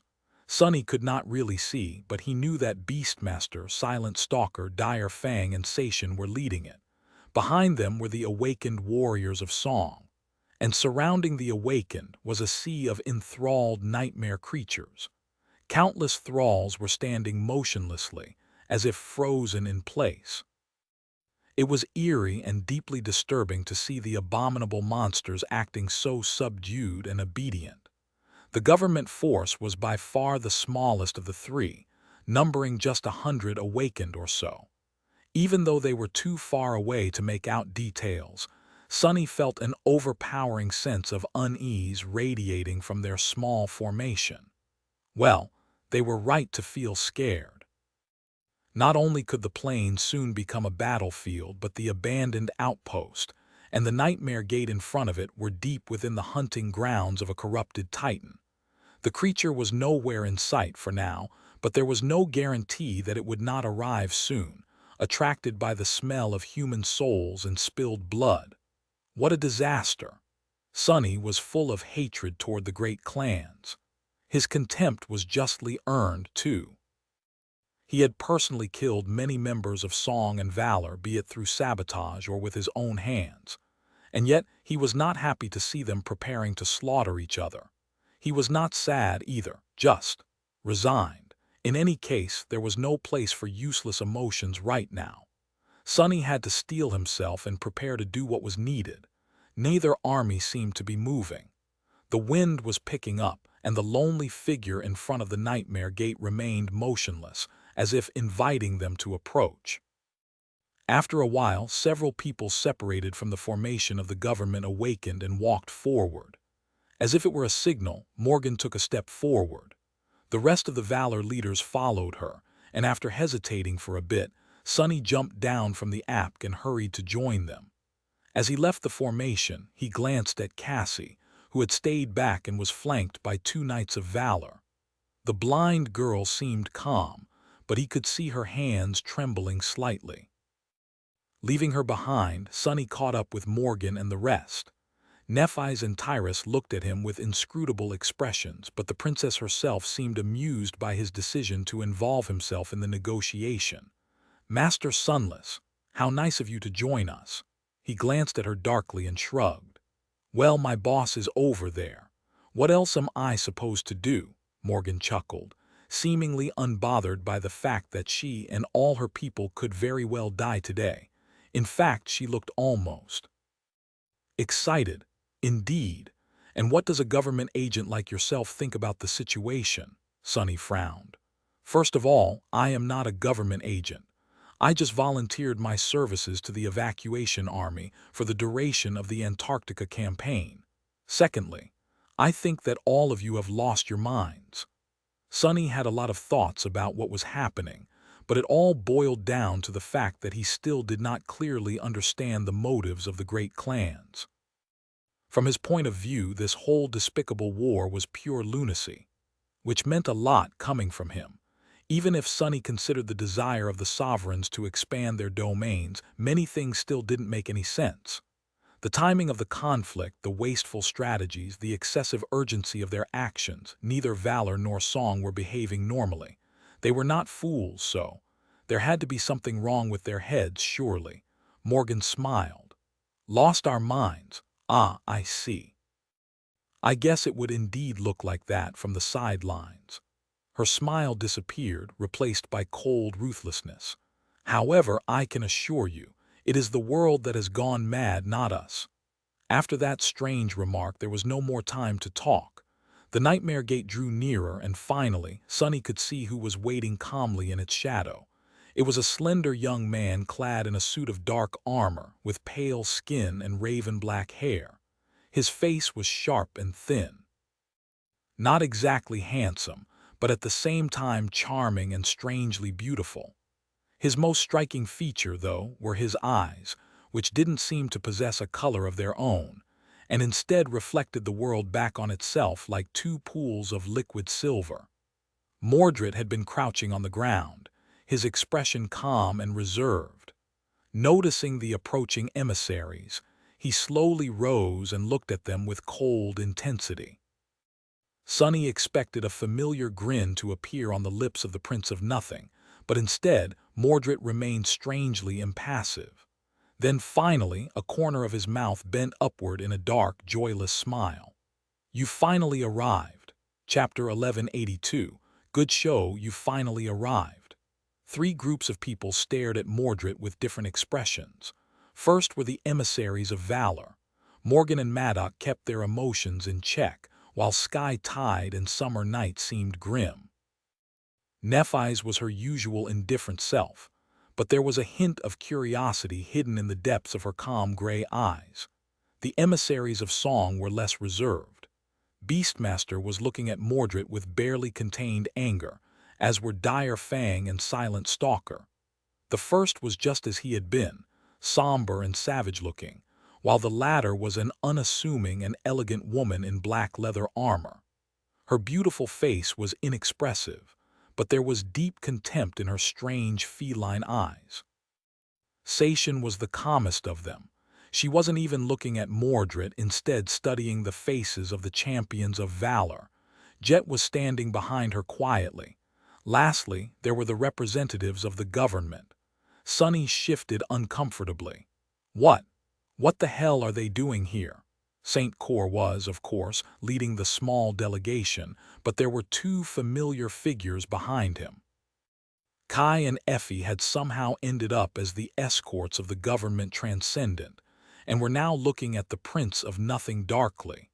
They had never met Mordred, but the echoes of his actions had impacted them, both before the second nightmare and within it.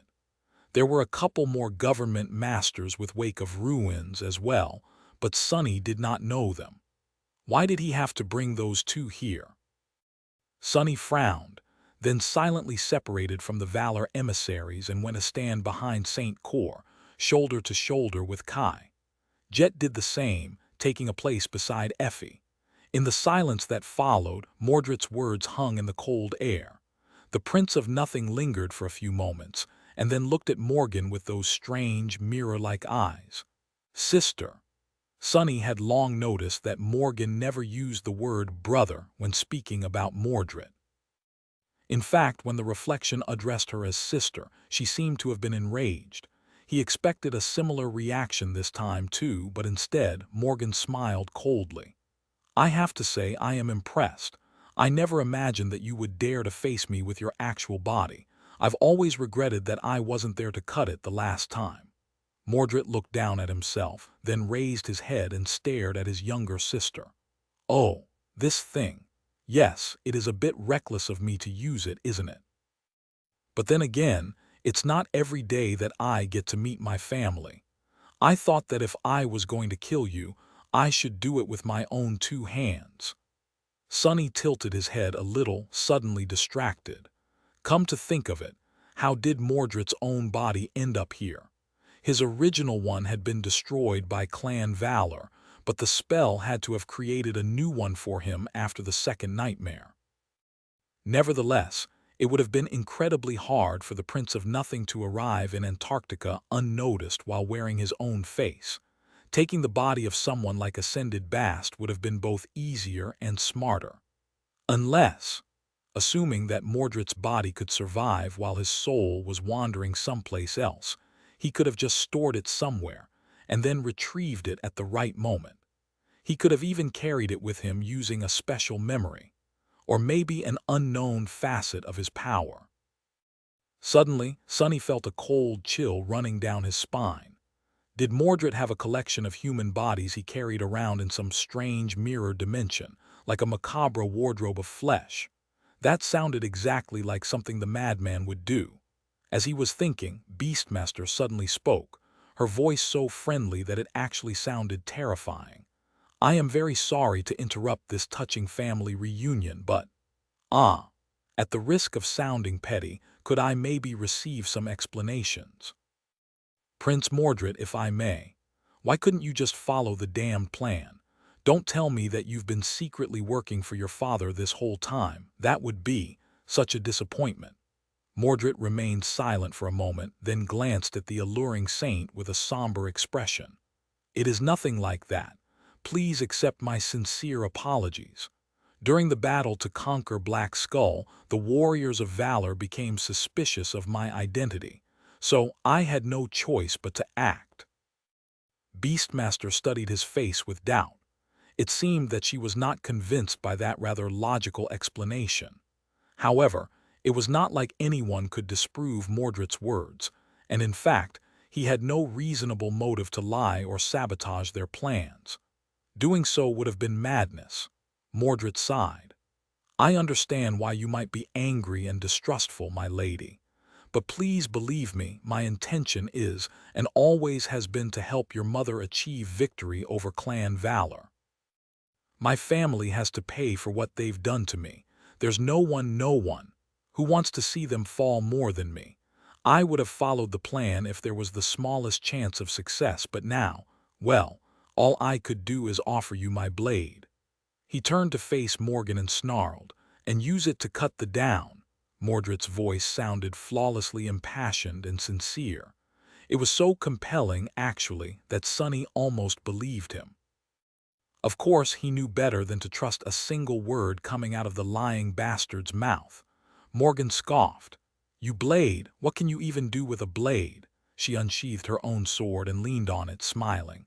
Come on, show me. There was something very strange about that sword. Sonny had never seen it before, and he suddenly felt chills when looking at the austere double-edged blade. Mordred stared at the sword as well, his expression growing bleak. After a few moments he said quietly, I guess he is watching then. Then his lips suddenly twisted into a dark grin. Well, in that case, let's give him a good show.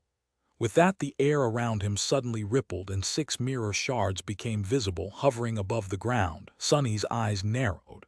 Reflections, transcendent, all of them. Then the mirror shards suddenly glinted, transforming into human figures. Nephi's finally showed a reaction. White flames ignited in her eyes. There, surrounding Mordred, now stood 6 people. As he smiled, the reflections of Whispering Blade, Summer Night, Sky Tide, Beastmaster, Silent Stalker, and Dire Fang smiled with him. Chapter 1183. One short word, 6 reflections. 6 transcendent beasts, all assuming the shape of the saints of the great clans. Sonny felt cold as he looked at the smiling faces of the simulacrums. And Mordred's face. The rest of the emissaries seemed just as shaken as he was, even if some managed to hide their emotions better than others. The representatives of valor were, understandably, grim. Even Morgan's composure cracked for a split second, revealing a hint of weakness. St. Cor's pale face grew even more ashen, but even the saints of song appeared startled by Mordred's unexpected show of power. It seemed that they did not know the extent of his abilities as well as they had thought they did. For a few long moments there was nothing but chilling silence. Then Morgan spat, her voice full of contempt. Am I supposed to be impressed? What a neat trick. Bravo. Mordred's smile only widened. It was at that moment that Wake of Ruin finally took a step forward and spoke. Enough! What madness is this? The emissaries of the two clans looked at him with unfriendly expressions. Mordred did too, and the six reflections turned their heads in perfect synchronicity. The sight of them acting that way was deeply disturbing, especially since the mirror creatures wore familiar, smiling faces. Wake of Ruin scowled, and the subtle scent of slaughter that always followed him intensified. I won't pretend to have authority over your actions, awakened of song and valor, but I am your elder. No matter what benefits you hope to receive from this battle, I know that your losses will be much greater. You know it too. This world of ours has withstood 5 decades of the nightmare spell, and your families rose from that chaos. The reason they have endured while countless others were destroyed is not strength. There were others who possessed strength, but foresight and restraint. So lower your swords. His grating voice echoes above the plain, making the mighty saints of the great clans listen.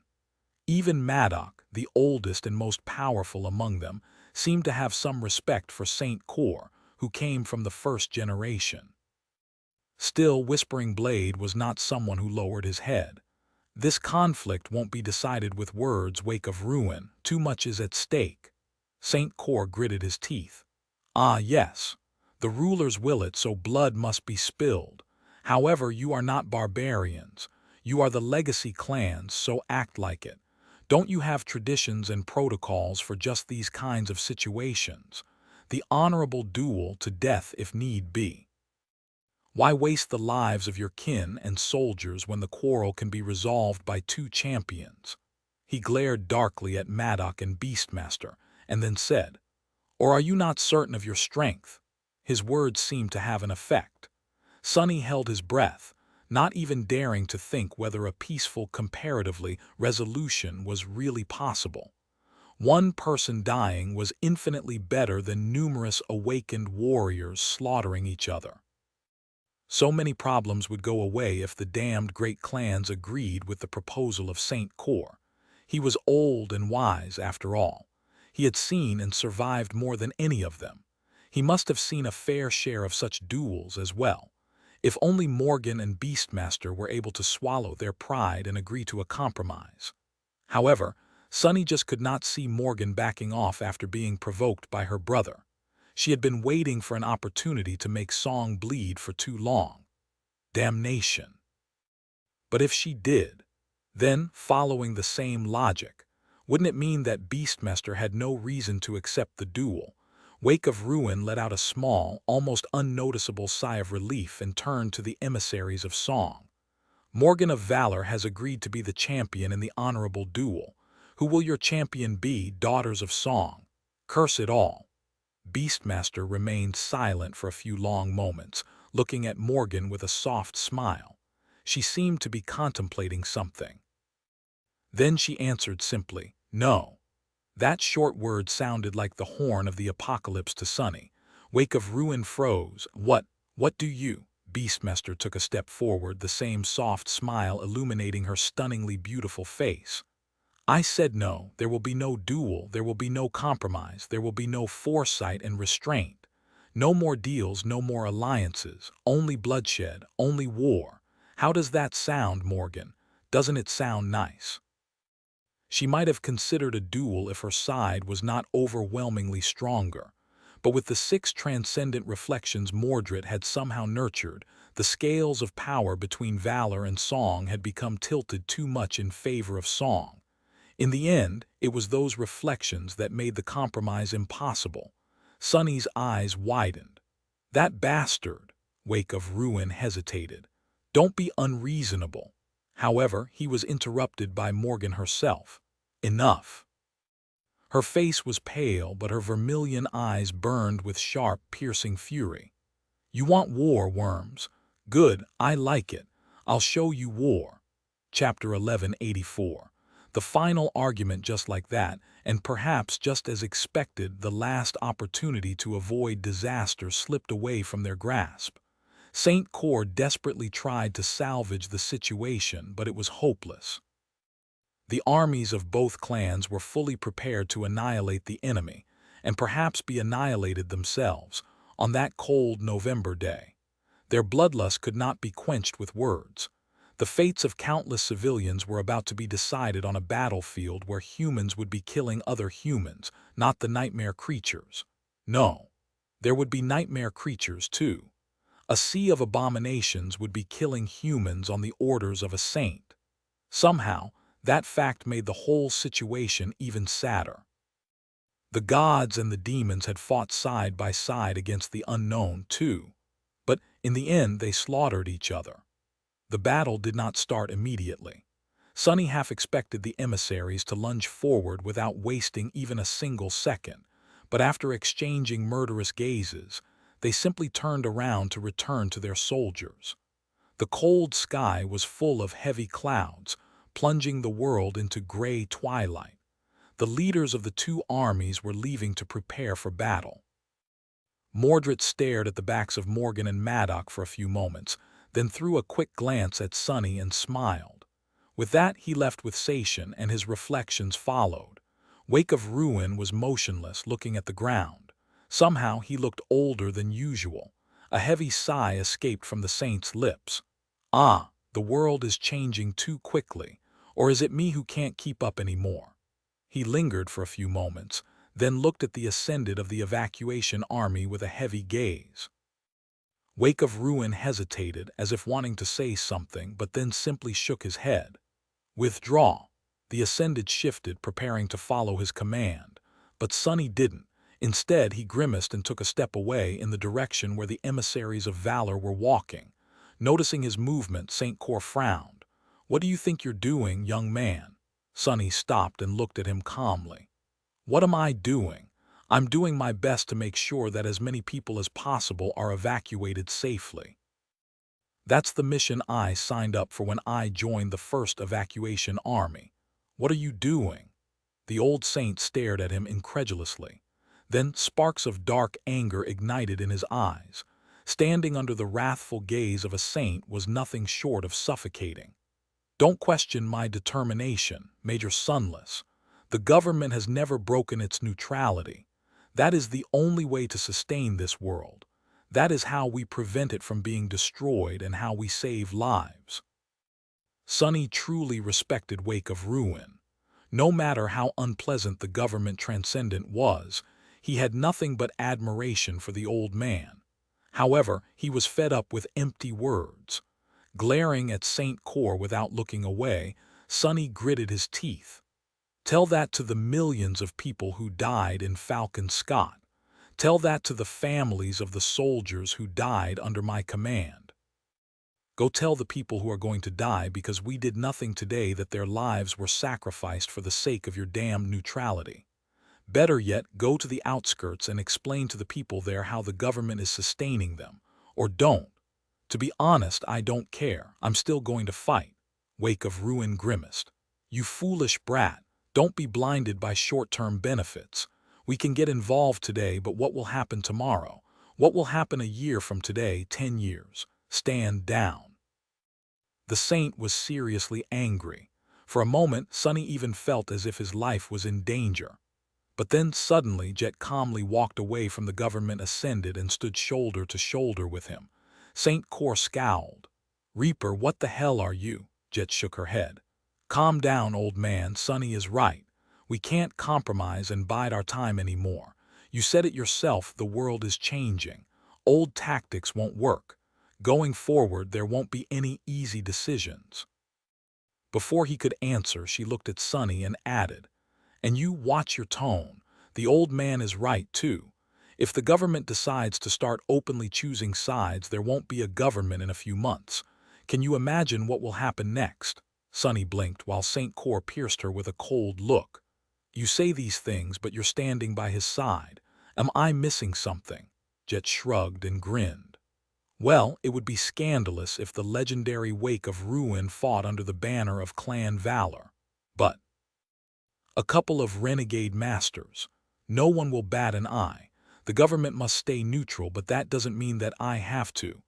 I am my own person after all, or have you forgotten that fact? Her voice was calm and friendly, but the last words sounded cold. It was as if the temperature of the air around them dropped by a couple degrees. St. Cor shook his head. Don't do anything stupid, Jet. But she simply stared at him silently for a few moments, unmoved. Eventually, Wake of Ruin grimaced and turned away. He didn't say anything more either, but somehow it felt as though their silence conveyed too much meaning. As the old saint walked away, Kai and Effie looked at Sunny with tense expressions. He could understand a lot from their eyes as well. It was as though the three of them were having a silent conversation. But in the end, Sunny just shook his head. He knew what his friends wanted to do. They were willing to join him, not for any poignant reason, but simply because he was their friend. Nephi's and Cassie were too, but considering how things went, many people could die today. Someone had to stay alive to pick up the pieces. So he silently sent them away. Maybe it was a bit hypocritical of him to refuse their help after proclaiming that he would do anything in his power to save as many people as possible. But Effie and Kai were people too. He wanted to save them as well. So they left with St. Cor. Sunny and Jet, meanwhile, hurried to catch up with the retreating emissaries of valor. When they did, he suddenly felt cold and confused. Sunny had decided to help one of the sides achieve as clean of a victory as possible. But with how things had turned out, was it even possible for valor to win? From the looks of it, it was Song who held an overwhelming advantage. If anything, he should be helping them. Full of uneasy thoughts, Sunny stole a glance at Morgan. She must have understood how desperate her army's situation was as well. He had expected to see a grim expression on her face, fear even. But to his surprise, Morgan was walking while hiding a satisfied smile. Sunny's eyes narrowed slightly. What the hell is she smiling about? Chapter 1185. Before the battle starts, they return to the army of the great clan Valor. The rows of squires were standing under the dull sky, with dozens of knights placed loosely throughout the formation. Most of them wore suits of masterfully crafted plate armor, some holding shields. Surprisingly, very few had already summoned their weapons, as if waiting for something. Looking at the hundreds of awakened who were calmly preparing for battle, Sunny couldn't help but feel a strange incongruity. This was not the largest military force he had seen, by far. During the Antarctica campaign, Sunny had witnessed great masses of human warriors clash with boundless hordes of abominations. Tens or thousands of soldiers and scores of hulking MWPs, supported by numerous turrets, artillery vehicles, and thunderous rail guns that rained fire on the enemy. The armies of the two great clans were modest in comparison. There were maybe 2,000 awakened gathered on the gloomy plain, with a scattering of echoes supporting them. There was the dark river of nightmare creatures enthralled by Beastmaster as well. But overall, it all seemed strangely insignificant in scope and scale. However, he couldn't shake off the feeling that the small number of warriors in front of him were much more dire of a force than any he had seen before. And then there were the Saints. Whispering Blade, Sky Tide, Summer Night, Beastmaster, Silent Stalker, Dire Fang, Mordred's Reflections, Morgan's Echoes. There were Sunny and Nephi's as well. This is going to be a massacre. Sunny was not a member of Clan Valor, and as such, he was not familiar with the nuances of their training. Not really knowing where to place himself, he simply walked over to where Nephi's and Cassie were standing. Jet followed, summoning an unfamiliar glaive. Coincidentally, that placed them near Morgan as well. The Princess of War gave them a curious look. "Master Sunless, Master Jet, what a nice surprise to see you here. Have you decided to keep us company today? She briefly glanced at Nephi's and smiled. Sunny lingered for a bit, then shrugged. Yes, we have our reasons. Jet was more direct. Looking at Morgan with a carefree expression, she nodded. Indeed, someone has to keep you bastards alive so that you could keep everyone else alive. Morgan stared at her for a few moments, then suddenly laughed. Well said. With that, she seemed to have lost interest in the two of them. A hurricane of white sparks suddenly rose around her, and one after another, echoes started to manifest themselves on the barren soil of East Antarctica. Sunny recognized some of them, but some he saw for the first time. All in all, there were 20 transcendent creatures under Morgan's control, including the familiar tortoise with a stone fort on its carapace. This time, it seemed, the towering creature was not going to be used as a mobile command center. Instead, awakened armed with bows and possessing sorcerous aspects climbed into the fort, turning the echo into a walking siege tower. Not too long ago, Sunny had been stunned by the sight of Morgan's transcendent echoes. However, now that he had seen Mordred's reflections, they did not seem so domineering anymore. More than that, the daughters of Kai Song had to possess a few powerful echoes of their own, without a doubt. They had an overwhelming advantage in this battle. Both in terms of low-level combatants and dreadful powerhouses, Song was far ahead of Valor. The only disadvantage they had was that Beastmaster, despite her diabolical power, was no match for Whispering Blade in a direct confrontation. Was that what Morgan was betting on? How was she planning to win? He hesitated for a few moments, then went ahead and asked, "Not to sound presumptuous, Lady Morgan, but isn't our situation a bit too hopeless?" She glanced at him, then smiled darkly. Her vermilion eyes seemed to shine in the gloomy twilight of the cloudy day. Hopeless? Ah. On the contrary, Master Sunless, the situation can be said to be in our favor. Morgan looked in the direction where the forces of Song were making their final preparations and shook her head. Were you that impressed by the little trick that person pulled? Don't be. Those reflections of his are not as dangerous as they might seem. You see, human saints can be considered transcendent beasts, but they are so much more than that by virtue of being human. Those mirror creatures, however, are just that, creatures. And as such, they are bound by the same limitations. Her expression grew cold as she continued. In other words, while the reflections can copy the appearance, attributes, and even aspect abilities of a saint, they can't copy that which makes humans unique among beasts. Most importantly of all, they can only possess the same level of intelligence as a beast creature would. Have you noticed how they seem to repeat everything that he did? That is because, while powerful, they are nearly mindless at that stage. Unless controlled directly by their creator, these reflections can pose a serious threat, but not nearly as serious of a threat as actual saints would. Sunny looked at her with a frown. What Morgan said made sense. The reflections could copy the powers of a saint, but they could not become a saint. The mirror beast he had faced on the Reckoning Island was vastly different and much more dangerous because it was a devil. Its intelligence had not been inferior to that of a human. Still, 6 reflected saints, no matter how mindless, were incomparably more powerful than 6 transcendent beasts would have been, because they too possessed aspect powers of the humans they reflected. Noticing his doubt, Morgan smiled. Don't be so concerned, Master Sunless. I was surprised by their appearance as well. Without the reflections, I'd say that our victory was all but assured. With them added to the board, well, I guess that each side has an equal chance to prevail. All that remains is to fight. Either we win or we lose. The outcome of the battle will be decided by nothing except the personal strength, skill, and resolve of those fighting. Ah, what a brilliant day. Chapter 1186. Final preparations. Morgan studied the distant army of Song and inhaled deeply. Then her face grew slightly somber. There are countless nuances to war, Master Sunless, but at its core, war is simple.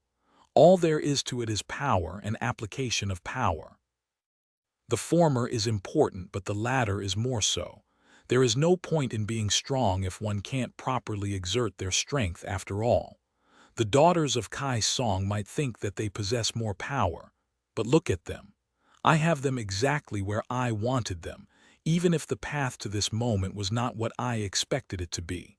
Ah, but that is another thing. One has to be flexible when waging war. Rigid things are always the first to break. With a chill, Sunny realized that Morgan had been acting throughout the entire attempt at negotiations. She had never wanted the duel to happen. She had never wanted to avoid the battle. Instead, all she had wanted was to lure the enemy into committing to it. In the end, it was Beastmaster who insisted on proceeding with the battle, thinking that she had forced Morgan into a corner. He shook his head in amazement. Why is everyone in that family so devious? Well, it was not like he had anything to complain about. Morgan had said a lot of things, but conveniently failed to actually answer his question and explain what exactly gave her the confidence to face the superior force of Clan Song on the battlefield. Still, her confidence was a good sign for him. Sunny let out a sigh. Now, all he had to decide was how far he was willing to go to ensure that valor achieved a sweeping victory. What was he willing to show, and what was he willing to hide? The unpleasant answer was rather simple. Sunny had no right to hide anything. He had to give it his all unless he wanted to make every decision he had made thus far meaningless, even if abandoning his pretenses might end up putting him in danger. It was time to go all out. Morgan, meanwhile, turned to her soldiers and smiled. Her voice echoed across the plain, sounding as sharp as a sword leaving its scabbard. Warriors of valor, today we sanctify this field with blood. Have no fear, have no mercy. Have no doubt, the 1,000 awakened roared, and as they did, Morgan coldly looked at the knights among them and gave a small nod. In the next moment, something strange happened. Sharp steel flashed, and a dozen dead bodies fell to the ground, awash in blood. It happened so fast that no one even had a chance to react. Morgan shook her head slightly and said with contempt, "Did she really think that I wouldn't find her thralls?" Then she looked at the frozen soldiers with murderous determination, unsheathed her strange sword, and yelled, "The traitors are dead. Be strong, be sharp, be my sword." And as she did, the dim twilight was suddenly illuminated by a myriad of scarlet sparks. A hurricane of them, much larger than the one produced by manifesting echoes, surrounded Morgan like a river of blood. From that river, hundreds of swords slowly appeared, hovering above ground. All of them. All of them were memories, and of considerable power at that. No sword was the same as the rest, each possessing a unique form, shape, and presence. And there was something strange about these swords, too, just like there was about the one she was holding in her hand. Sunny stared at the cloud of swords, stunned, until he noticed a common detail that all of them shared. Each had a symbol of an anvil pierced through by a sword either etched on its blade or engraved on its pommel. All of those are forged memories. Sunny watched as countless swords suddenly flew in different directions, each landing in the hand of an awakened warrior. And as he did, he felt that he knew what these swords were and who had created them. Anvil of Valor, the King of Swords. These swords had to be a conduit of his domain, or at least a manifestation of his aspect ability. Nephi's received a silvery longsword, and Cassie received a slender rapier. Sunny and Jet, though, did not receive anything, which was, honestly, a relief. While the two of them were observing the grandiose bestowal of swords with guarded expressions, Morgan turned to them and smiled. "Master Sunless, Master Jet, if there are any preparations you want to make, I suggest that you make them now. We are about to begin." Jet silently leaned on her glaive, showing that she was already as prepared as she wanted to be. Sunny, on the other hand, did have a few things to do. With a sigh, he called upon several memories. The Sin of Solace, the Dying Wish, the Shadow Lantern, and Morgan's warbow. When scarlet sparks swarmed around his hand, Morgan tilted her head slightly as if surprised. When the black bow manifested itself, however, one of her eyebrows shot up. The princess gave him a strange look. "That is a curious bow you have there, Master Sunless." Sunny glanced at it and smiled. "Ah, yes. I might have forgotten to mention. But you sort of stole my heart once, Lady Morgan." It was a truly memorable day. Well, at least for me. The expression on her face was hard to describe, but it became even more incredulous when Sunny threw the bow into the air. "Wait, you are." A moment later, a hand in a black armored gauntlet suddenly rose from his shadow and grabbed it. Two crimson flames ignited in the darkness, and then a towering figure in a fearsome suit of onyx armor stepped from the shadow, her silhouette both graceful and frightening. Saint remained motionless, observing the distant army of the great clan Song with utter indifference. Then, a demonic black steed rose from the shadows, wreathed in darkness. Nightmare lowered his head, light reflecting on his adamantine horns. Lastly, a small fiendish creature made entirely of black steel appeared, staring at the horde of enthralled nightmare creatures with unmistakable hunger. Shadows moved, flowing onto Sunny's body. As they did, the light of day suddenly seemed darker and less substantial around them. He placed the sin of solace on his shoulder and looked at Morgan. "Now I'm ready." Chapter 1187, Battle of the Black Skull 1. There were a lot of startled glances directed at Sunny. Of course, it couldn't be helped, even though he was a master, thus receiving a certain amount of respect and veneration from all awakened. The warriors of a great clan still tended to treat government soldiers with a bit of disdain. Watching a mere government envoy, no matter how distinguished, pull out two transcendent devils and a terror out of nowhere must have been a bit of a shock for them. Especially because of how unlike the retainers of valor Sunny looked. He was neither tall nor physically imposing, and in fact appeared more slender than athletic.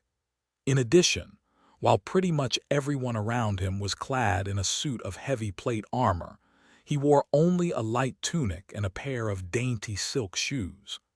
It was almost as if Sunny was not taking the situation seriously, or was powerful enough to be able to disregard the protection of durable armor despite the dire danger of the situation. There was one intangible quality, though, that convinced the warriors of valor that it was the latter rather than the former: presence. It was not a secret that saints possessed a certain presence about them, and the most powerful of masters did, too. Like Jet, who emanated an illusory aura of cold, or Nephis, who sometimes seemed to illuminate the space around her. Presence was often hard to describe, but it was unmistakable, and the feeling Sunny gave off when he got serious was of the dark, cold, and deeply frightening variety, like staring into the eyes of your killer, or maybe even of death itself. So, the warriors of valor were more than a little surprised. Obviously, Morgan was surprised the most. He stared at Sunny for a few long moments with a somewhat comical expression, then slowly shook her head and turned away. "You are a man who is full of surprises, Master Sunless. This is a good thing. We might need to pull off a miracle or two today in order to survive." No matter how amused and curious she was, now was not the time to engage in these kinds of emotions. The battle was about to start. In fact, it was already starting. The government forces had withdrawn but remained at a distance to observe the clash. The two armies were moving now. On the side of Song, a tide of nightmare creatures surged forward, and, shielded by it, the awakened followed. Sunny could not see the reflections and the saints, but he knew that they were out there somewhere, ready to strike. On the side of valor, the mounted warriors shook the ground as they moved forward, gaining speed for a devastating charge. The phalanx of awakened marched forward behind them in perfect synchronicity, their formation like a wall of steel. Whispering blades suddenly seemed to disappear. Saint Tyrus rose into the air, assuming the form of the steel-winged thunderbird. The wind roared as she flew forward and lightning danced around her body. Summer Night was at the tip of the wedge formation of the charging cavalry, his lance shining with resplendent light. Saint was galloping atop Nightmare side by side with him, drawing her bow with calm grace. Gods! Sunny was pulled forward as well, following Nephi's and Morgan. Jet and Cassie were near them, both with grim expressions on their faces. Only Imp seemed unaffected by the dreadful scale and meaning of the scene in front of them, scurrying forward with a wicked grin. We are really doing it, aren't we? As soon as he thought it, the world shook. Not too far ahead, a cloud of arrows rose from the ranks of Songs Awakened, followed by a swarm of winged abominations. All of them shot toward Sky Tide, aiming to intercept her. At the same time, the charging cavalry clashed with the sea of nightmare creatures. Just as it did, a swift black silhouette suddenly emerged from the mass of them and descended on Sir Gilead. In a flash of claws of crimson eyes, Sunny made out the figure of a giant, monstrous panther that had swiped at the Saint's Echo mount with her claws. Silent Stalker had finally shown her transformation ability. Then, there was only chaos. A battle between Awakened could not be controlled, simply because of the nature of the people participating in it. Each of the soldiers possessed unique abilities and skills derived from them. No general, no matter how talented, could truly calculate and effectively guide such a great number of unpredictable variables. It was as though 2,000 devils were unleashed onto the desolate plain, burning with the murderous desire to destroy each other. All that the leaders of the two armies could do was set certain tactics in motion and hope for the best, and fight. In the War of Awakened, the personal valor of the combatants was much more important than in a battle of mundane soldiers, or even in one against nightmare creatures, which meant that a single individual's contribution could also exert great influence on the outcome. This was what Sunny hoped for, at least. However, watching Valor Cavalry collide with Beastmaster's thralls, he was suddenly not sure if anything he could do would make a difference. Of course, it can. There aren't that many masters here, and among them only Nephi's and Mordred can be compared to me. With my shadows, I am almost as valuable as a saint, so I need to throw these doubts away and fight. As the havoc of the bloody melee drew nearer, threatening to swallow the battle formation of valor, Sunny suddenly heard the exhilarated voice of the Sin of Solace laughing in his ear. Fight, fight, fight. All you ever do is fight, but what have you achieved? Nothing. You failed your soldiers, you failed the people you wanted to protect, and on top of that, you even ended up in the exact place that you had wanted to escape. Pitiful fool. Do you really think that today will be any different? Sunny could even see a shadowy figure following him, its features more distinct and pronounced than ever. He smiled crookedly. Ah, it's you. You're just in time. Come on, bastard. Watch me. Then there was no more time for idle thoughts. The cavalry had cut through the river of thralls and drowned in the ranks of Songs Awakened. The tide of abominations, meanwhile, was already mere meters away. Gritting his teeth, Sunny brandished the jade sword and called upon the shadows. Chapter 1188, Battle of the Black Skull 2. The battle formation of Clan Valor was steadily advancing while keeping its shape, but Sunny was a poor fit for their polished tactics.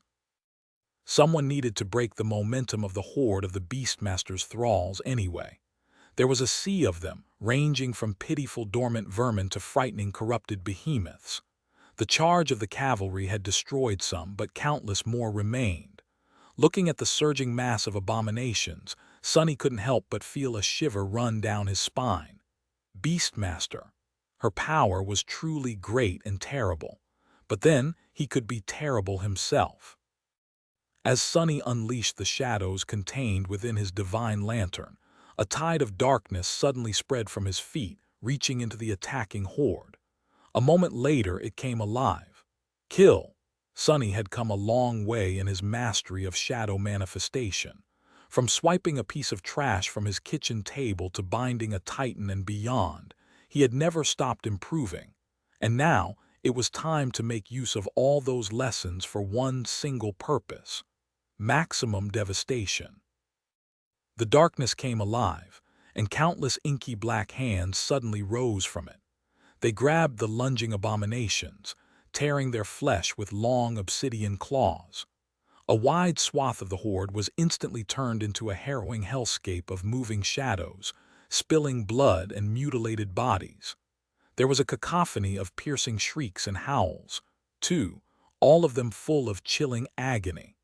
Sonny paid no attention to the reactions of the warriors of valor. His mind was in a state of battle clarity, and augmented by the shroud of dusk on top of that. But still, it took every bit of his mental ability to control that many manifested shadows. He felt as though his brain was going to explode, but as a result, the destruction he had perpetrated was on such a large scale that it almost seemed like the work of some profane deity. He only maintained it for a few short seconds, not wishing to burn too much essence, but that was more than enough. The center of the horde was utterly broken, its momentum spent. Somewhere to his left, a blinding flash suddenly illuminated the world, and another chunk of the thralls was swallowed by furious white flames. As soon as the darkness dissipated and the white flames dissolved, the vanguard of the Valor force, Sonny, Nephis, Morgan, and Jet, were already upon the enthralled monsters. Nephis was clad in an intricate black armor, with soft white radiance spilling from its seams. Her longsword, however, shone the brightest, cutting through the nightmare creatures like a ray of incinerating starlight. She moved with the stunning speed and ruthless elegance of a heaven-born killer. Jet was almost as deadly, although her battle style seemed much less refined. It was all about efficiency, practicality, and butchery.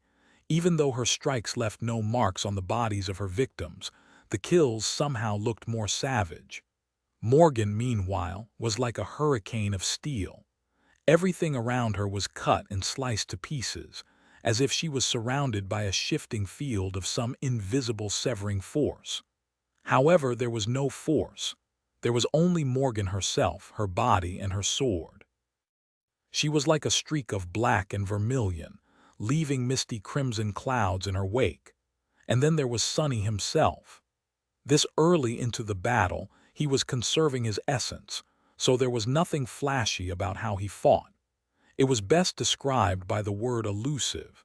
He danced between the abominations like a shadow, easily evading the deluge of attacks and sometimes delivering swift strikes of his own.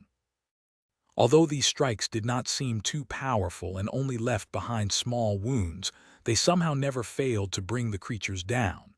Just a few moments after the four of them dove into the horde of thralls, the battle formation of Clan Valor finally connected with the enemy. Swords rose and fell. Arrows flew. Hundreds of aspect abilities activated in unthinkable harmony. Blood spilled on the ground. Sonny was startled. What the hell is this? There was a limit to training and being familiar with the powers of your comrades. Sonny knew it better than most, since he had been a part of an awakened cohort before, and even led one for a period of time. He had been in command of large military forces, too. So, Sonny understood very well just how important synergy and synchronicity really were. Only when the cooperation between the members of a cohort reached the level where they could move as a single whole without the need for words would the cohort have a chance to survive. However, cohorts were usually small for a good reason. With how different and unpredictable aspect powers were, it was nearly impossible to bring them together in harmony, and the more awakened there were, the more difficult that task was. The difficulty grew exponentially. What the Army of Valor showed, however, was a level of unity that went beyond reason. It was not exactly perfect, but close enough to perfection to be startling. Their battle formation seemed less like hundreds of warriors fighting side by side and more like a single being with 1,000 arms and 1,000 heads, like a perfectly crafted war machine. It was honestly a bit frightening. Damn. Carving a bloody path through the thralls, Sonny couldn't help but pay attention to the battle formation of Clan Valor. It steadily advanced, withstanding the pressure of the horde of nightmare creatures like a moving fortress of steel. Countless abominations were dying beneath the sharp swords of the awakened warriors, and when an especially powerful creature attacked, one of the knights would step forward to face it. Arrows rained without stop. The giant tortoise was marching behind the formation, serving as a mobile fort.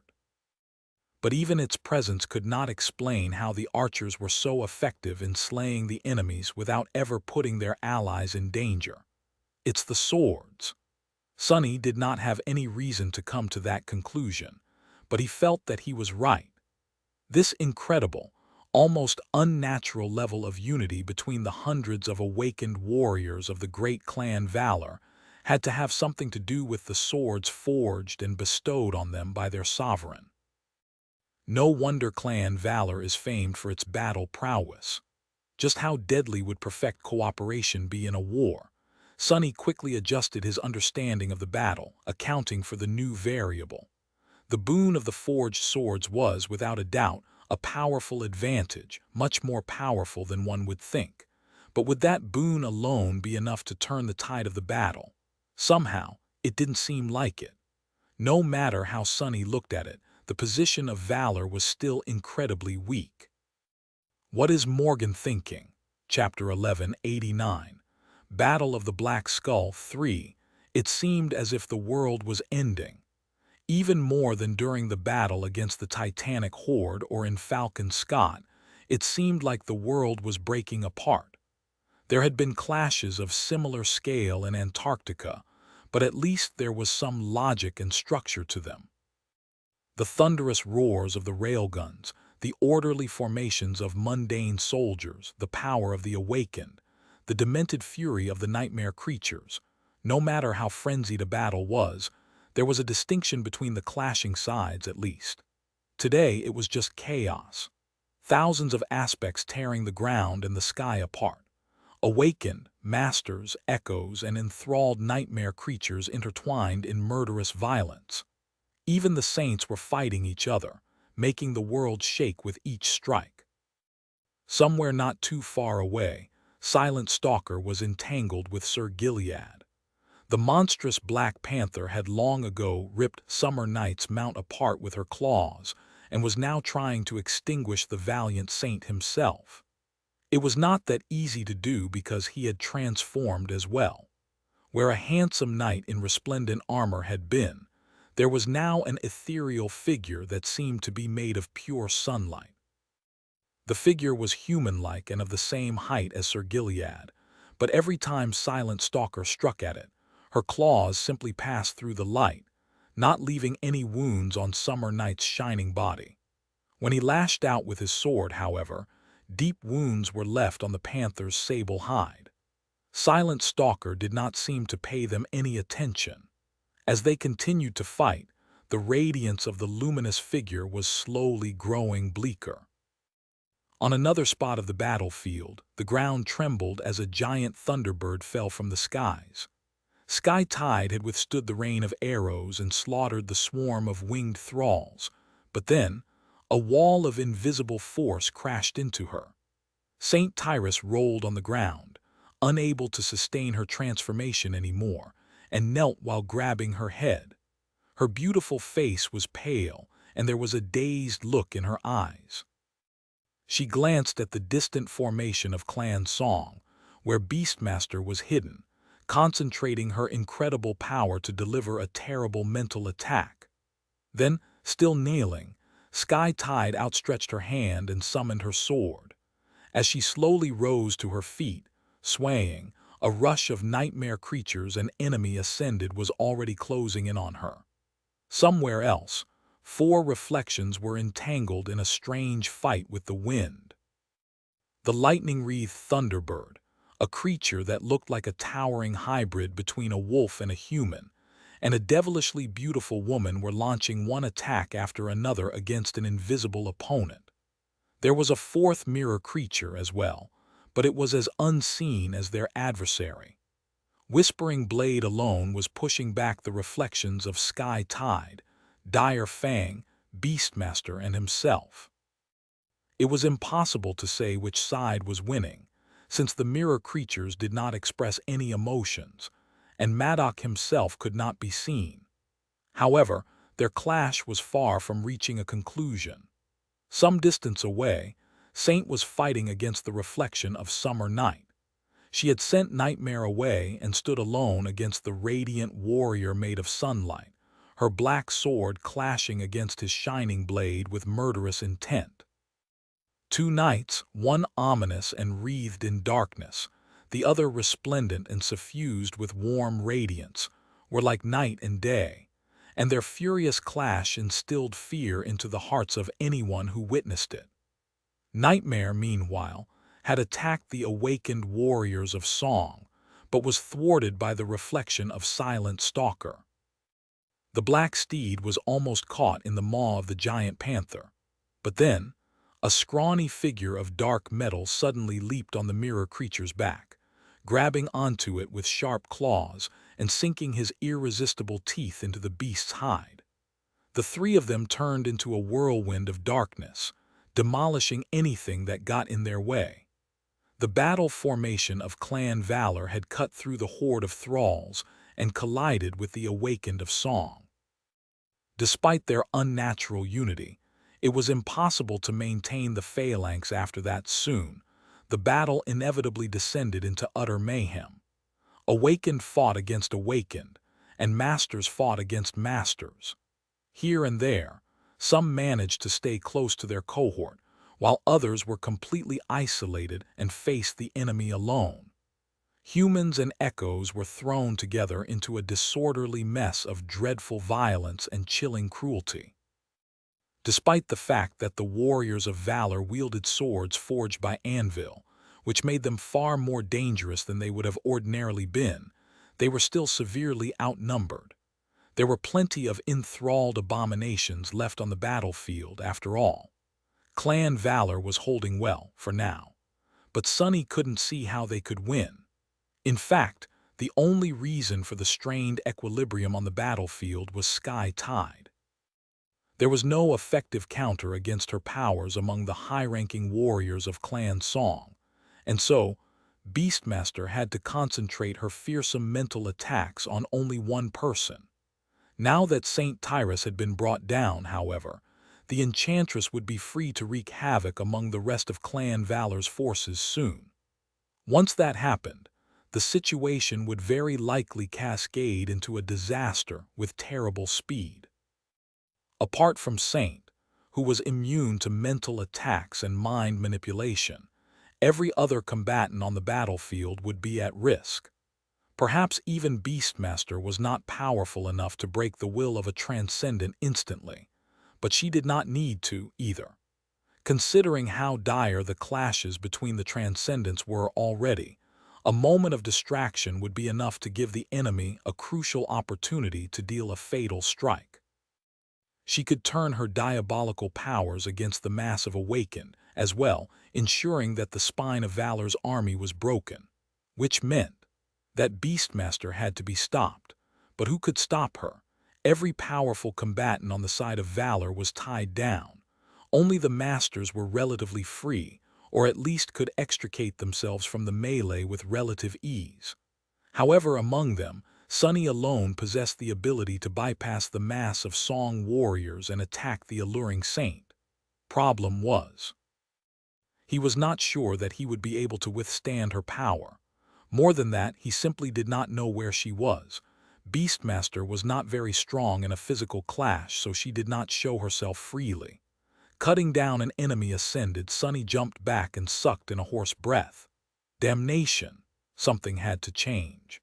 Chapter 1190. Battle of the Black Skull 4. It was growing near, the moment Sunny feared. He did not really care if Valor won or lost. All he cared about was making sure that there were enough awakened left alive in the aftermath of the battle to continue defending the siege capitals across Antarctica until the winter solstice. But for that, He needed Clan Song to be defeated in a swift and decisive fashion, which didn't seem to be possible anymore. In fact, from what he saw, the most probable result of the battle was the one he had wanted to avoid at all costs: mutual destruction. The forces of Song were going to win, but the closer they came to victory, the more furiously the warriors of valor would fight. In the end, it was going to be a massacre. Unless Morgan had something planned. But what could it be? Damn it, damn it. Sonny could think of only one way to quickly break the tide of the battle: eliminate Beastmaster. But the alluring saint was hidden from his sight, and so he couldn't even attempt to attack her. In the absence of the real target, there was a secondary goal he wanted to achieve. It was not something that his calculating mind had deemed the most beneficial in the current situation, but simply something he desired. Sonny did not want to see Saint Tyrus die. So, he was intending to help her. Maybe that would force Beastmaster to keep suppressing Sky Tide without switching to other targets as well. Currently, Sonny was in the very thick of the furious melee between the two armies. There were swords flashing and blood spilling on all sides, the terrible cacophony of the battle assaulting his ears at the same time as the vile ugliness of it all assaulted his eyes. Numerous aspects were turning the somber Antarctic plain into a feverish nightmare, and the overcast sky was on the verge of unleashing a heavy rain. In front of him, an ascendant of Clan Song easily cut down a valiant awakened of Clan Valor. He had noticed her a long time ago as she moved across the battlefield, leaving a trail of blood and death in her wake. The woman's aspect seemed to do with manipulating blood. A stream of it spiraled around her like a scarlet ribbon, sometimes shooting forward to pierce the heavy armor of her enemies as if it was paper. Their eyes met for a moment, and then the ascended lunged into an attack. Sonny was faster. He easily dodged the scarlet ribbon, dashed forward, and deflected her sword. A split second later, the blade of the Sin of Solace passed through the woman's neck. "You have slain an ascended human. Waste." In the same motion, Sonny battered an abomination's claw to the side, thus saving the life of an awakened soldier, and grabbed the creature by the neck. It shattered in his grip, and before the pale soldier could react, he was already moving past. "You have slain a fallen." Not a moment later, the awakened was killed by an enchanted arrow that slid into the visor of his helmet. Waste. There were the remains of a cohort of Song warriors trying to bar his way, 3 of them, all covered in blood and with wild looks on their faces. Shadows rose from the ground, grabbing at their ankles. The Sin of Solace flashed 3 times and 3 heads rolled down. Such a damned waste. Sonny cut through the battlefield, moving with terrible speed. He killed anyone who could slow him and evaded everyone else. Nevertheless, the shadow he had sent forward was much faster. It reached Saint Tyrus long before he could. Sonny used Shadow Step to appear near Sky Tide instantly, and not a moment too soon. She was completely surrounded by enemies, cutting them down with her sword. Even though Tyrus had been denied her transcendent form, and even though she was continuously withstanding a ruinous mental assault, she was still a saint. Her physical prowess, skill, and judgment were beyond the realm of ordinary humans. However, even she had a limit. Sonny deflected a sword aimed at her back and used the rebound force to spin and deliver a crushing kick to the abdomen of the attacking master. Usually, it would have been stupid to show his back to the enemy, but right now, they were surrounded from all sides. No matter how Sonny turned, he would be exposed. Additionally, such logic only applied to humans who did not have eyes at the back of their heads. He, however, had shadow sense and could look upon the world through his shadows as well. Sonny did not have blind spots, and he also did not have common weaknesses. He could even fight with his eyes closed if he wished to, while his skin was hard enough to resist most attacks below a certain level. Which didn't mean that he was invincible, of course. In fact, as soon as he reached Saint Tyrus, he was overwhelmed by a sudden feeling of dread. Sonny did not know the reason for it, but it was as though something inconceivably vast and powerful was looking at him, full of inhuman indifference. No, not indifference. Emptiness. What? What is this feeling? Sonny was distracted for a split second, which gave the enemies an opportunity to launch an attack on him. From below, the ground suddenly shifted and rose, wrapping around his legs, just like the shadows he had used a dozen seconds ago to immobilize the three awakened. At the same time, a javelin made of turbulent wind shot at his head. Sonny cursed, then sent essence into his legs to give them some explosive strength, broke through the bindings and bent backwards to dodge the javelin. As a result, he avoided the attack but ended up rolling over his shoulder. When he hit the ground, though, it felt wrong. What the hell? Sonny felt something cold and slithering move across his palm. Looking down, he saw a thin, gray worm crawling across it, with pieces of soil sticking to its translucent body. The sight of it was naturally disgusting, but more than that, it suddenly filled Sonny with fear. He gazed at the spot that he had touched to exit the roll and shivered. The soil was moving, countless worms crawling out of it like flesh maggots. It was not just that small patch of ground, either.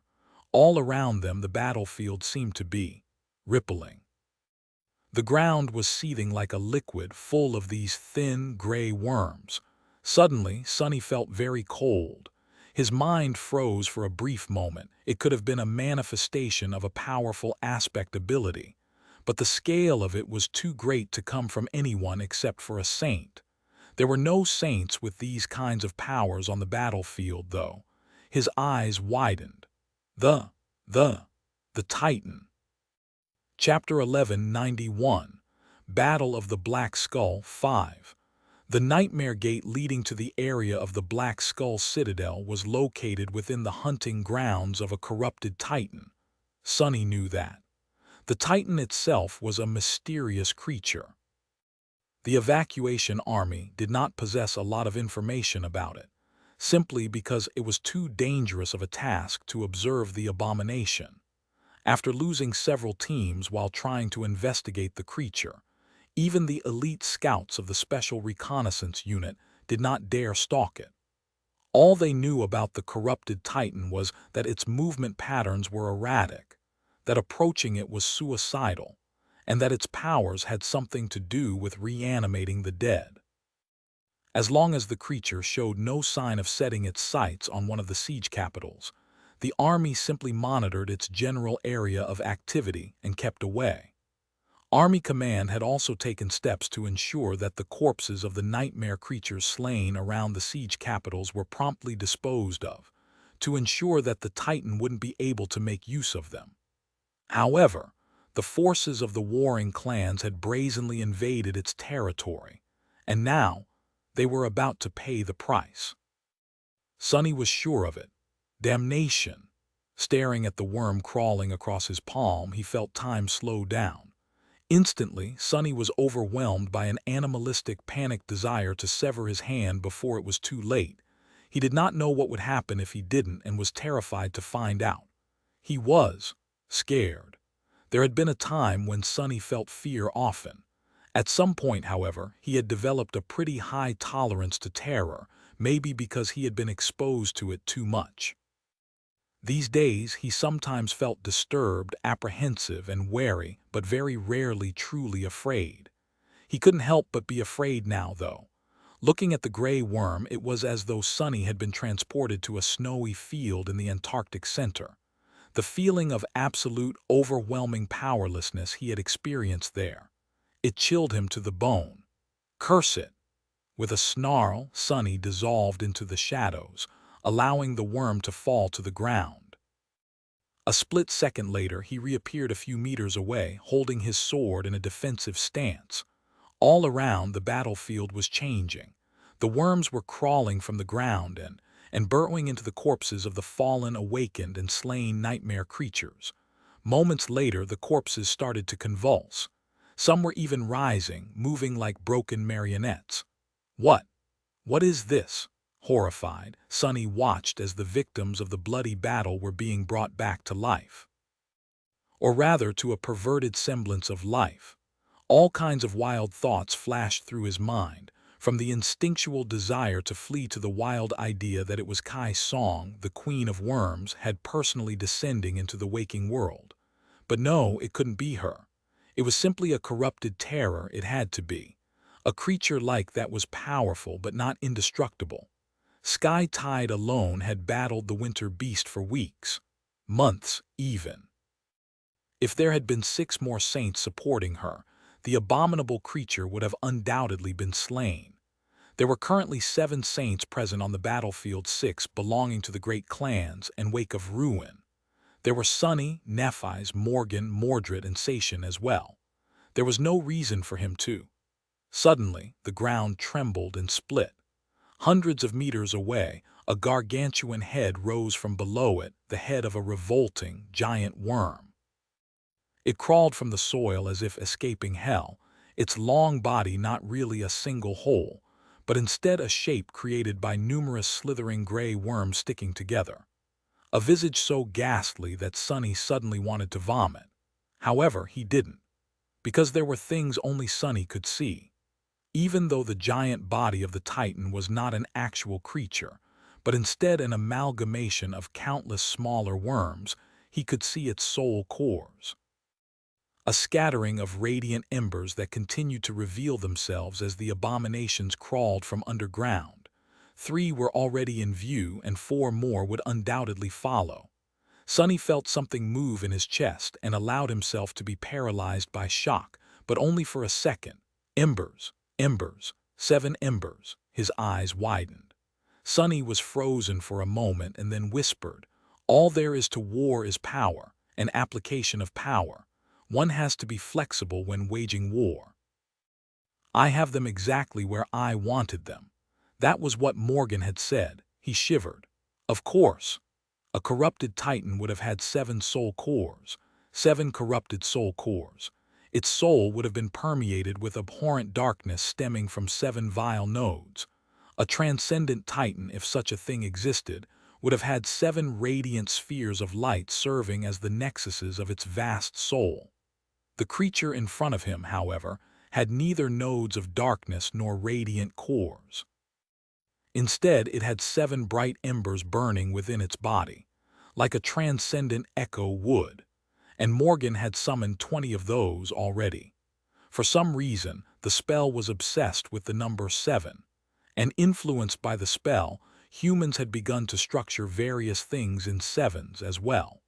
So, wouldn't the Princess of Valor actually possess 21 transcendent echoes? That would be only logical. Finally, several things clicked together in Sunny's mind. The reason for Morgan's unexplainable confidence, her pretense of willingness to participate in a duel that had pushed Beastmaster into committing to a battle, the fact that the corrupted Titan's hunting grounds had shifted to encompass the Black Skull Nightmare Gate right after reinforcements had been sent through it by Whispering Blade. Sunny blinked. What a devious strategy. There wasn't, and had never been, a corrupted Titan. There was only an echo of one, a transcendent echo belonging to Morgan. She had unleashed it in East Antarctica and allowed it to roam free all that time. The echo had even destroyed several human outposts and killed every scout of the evacuation army sent to investigate it, until no more scouts were sent. All to make this moment possible. The Titan Echo had been supposed to protect the Nightmare Gate and seal access to Black Skull until it was captured by Clan Valor, but Mordred bypassed the worm entirely and made those plans useless. So, Morgan was forced to shift her strategy. Instead of betting on the Black Skull Citadel to carry her to the tomb of Ariel ahead of the competition, she used it as a lure to decimate Clan Song's forces on the battlefield. She had applied her power in a way most flexible indeed. Looking at the giant gray worm rising from the ground, Sunny suppressed a stifled laugh. What the hell, am I supposed to be happy to see this revolting thing? Chapter 1192, Battle of the Black Skull 6, Before the battle, Morgan had said that she would have been certain of Valor's victory if not for Mordred's reflections. Now that her final echo had revealed itself, Sunny finally understood what she meant. The arrival of the Worm Titan instantly changed the situation on the battlefield, but even such a creature was not enough to spell certain defeat for the forces of Clan Song. A mere corrupted Titan would not have been able to doom the monstrous beings gathered on the desolate Antarctic plain today, and an echo of one was tremendously powerful, but not nearly as dreadful as the real thing would have been. So, even though the situation had changed, the outcome of the battle still hung in fragile balance. The dead were rising to assist the outnumbered warriors of valor. The main body of the echo itself had to be dealt with, as well. Instead of quelling the furious bloodshed, the arrival of the abominable worm only seemed to drive the chaos to a new, inconceivable level. One thing it did manage to achieve instantly, though, was force Beastmaster to finally reveal herself. Sunny felt her presence before he saw her. It was as though an invisible hammer fell from the sky, pressing every soldier of Clan Valat into the ground. The Awakened, who had been fighting with indomitable resolve up until now, suddenly staggered and swayed. Their movements grew sluggish and strained. Arg! Sunny gritted his teeth as he shook off the effects of the mental assault. Even his incredible resistance against mind attacks had been insufficient to fully deflect Beastmaster's diabolical power. The poor warriors of Clan Valor stood no chance against it. Their only saving grace was that the enchantress was forced to spread herself thin to influence 1,000 powerful Awakened at the same time. Their concentration was broken, and their strength was severely diminished, but at least they survived.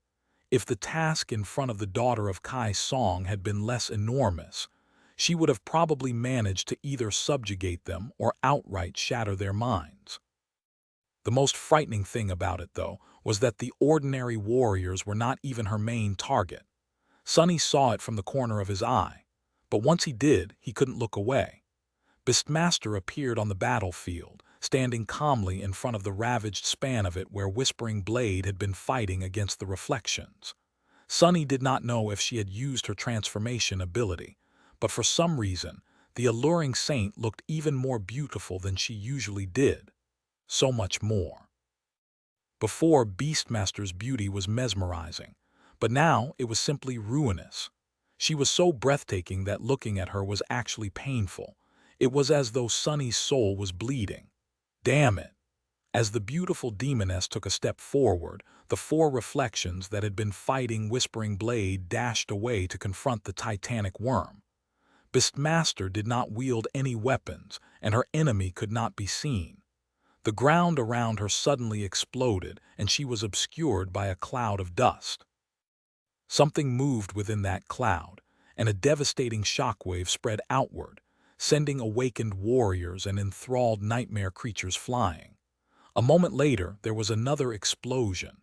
Sunny had entertained ideas of eliminating the demonic enchantress, but looking at her bizarre clash with Madoc 1 using ethereal mental attacks, the other invisible swords, he was suddenly not sure that he was qualified. How was he supposed to intrude upon a battle that he could not even perceive? Later. For now, he still had an unfinished task. The dead had risen to support the warriors of valor, but Beastmaster's calamitous assault had restored the lethal equilibrium between the two fighting forces. The titanic echo was clashing with the four reflections, and Saint Tyrus was still in danger.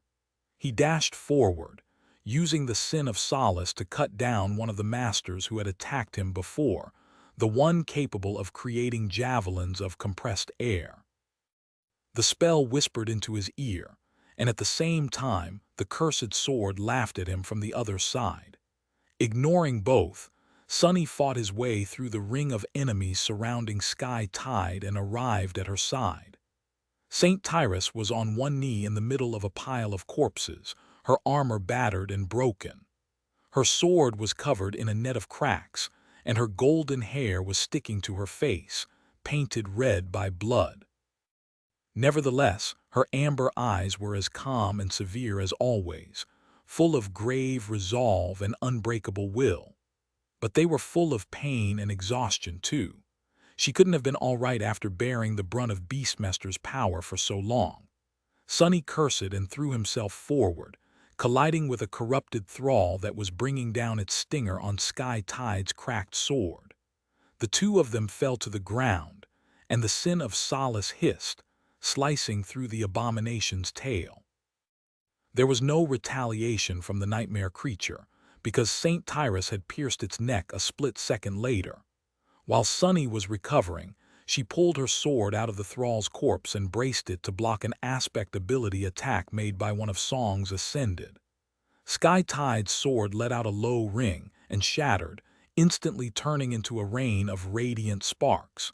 She was tossed back and grunted, spitting out a mouthful of blood. "You bastards." Sunny was already back on his feet, full of dark fury. He quickly assessed the situation and reluctantly suppressed his desire to slaughter everyone in sight. Cutting down the minions of Clan Song would have been enjoyable, but there were too many of them around and they were too powerful. He could face them, and he could defend St. Tyr's. But he wasn't sure that he could do both at the same time. For now, his priority was to ensure her safety. Gritting his teeth, Sunny called upon the shadows. Instantly, a wave of darkness rose from his feet, pushing the enemies away and solidifying into a tall wall. That wall was not going to hold them back for long, but it would at least buy him some time. He dashed toward Sky Tide and grabbed her by the shoulder, helping the saint balance herself. Her face was pale and marred by blood. "Lady Tyrus, are you all right?" He knew that it was a stupid question to ask, considering the situation, but he still couldn't help but ask it. She looked at him with a pained expression, and then a pale smile appeared on her lips. "I'll live. You should."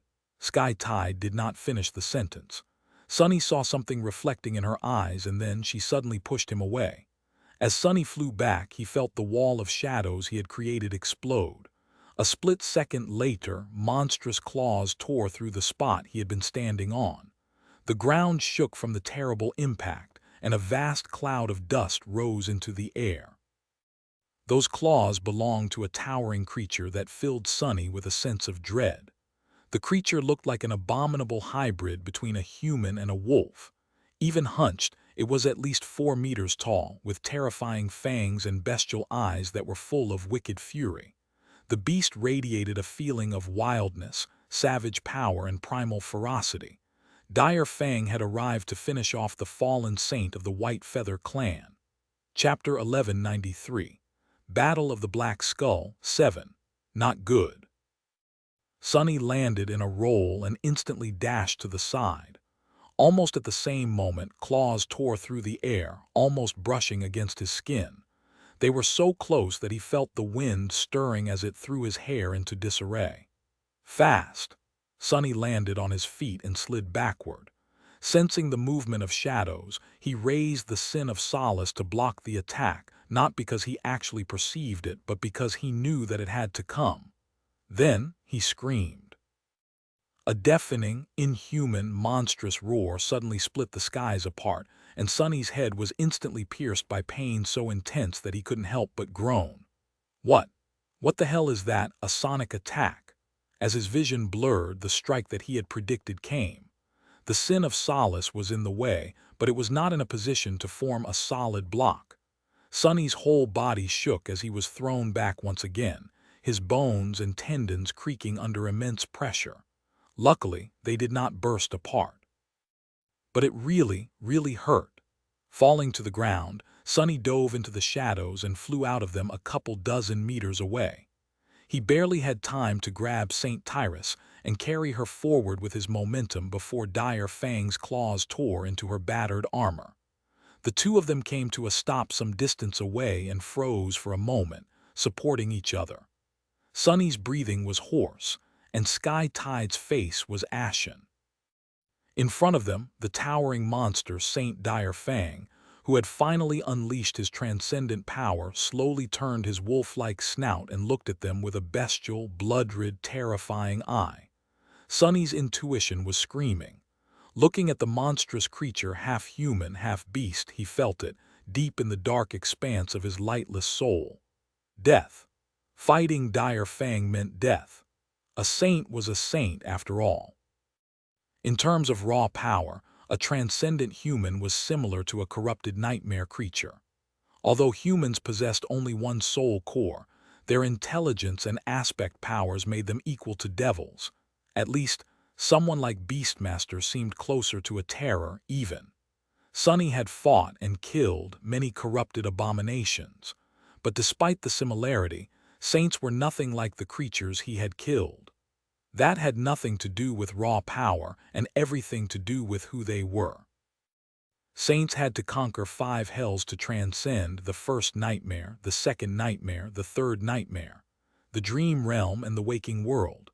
Countless humans had tried, but only the absolute best of the absolute best could survive all 5 of these impossible trials.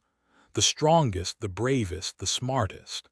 The most determined, the most skilled, the most adaptable, the most lucky. By far, only a person possessing all these qualities could become a saint. Even with the interference of the great clans, nothing less would do. So, facing a saint was not comparable to facing a random corrupted abomination. Facing a saint was like facing one of the strongest corrupted abominations in existence, a fiend among fiends. Dire Fang was not alone either. There were several ascended of Clan Song and powerful thralls surrounding them too. Curse it all. Sunny suppressed the desire to take a step back, knowing that they would not be able to run. His eyes grew dim and bleak. He hesitated for a heartbeat and then glanced at Sky Tide. If he went all out, using Shadow Shell and every other trick at his disposal, it would probably still not be enough. His last desperate gamble was the Mirror of Truth, but Sunny was not sure that it would be of any help, not before both of them were torn apart by Dire Fang at least. He trembled. Lady Tyrus, I don't know what to do. She looked at him, her bloodied face remaining calm and composed. Her voice was steady too. Of course you do. You have to flee. Sunny gritted his teeth. Yes, retreat was always an option. He was a great master of staying alive after all. He could dissolve into shadows and emerge from them hundreds of meters, or even a few kilometers away from the dreadful saint. He could become one of the shadows as well, and thus immune to all physical damage. That was how he had survived on that snowy field in the Antarctic center after all. The problem was that he couldn't take anyone with him. And so, Sky Tide's meaning was clear. She was telling him to leave her and save himself. But Sunny, he didn't want to, and so he was not going to. There was no time for conversations, really, so he simply raised his sword and snarled, "Like hell I will." In the next moment, the monstrous figure of Dire Fang turned into a gray blur. He was moving too fast for Sunny to trace where the attack would come from. Even Shadow Sense could not keep up with the bestial saint, and so all Sunny could do was guess. Crap! He summoned the shadows again, trying to build another wall around them. However, it was smashed apart before receiving the chance to solidify. He tried to block the attack of the Transcendent with the Sin of Solace again. However, it was pushed aside with disheartening ease. He put himself between Dire Fang and Saint Tyrus. Arg! Sunny felt his throat being ripped open by a sharp claw. He reeled back and grabbed his mutilated neck, feeling blood flow through his fingers like a river. Damn it, that hurts. He used the dying wish to heal the lethal wound, exhausting the accumulated charge of the transcendent charm. It was still not enough to change the situation. The monstrous beast was already lunging to deliver another attack, and this time. Before Sunny could react, a blinding flash suddenly illuminated the world, and the gray blur lunging at them was suddenly swallowed by an explosion of white flames. At the same time, a figure wielding a slender rapier appeared in front of the ascended of Clan Song. She moved between them like an apparition, deflecting a rain of attacks with measured elegance and strange, seemingly irrational ease. Cassie pulled the attention of the enemy masters and thralls, while Nephi's positioned herself between Dire Fang and Sunny. The towering beast emerged from the flames. Wisps of white fire were dancing on his fur, but he did not appear burned. The saint bared his fangs in a murderous grin. Looking up at the towering monstrosity, Nephi's calmly brought her radiant longsword into a high guard. "Sunny, are you all right?" he sighed. "Damn, it is indeed a stupid question to ask." Chapter 1194, Battle of the Black Skull 8, 1194 Battle of the Black Skull 8. Sunny let out a terse breath. "Yeah, I'm fine. Just got my throat ripped out. No big deal." He lowered his bloodied hand, revealing the wound that had already disappeared thanks to the Death Wish enchantment. There was a lot of blood on his neck and the black silk of the Shroud of Dusk, but under it his skin and flesh were perfectly fine. A corner of Neph's mouth curled upward. "I see." Then she looked at Dire Fang with a severity that seemed cold enough to freeze a person to death and said calmly, "In that case, Lady Sky Tide, please fall back with Song of the Fallen. Master Sunless and I will remain to cover your retreat." Saint Tyrus was in no condition to face Dire Fang in battle. Even if she wanted to stay, her presence would only slow the two of them down. She seemed to have understood that as well. Even if she didn't, Sunny was not sure that Sky Tide was in a position to refuse Neph's orders. She was a vassal of Clan Valor, after all, and Nephi's was technically of the same status as Morgan. "Cassie, take her."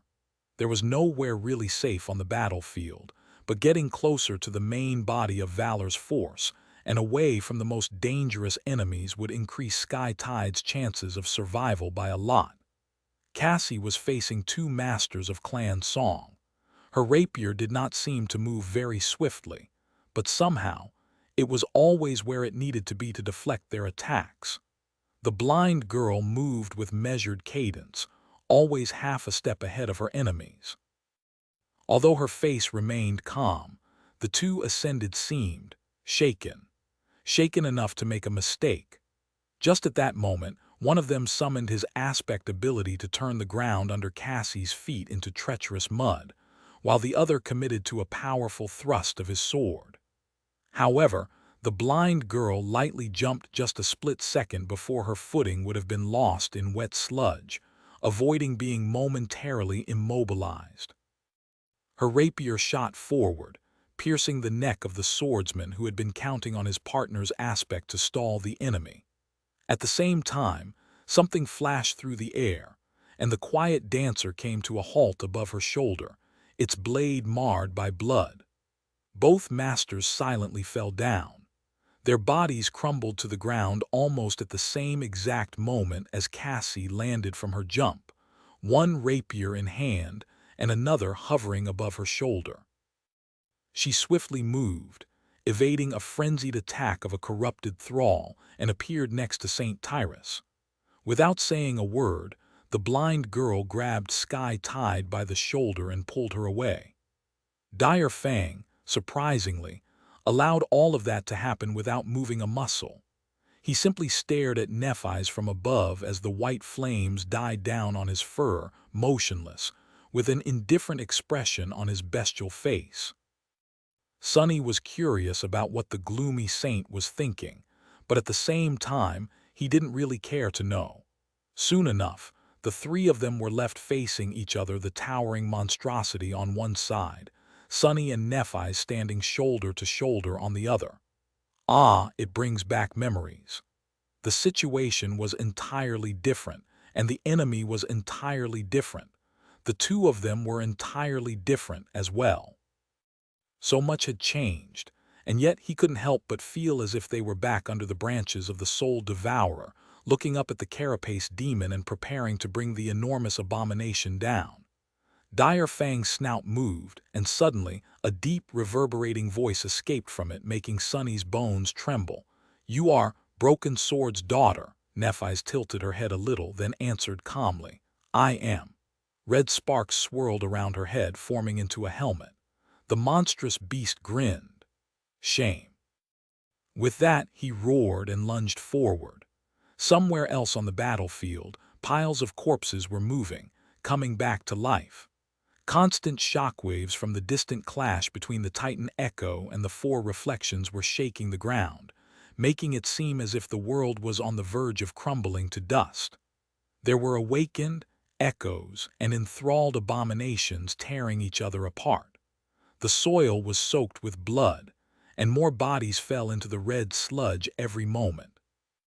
A bolt of lightning flashed, and a thunderclap rolled across the desolate plain, soon drowning in the clangor of the battle. The first drops of heavy rain fell down.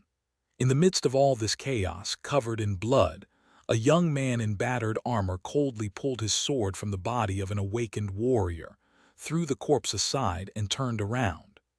A slender young woman clad in a suit of black armor, with a red cape draped around her shoulders, reflected in his strange, mirror-like eyes.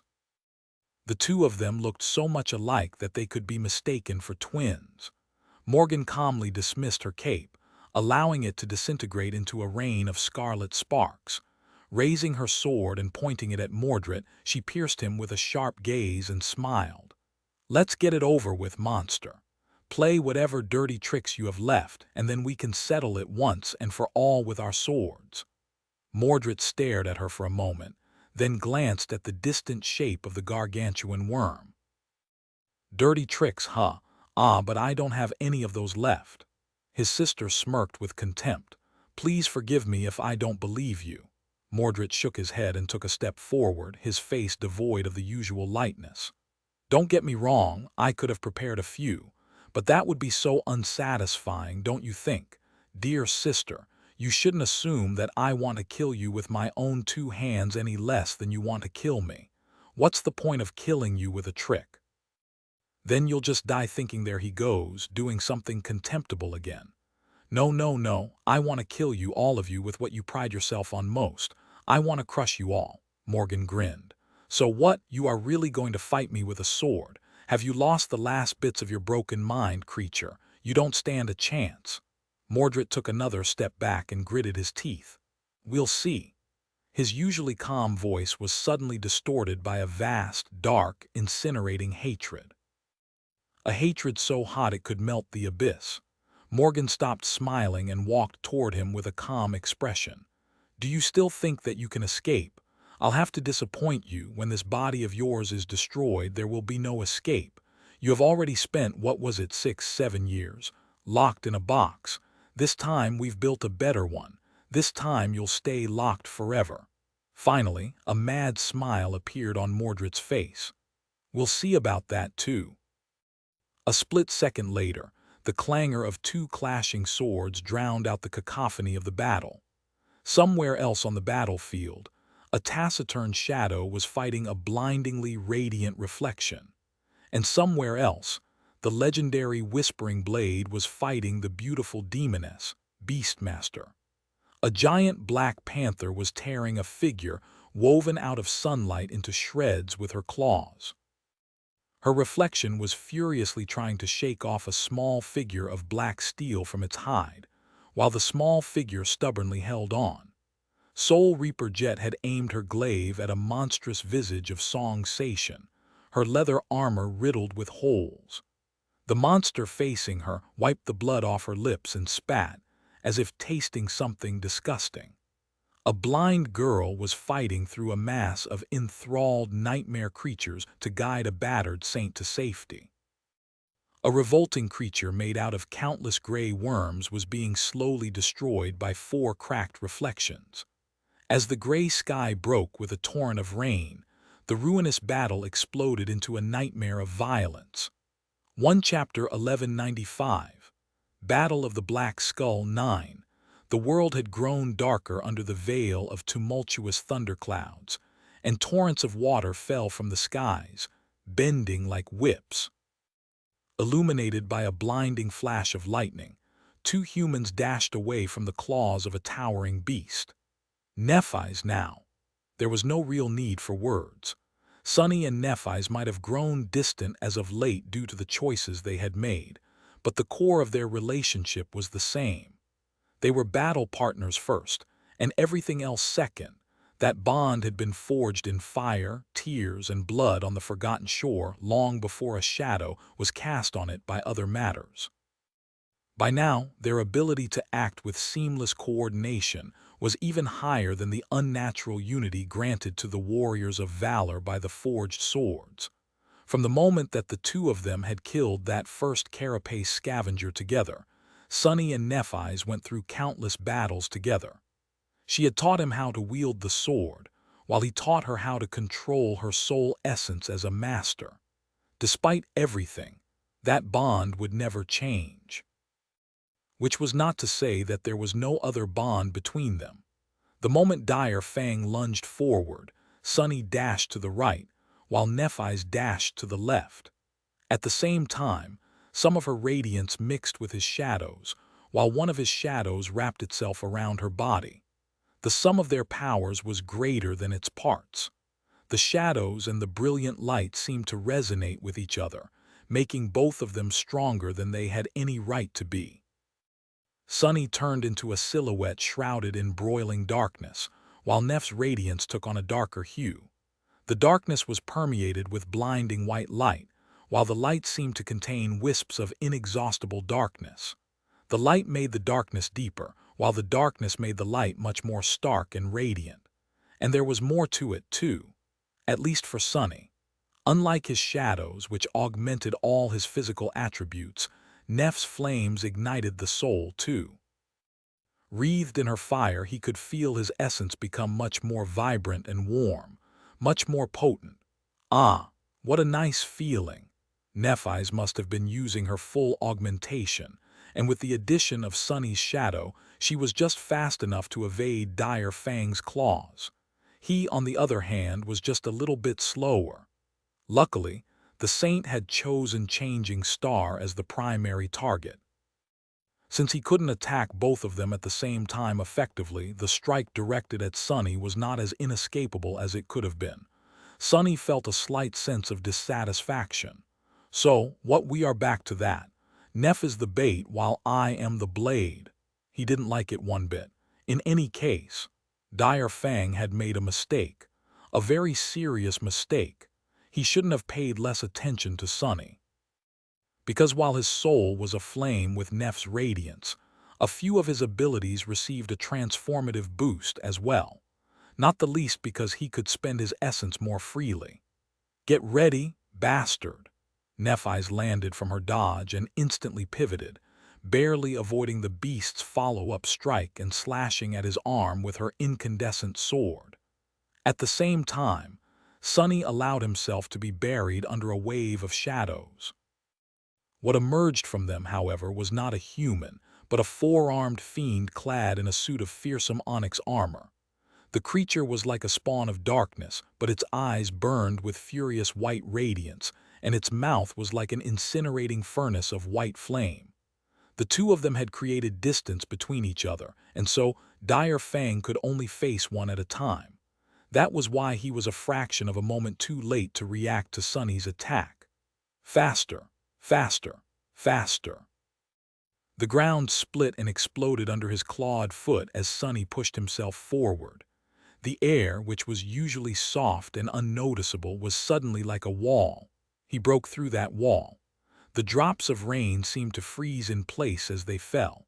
Sunny wanted to let out a scream, a roar, a battle cry. But he didn't, of course. Why would he announce his strike while attacking the enemy from behind? The sin of solace fell silently. But Dire Fangs was suddenly not in the place he had been a split second before.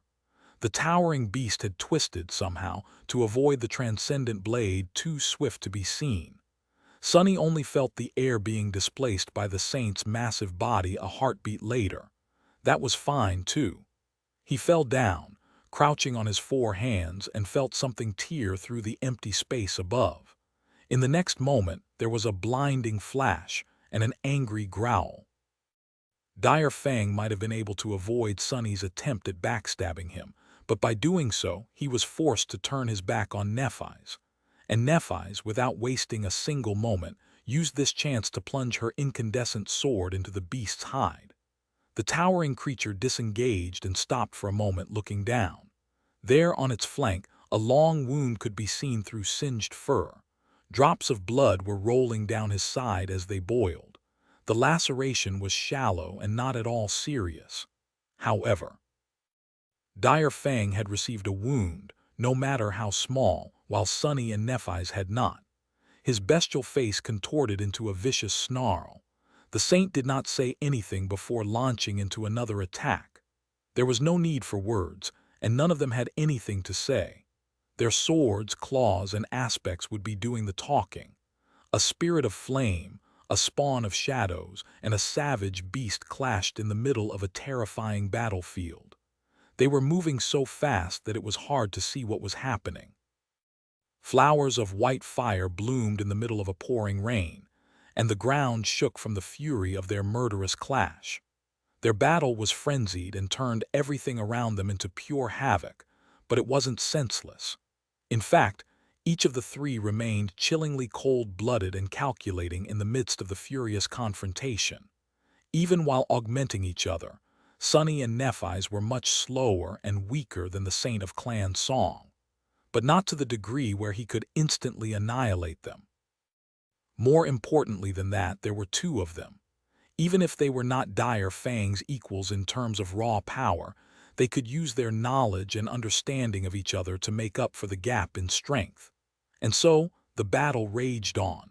Scores of strikes were exchanged in the span of a dozen seconds. The ground was broken and upturned. The rainwater mixed with the soil, turning it into mud. The mud was incinerated by the flames, turning into ash. For a few short moments, a fragile equilibrium seemed to have been created between the two masters and the saint. Astonishingly, Sunny and Nephi's had not been ripped to pieces by Dire Fang, like a couple of Ascended should have been. They even managed to push him back, but Sunny was not very happy about the result. It was because he knew that this equilibrium would not last long. Right now, even while fighting at the absolute limit of their capabilities, both sides were carefully studying their adversary. The side that managed to glean the enemy's strengths and weaknesses first was going to win, while the side that failed was going to be killed. Well, how wonderful! In that regard, Sunny had an overwhelming advantage. As a practitioner of shadow dance, he was unrivaled when it came to learning everything about his enemies, be they humans, nightmare creatures, or saints. Chapter 1196, Battle of the Black Skull 10. In the cacophony of the battle, obscured by roaring thunderclaps and the whisper of falling rain, two swords were creating a lethal melody of steel. Mordred knew that he was weaker than his younger sister. He was slower, too, and not nearly as resilient.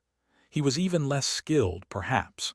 His powers were formidable, but they were useless against her. The King of Swords had made sure of that. His soul cores had been spent on creating the reflections, and those reflections were being spent on holding back her army. That army was also more powerful than the one on his side. Morgan had chosen the battlefield and lured the enemy into a trap. As a general, she had already succeeded, but she was not only a cunning strategist. She was a brilliant warrior, too. Morgan was like an unstoppable blade. She had everything that a princess of war was supposed to possess. She had power, talent, resolve, intelligence. She had the authority of their family and its favor as well, while Mordred had nothing. He had always had nothing, and everything he had tried to make his was either destroyed or taken away. However, despite all that, he was not going to lose, he was going to win. Die, you wretched thing! Their swords clashed, and even though Mordred had managed to read her intentions, he was still thrown back. His block was perfect, but it was not strong enough. He slid in the mud and let out a pained gasp. He was slightly dazed. Rain was falling all around them like a gray wall, and every drop was a mirror. The world was reflected on itself myriads of times, and all those reflected worlds flooded his mind like a kaleidoscope of horror. Every gruesome death, every desperate call for help, every selfless act of courage, Every cowardly wail of defeat were reflected, multiplied, and projected into his head. It helped him to orient himself better on the chaotic battlefield, but it was also, annoying. This was why he didn't like rain. Morgan was already closing in. Mordred grinned as he rose to face her. There she was, a beautiful young woman in a suit of black armor who looked so much like him. What did she know? She didn't know anything. She had been a mere child when their family decided to betray him, not even a sleeper. She had not been there when his original body was destroyed, or when he was locked in a cage like a beast. Morgan was not among those he wanted to kill the most, but she was their symbol. For Mordred, the young woman with a face that was eerily similar to his own symbolized the great clan valor. She embodied everything that he wanted to destroy. And so, he was going to break her into pieces. Her sword flashed, cleanly cutting through the raindrops as it flew toward his body. He tried to deflect it, but it was of no use. The strike turned out to be a feint. A moment later, sharp pain pierced the left side of his face. Mordred stumbled back, feeling blood flow down his cheek. Arg, I think I lost an eye this time. Illuminated by the flash of lightning, Morgan's face remained impassive. Pathetic. Did her voice sound? Disappointed.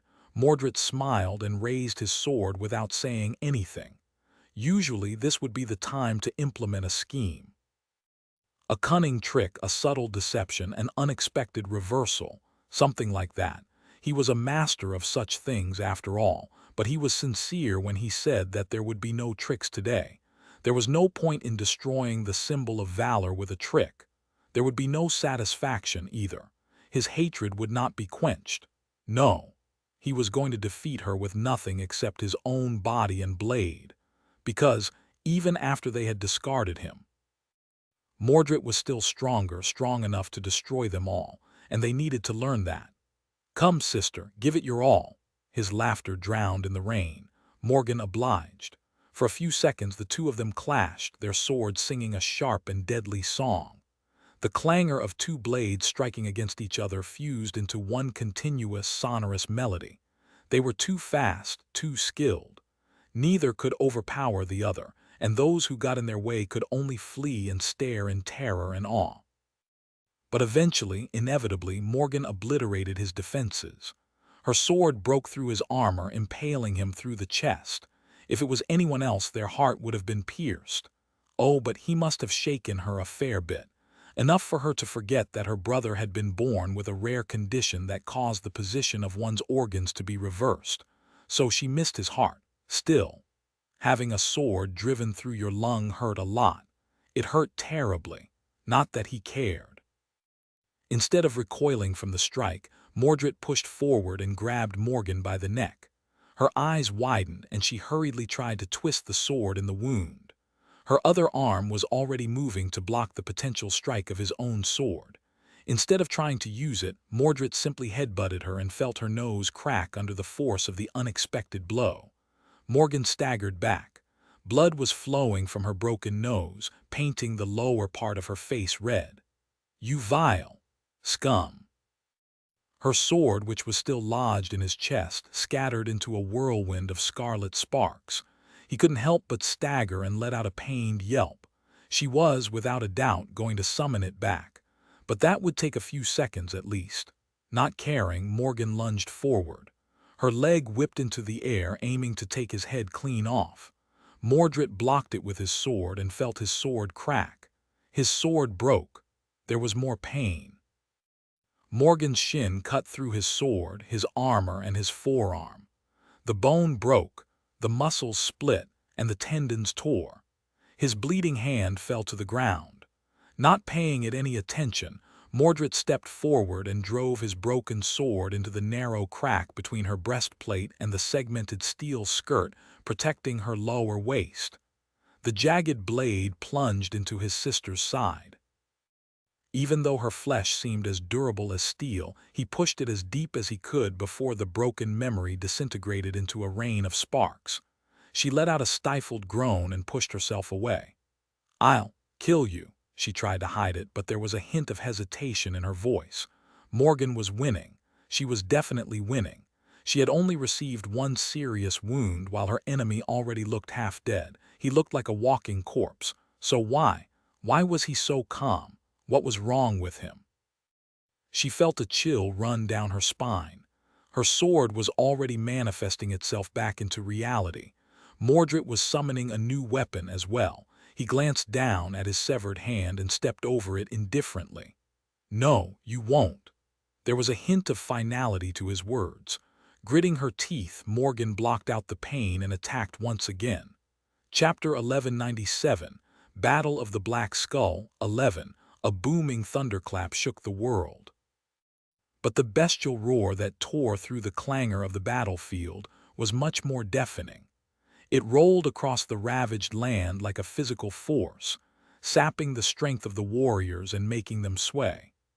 Sonny, who was very close to the source of that roar, cursed under his breath as he pushed the pain aside and twisted his body to avoid being sliced by the monstrous claws of the rampaging saint. Dire Fang's hand flew past him, and while Sonny was trying to bring the sin of solace down on the creature's monstrous limb, Nephi's attacked from the other side, her sword turning the whipping streams of rain into boiling vapor. The two of them were like hunters fighting against a powerful beast. They circled around him and used their cooperation to make up for the gap in power, acting with the cunning and foresight that made humans so deadly. Nephi's was fighting in a way that would have made all the other Ascended freeze in stunned silence. She was just too fast, too strong, and too destructive. Her incandescent sword was hot and sharp enough to incinerate the world, and her skill and battle sense seemed to transcend the concept of limits. Sonny was no less frightening. Hidden in the tenebrous embrace of the shadow shell, he fought with the ferocious power of a true-born fiend, and used his inhuman physique to move in a way that no human could repeat, and no opponent could predict. Much more importantly, despite the stark difference between the two of them, one shrouded in burning darkness, the other suffused with beautiful light, they fought and acted as one. That combination was too lethal for a mere beast to survive. However, their enemy was not a beast, no matter how animalistic his form appeared. Dire Fang's transformation ability allowed him to become a strange hybrid between a wolf and a man. His claws, his fangs, his bestial eyes, his thick fur, as well as his inhuman rage, his savage bloodlust, and his primal might, all of it made Sonny feel as though he was fighting a nightmare creature. But the saint was not a nightmare creature. Behind all these monstrous traits hid the cold, calculating mind of a human. And as a human, he had benefited from the vast legacy of accumulated knowledge, an insight that all humans were the inheritors of. In other words, Dire Fang possessed the body of a powerful abomination, but fought with the sublime skill of a gifted human warrior. Because of the nature of his transformation, the saint was using a strange mix of a hand-to-hand martial art and a knife-fighting technique. Only in his case, sharp claws were playing the role of the knives, and he had 20 of them. He had a maw full of terrifying fangs as well, and the level of skill this transcendent possessed, or any transcendent really, was truly stunning. Sonny was not sure if he had ever faced an enemy with such mastery over their weapons of choice. If he did, they could probably be counted on one hand. In any case, despite the best efforts of Sonny and Nephi's, they simply couldn't bring the saint down. They couldn't even seriously wound him, really. They were barely managing to stay alive. There were several cuts on the massive beast's body, but the two of them had received much more damage than Dire Fang. Both of their armors were battered and dented, and Sonny could taste blood on his tongue. Feeling a hint of despair crawl its way into his heart, he gritted his teeth and dashed forward to capitalize on the small window of opportunity Nephi's had created and deliver a vicious blow. The attack missed. He's a monster. A moment later, his body shook as it was batted away by an unexpected but perfectly executed elbow strike. The breastplate of the mantle dented and almost cracked. Nephi's launched into a reckless attack in order to buy him a little time to recover. She was going to pay for it without a doubt, but at this point their battle was not about remaining unscathed. It was about being a little bit less broken than the enemy at the end of it. Arg! Dire Fang was powerful, Dire Fang was skilled, and worst of all, Dire Fang was strange. His battle style was too unique, too bizarre, and too deep to be deciphered in a short amount of time. It had been perfectly tailored for his monstrous transcendent form, with its contradictory physical traits and attributes, which were both human and not. He displayed a level of essence control so intricate, deliberate, and ingeniously applied that it made Sonny question his own talent. No, it was not a question of talent. It was simply the innate superiority of a higher rank multiplied by the amount of effort put into integrating essence into a combat style, both by Dire Fang himself and many battle masters of clan song. It was the benefit of being a vassal of a great clan. This was possibly the first dedicated essence technique Sonny had a chance to study. He had not even known that such things were possible or existed. And if all of that was not enough, Dire Fang's aspect abilities were flawlessly blended into his battle style as well.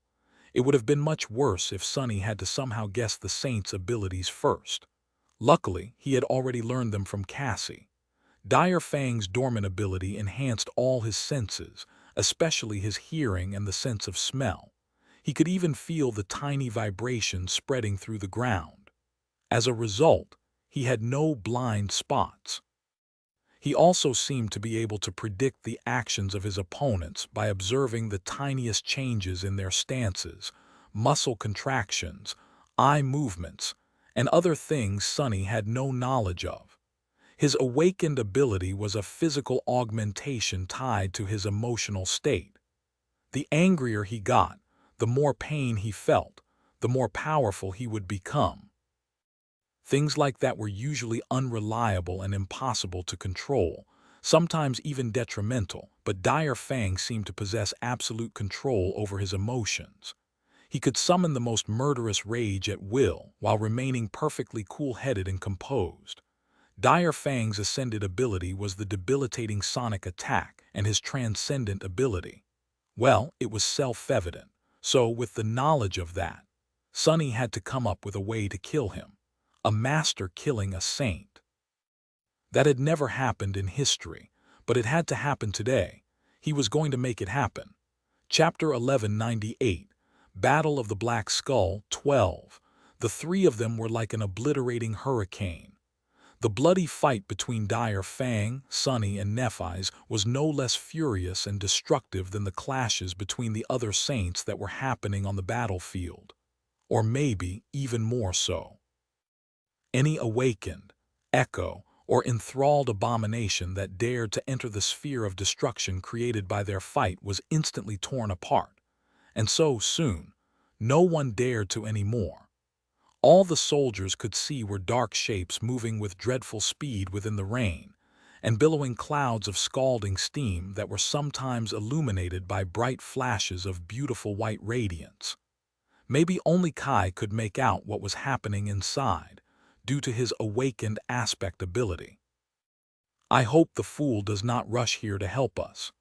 Sonny was trying to dismantle Dire Fang's battle style to shadow him, but his progress was too slow.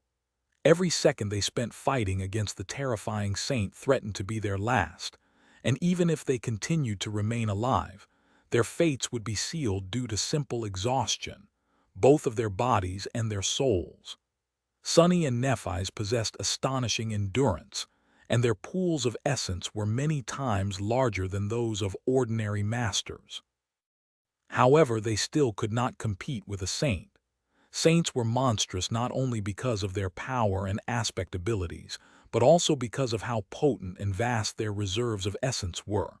To masters like them, these reserves appeared nearly inexhaustible, especially to Sonny, who was burning through his essence fast due to the shadow shell.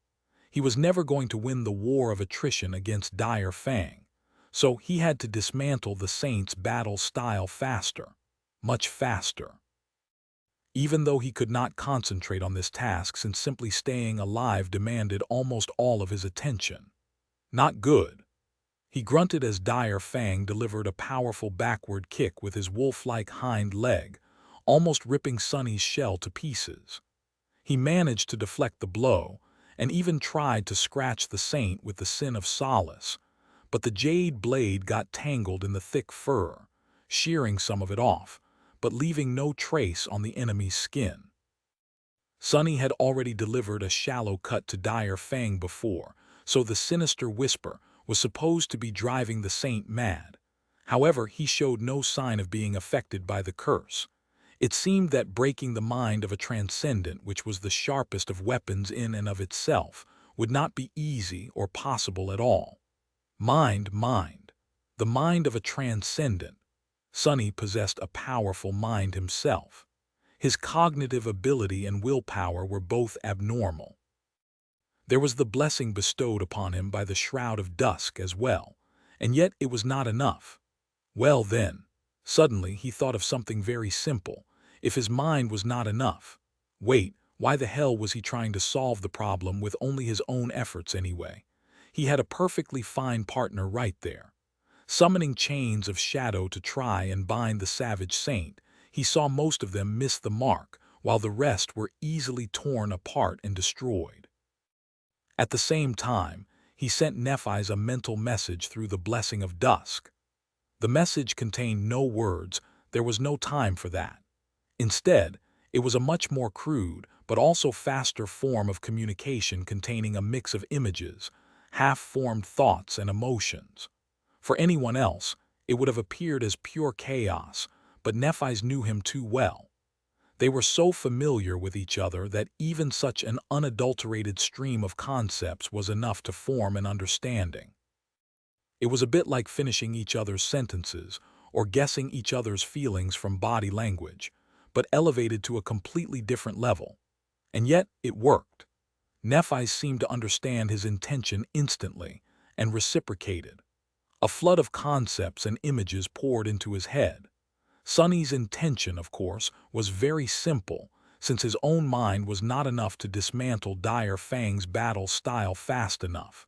He wanted to join their minds together to accomplish that task faster. Mostly metaphorically, but also a bit literally.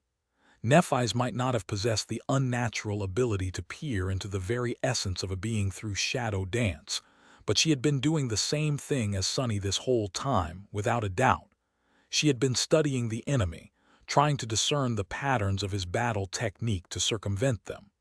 More than that, her insight, while not supernatural, was in no way lacking in value. It was absolutely the opposite. Neph was a genius of combat after all. She was born and bred for battle, and there were very few people in the world who possessed the same chilling level of affinity to bloodshed and destruction as her. Sunny had his own insights about the way Dire Fang fought, and she had hers. By combining them, they would be able to enhance each other's understanding of the enemy in the same way that their powers were augmenting each other beyond the usual limits of their aspects. Hopefully. Sunny growled and continued to fight. The shadow fiend sometimes moved like a human, and sometimes like the creature that he was. He bent in strange ways, used his long arms to dash on all fours like a wild animal, and delivered attacks with the onyx spike at the end of his tail. His sword, his claws, his teeth, and his horns were all weapons, so he used them all in tandem. When that was not enough, he summoned shadows or stepped through them to attack the Saint from an unexpected angle. Nephi's was pushing her body to the limit as well. Her flames burned and danced, trying to envelop their enemy or coalescing into incinerating jets that could cut through flesh and bone with frightening ease. She seemed to possess an authority over the battlefield that was almost frightening. And while they did that, they also exchanged a torrent of thoughts and concepts at tremendous speed. Sunny was sharing his knowledge, while Nephi's was sharing hers. The pieces of the puzzle were flying into his head, slotting into the grand picture with satisfying clicks. Some of them he had figured out himself, but some were new and unexpected. It seemed that Nephis possessed a perspective that was both similar and different from his own, but no less keen. She paid attention to things that Sonny would have never thought about and arrived at conclusions that he might have missed. The same was true in reverse, but together they missed nothing. They saw everything. It was as though they were omniscient, and with that omniscience, everything clicked in place and the essence of Saint Dire Fang was revealed to Sonny. He hesitated for a moment and then sent actual words to Nephis for the first time. He said, or rather thought, "Do you trust me?" Chapter 1199, Battle of the Black Skull, 13, Sonny had done it. He had dismantled Dire Fang's astonishing battle style and peered into the very essence of it. The core of the Saint's combat technique was laid bare, with all its components, the body, the mind, and the soul, revealed to Sonny with stark clarity. With that knowledge, he could predict what Dire Fang would do. He could even perform some of the same things despite the difference in their aspects and physiques. And armed with that understanding, Sonny finally realized that there was no way for them to win. The fearsome Saint was just too powerful, skilled, and intelligent. He held the outcome of the battle in a firm grasp, biding his time until the perfect opportunity inevitably presented itself. And their own strength was not enough to change that outcome. Even if Sonny knew that a strike was coming, he would not necessarily be fast enough to dodge it. Even if he knew the enemy's intent, he would not be strong enough to survive it. And neither would Nephis, at least if their level of strength, already unthinkable for mere masters, remained the same. But it did not have to, did it? Do you trust me? What a loaded question. Sonny had his reasons, but it was true that he had gone against Neph's wishes in pretty much every instance where it mattered. He had abandoned her in the Dark City, refused to leave her in the Crimson Spire, and then fled from her again at the grand ball of clan valor, just to end up by her side anyway.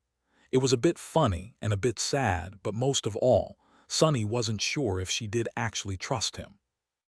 He wasn't even sure if he himself would have trusted him. The same was true the other way around. And yet, as far as he could see, that was their only chance to emerge from this fight alive. If he could only prove to her somehow that "I do." What? The calm answer came almost instantly. It startled him. Sonny dashed away to avoid being caught in the Saint's maw, dove under lightning-fast claws, and barely managed to get out of the way of a stream of billowing white flame that covered his retreat. Well, that makes things easier. He called upon a certain memory and sent Nephis a short thought. Then, in about 5 seconds, give it all to me. 5 seconds was the amount of time needed for the memory to manifest itself. It was not a very large amount of time, but in a battle against a saint, it was like an eternity. Sonny had long pushed himself to his limits and then well past them. Even while empowered by the shadow shell and augmented both by his shadows and Neph's flame, he could feel the terrible strain of the battle slowly breaking his body down. It was already in a bad state and would only continue to crumble as time went on. However, it had not broken yet. Gritting his teeth, Sonny threw himself into the furious crucible of battle. Dire Fang's massive body moved with dreadful speed, each of his limbs posing a fatal threat. His attacks were vicious, devastating, and explosive, but also perfectly timed and chillingly calculated. Sonny knew when they would come and from where, but despite that, it was not easy to withstand the savage barrage of lethal blows unleashed by the monstrous beast. The ground split and trembled around them, and the clouds of steam created by Neph's flames obscured everything around. And yet, he did withstand it. Exactly 5 seconds later, Sonny pushed himself off the muddy ground with 3 hands and flew forward, the tip of the sin of solace aimed at Dire Fang's neck. The saint easily dodged it and retaliated with a powerful blow, which Sonny awkwardly blocked. He let out a pained scream and was thrown backward, in the direction where Nephi's was rising from her knees. Sonny landed on his feet and struggled to maintain his balance as he slid through the mud. He might have fallen, but she stepped forward and supported him from behind, placing a hand on his back. Both of them were standing, but they had lost the advantage of surrounding the enemy from two sides. Worse than that, they were both in the single line of attack now, Nephi's hidden behind the towering figure of the Shadow Fiend. Dire Fang's bestial eyes ignited with satisfied malice. And at the same time, Sunny's fifth shadow, as well as all of Neph's flame, poured from her hand and into his shell, leaving her entirely exposed but gifting him with twice the amount of physical augmentation. Instantly, his power exploded. His strength, his speed, his endurance, his agility, all of it soared to heights that Sunny had never experienced before. The two of them had experimented with augmenting each other in his basement, but he had not invented the shadow shell yet back then. Now, all the parts came together to create a truly terrifying combination. Of course, it was not the smartest of tactics by making one of them exceedingly strong while leaving the other one weak. They were giving Dire Fang a perfect opportunity to get rid of the weaker enemy first, and then deal with the other one without being encumbered by the numerical disadvantage. But that was only true if the Saints survived long enough to figure out what happened. Sunny was not planning on giving him such a chance. He had to finish this fight in one exchange. So, I don't just need to kill a Saint, I also need to kill him with one strike. Well, isn't it wonderful? There was no more time to think, only to kill. Sunny cleared his mind of all unnecessary thoughts except for one axiom he knew too well.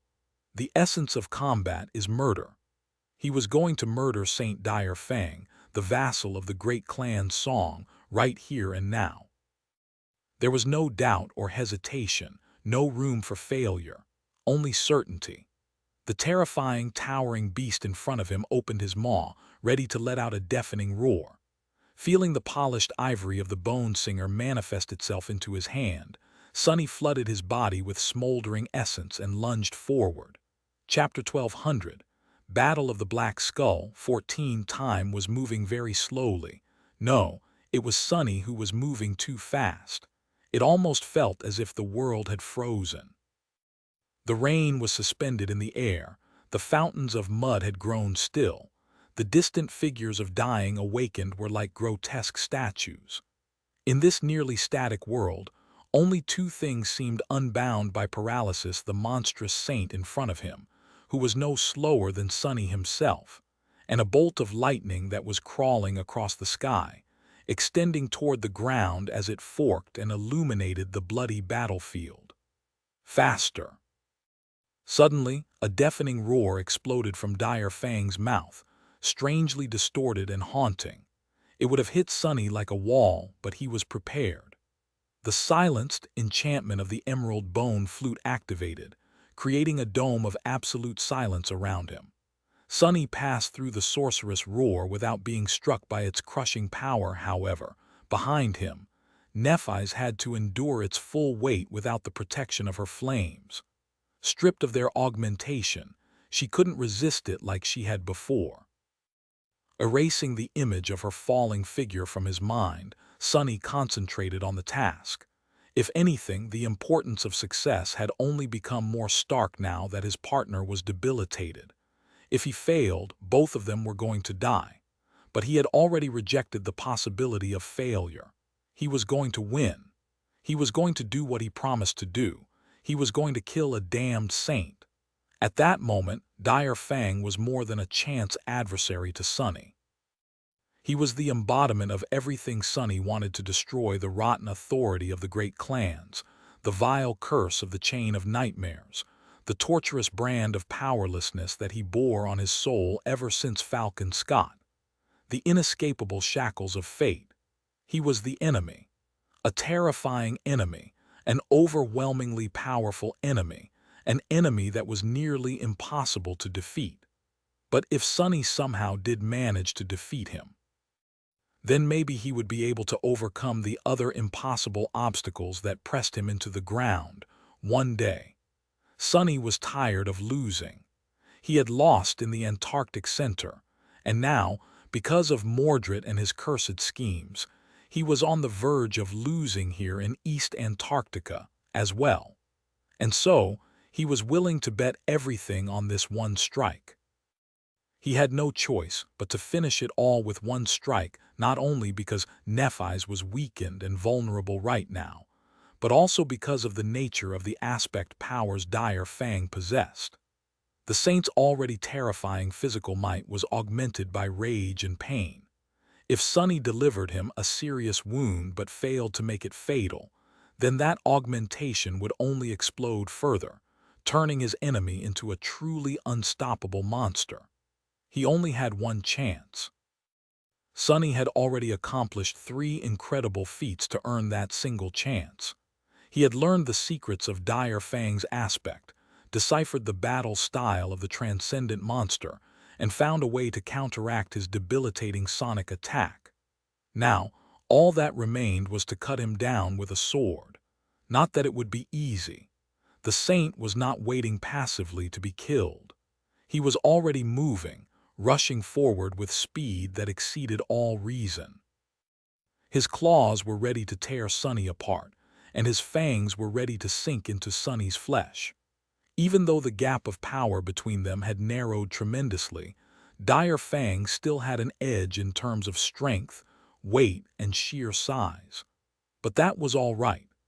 As a survivor of the Forgotten Shore, Sonny was a master of killing things that were larger and more powerful than him. And while he had absorbed the essence of Dire Fang's battle style into Shadow Dance, the Saint had not gotten a firm grasp of his own technique yet. How could he, when Sonny's technique was as formless and shapeless as shadows? All Dire Fang could do was try and predict how his enemy would act based on his formidable experience of participating in countless battles. However, there was a problem with that approach, too. That was because the Saint had never fought a shadow spawn before. He was still judging Sonny as if Sonny was a mere human. But while Sonny still considered himself a human, he was also a bit more. As the two of them closed the distance, prepared to strike, Sonny used the inherent flexibility of a shadow dance practitioner to bend his body in an extreme and almost unnatural way. At the same time, he used the physical characteristics of his fiendish shell to switch from running on 2 feet to a low, beast-like gait. As a result, the Saint's claws tore through the raindrops above his head, while his momentum remained the same. Sonny gritted his teeth and let out a bestial growl as he used all his prodigious strength to push himself off the ground and leap into the air. Dire Fang was too fast and skilled to allow the unexpected attack to reach its mark, though. A split second before Sonny could bring his sword down on the Saint's neck, a massive clawed hand pushed forward, catching him in the chest. The power of that blow was too terrible. The onyx of the mantle cracked and exploded, as if struck by 5 transcendent swords. The manifested shadows comprising the Shadow Fiend's shell were instantly sliced and torn apart. In an instant, the shadow spawn was mutilated beyond recognition. The upper portion of his torso was entirely destroyed, exploding into a fountain of darkness. His horned head was severed and flew into the air. 2 of his forearms were ripped off. The entire mangled carcass was thrown back. The sin of solace slipped from his fingers. That was the thing, though the shell of the Shadow Fiend was a towering monstrosity that stood at almost 3 meters of height. Sonny, meanwhile, was a young man of a rather modest stature, so he could easily change the internal structure of the shell in a way that would allow him to sacrifice the upper portion of it while remaining perfectly unscathed. Almost at the same time as Dire Fang's claws tore through the upper chest and neck of the Shadow Fiend, the whole shell suddenly lost its coherence, starting to dissolve back into the ethereal shadows. And just below the harrowing cut, the top of Sonny's head was revealed. The dissipating shell was thrown back by the strike, but his own body, freed from its embrace, continued to fly forward like a bullet. Time stood still. Catching the hilt of the sin of solace with his own human hand, Sonny used the tremendous augmentation of shadow and flame to fill his muscles with dreadful strength, and drove the tip of his sword into the saint's bestial eye.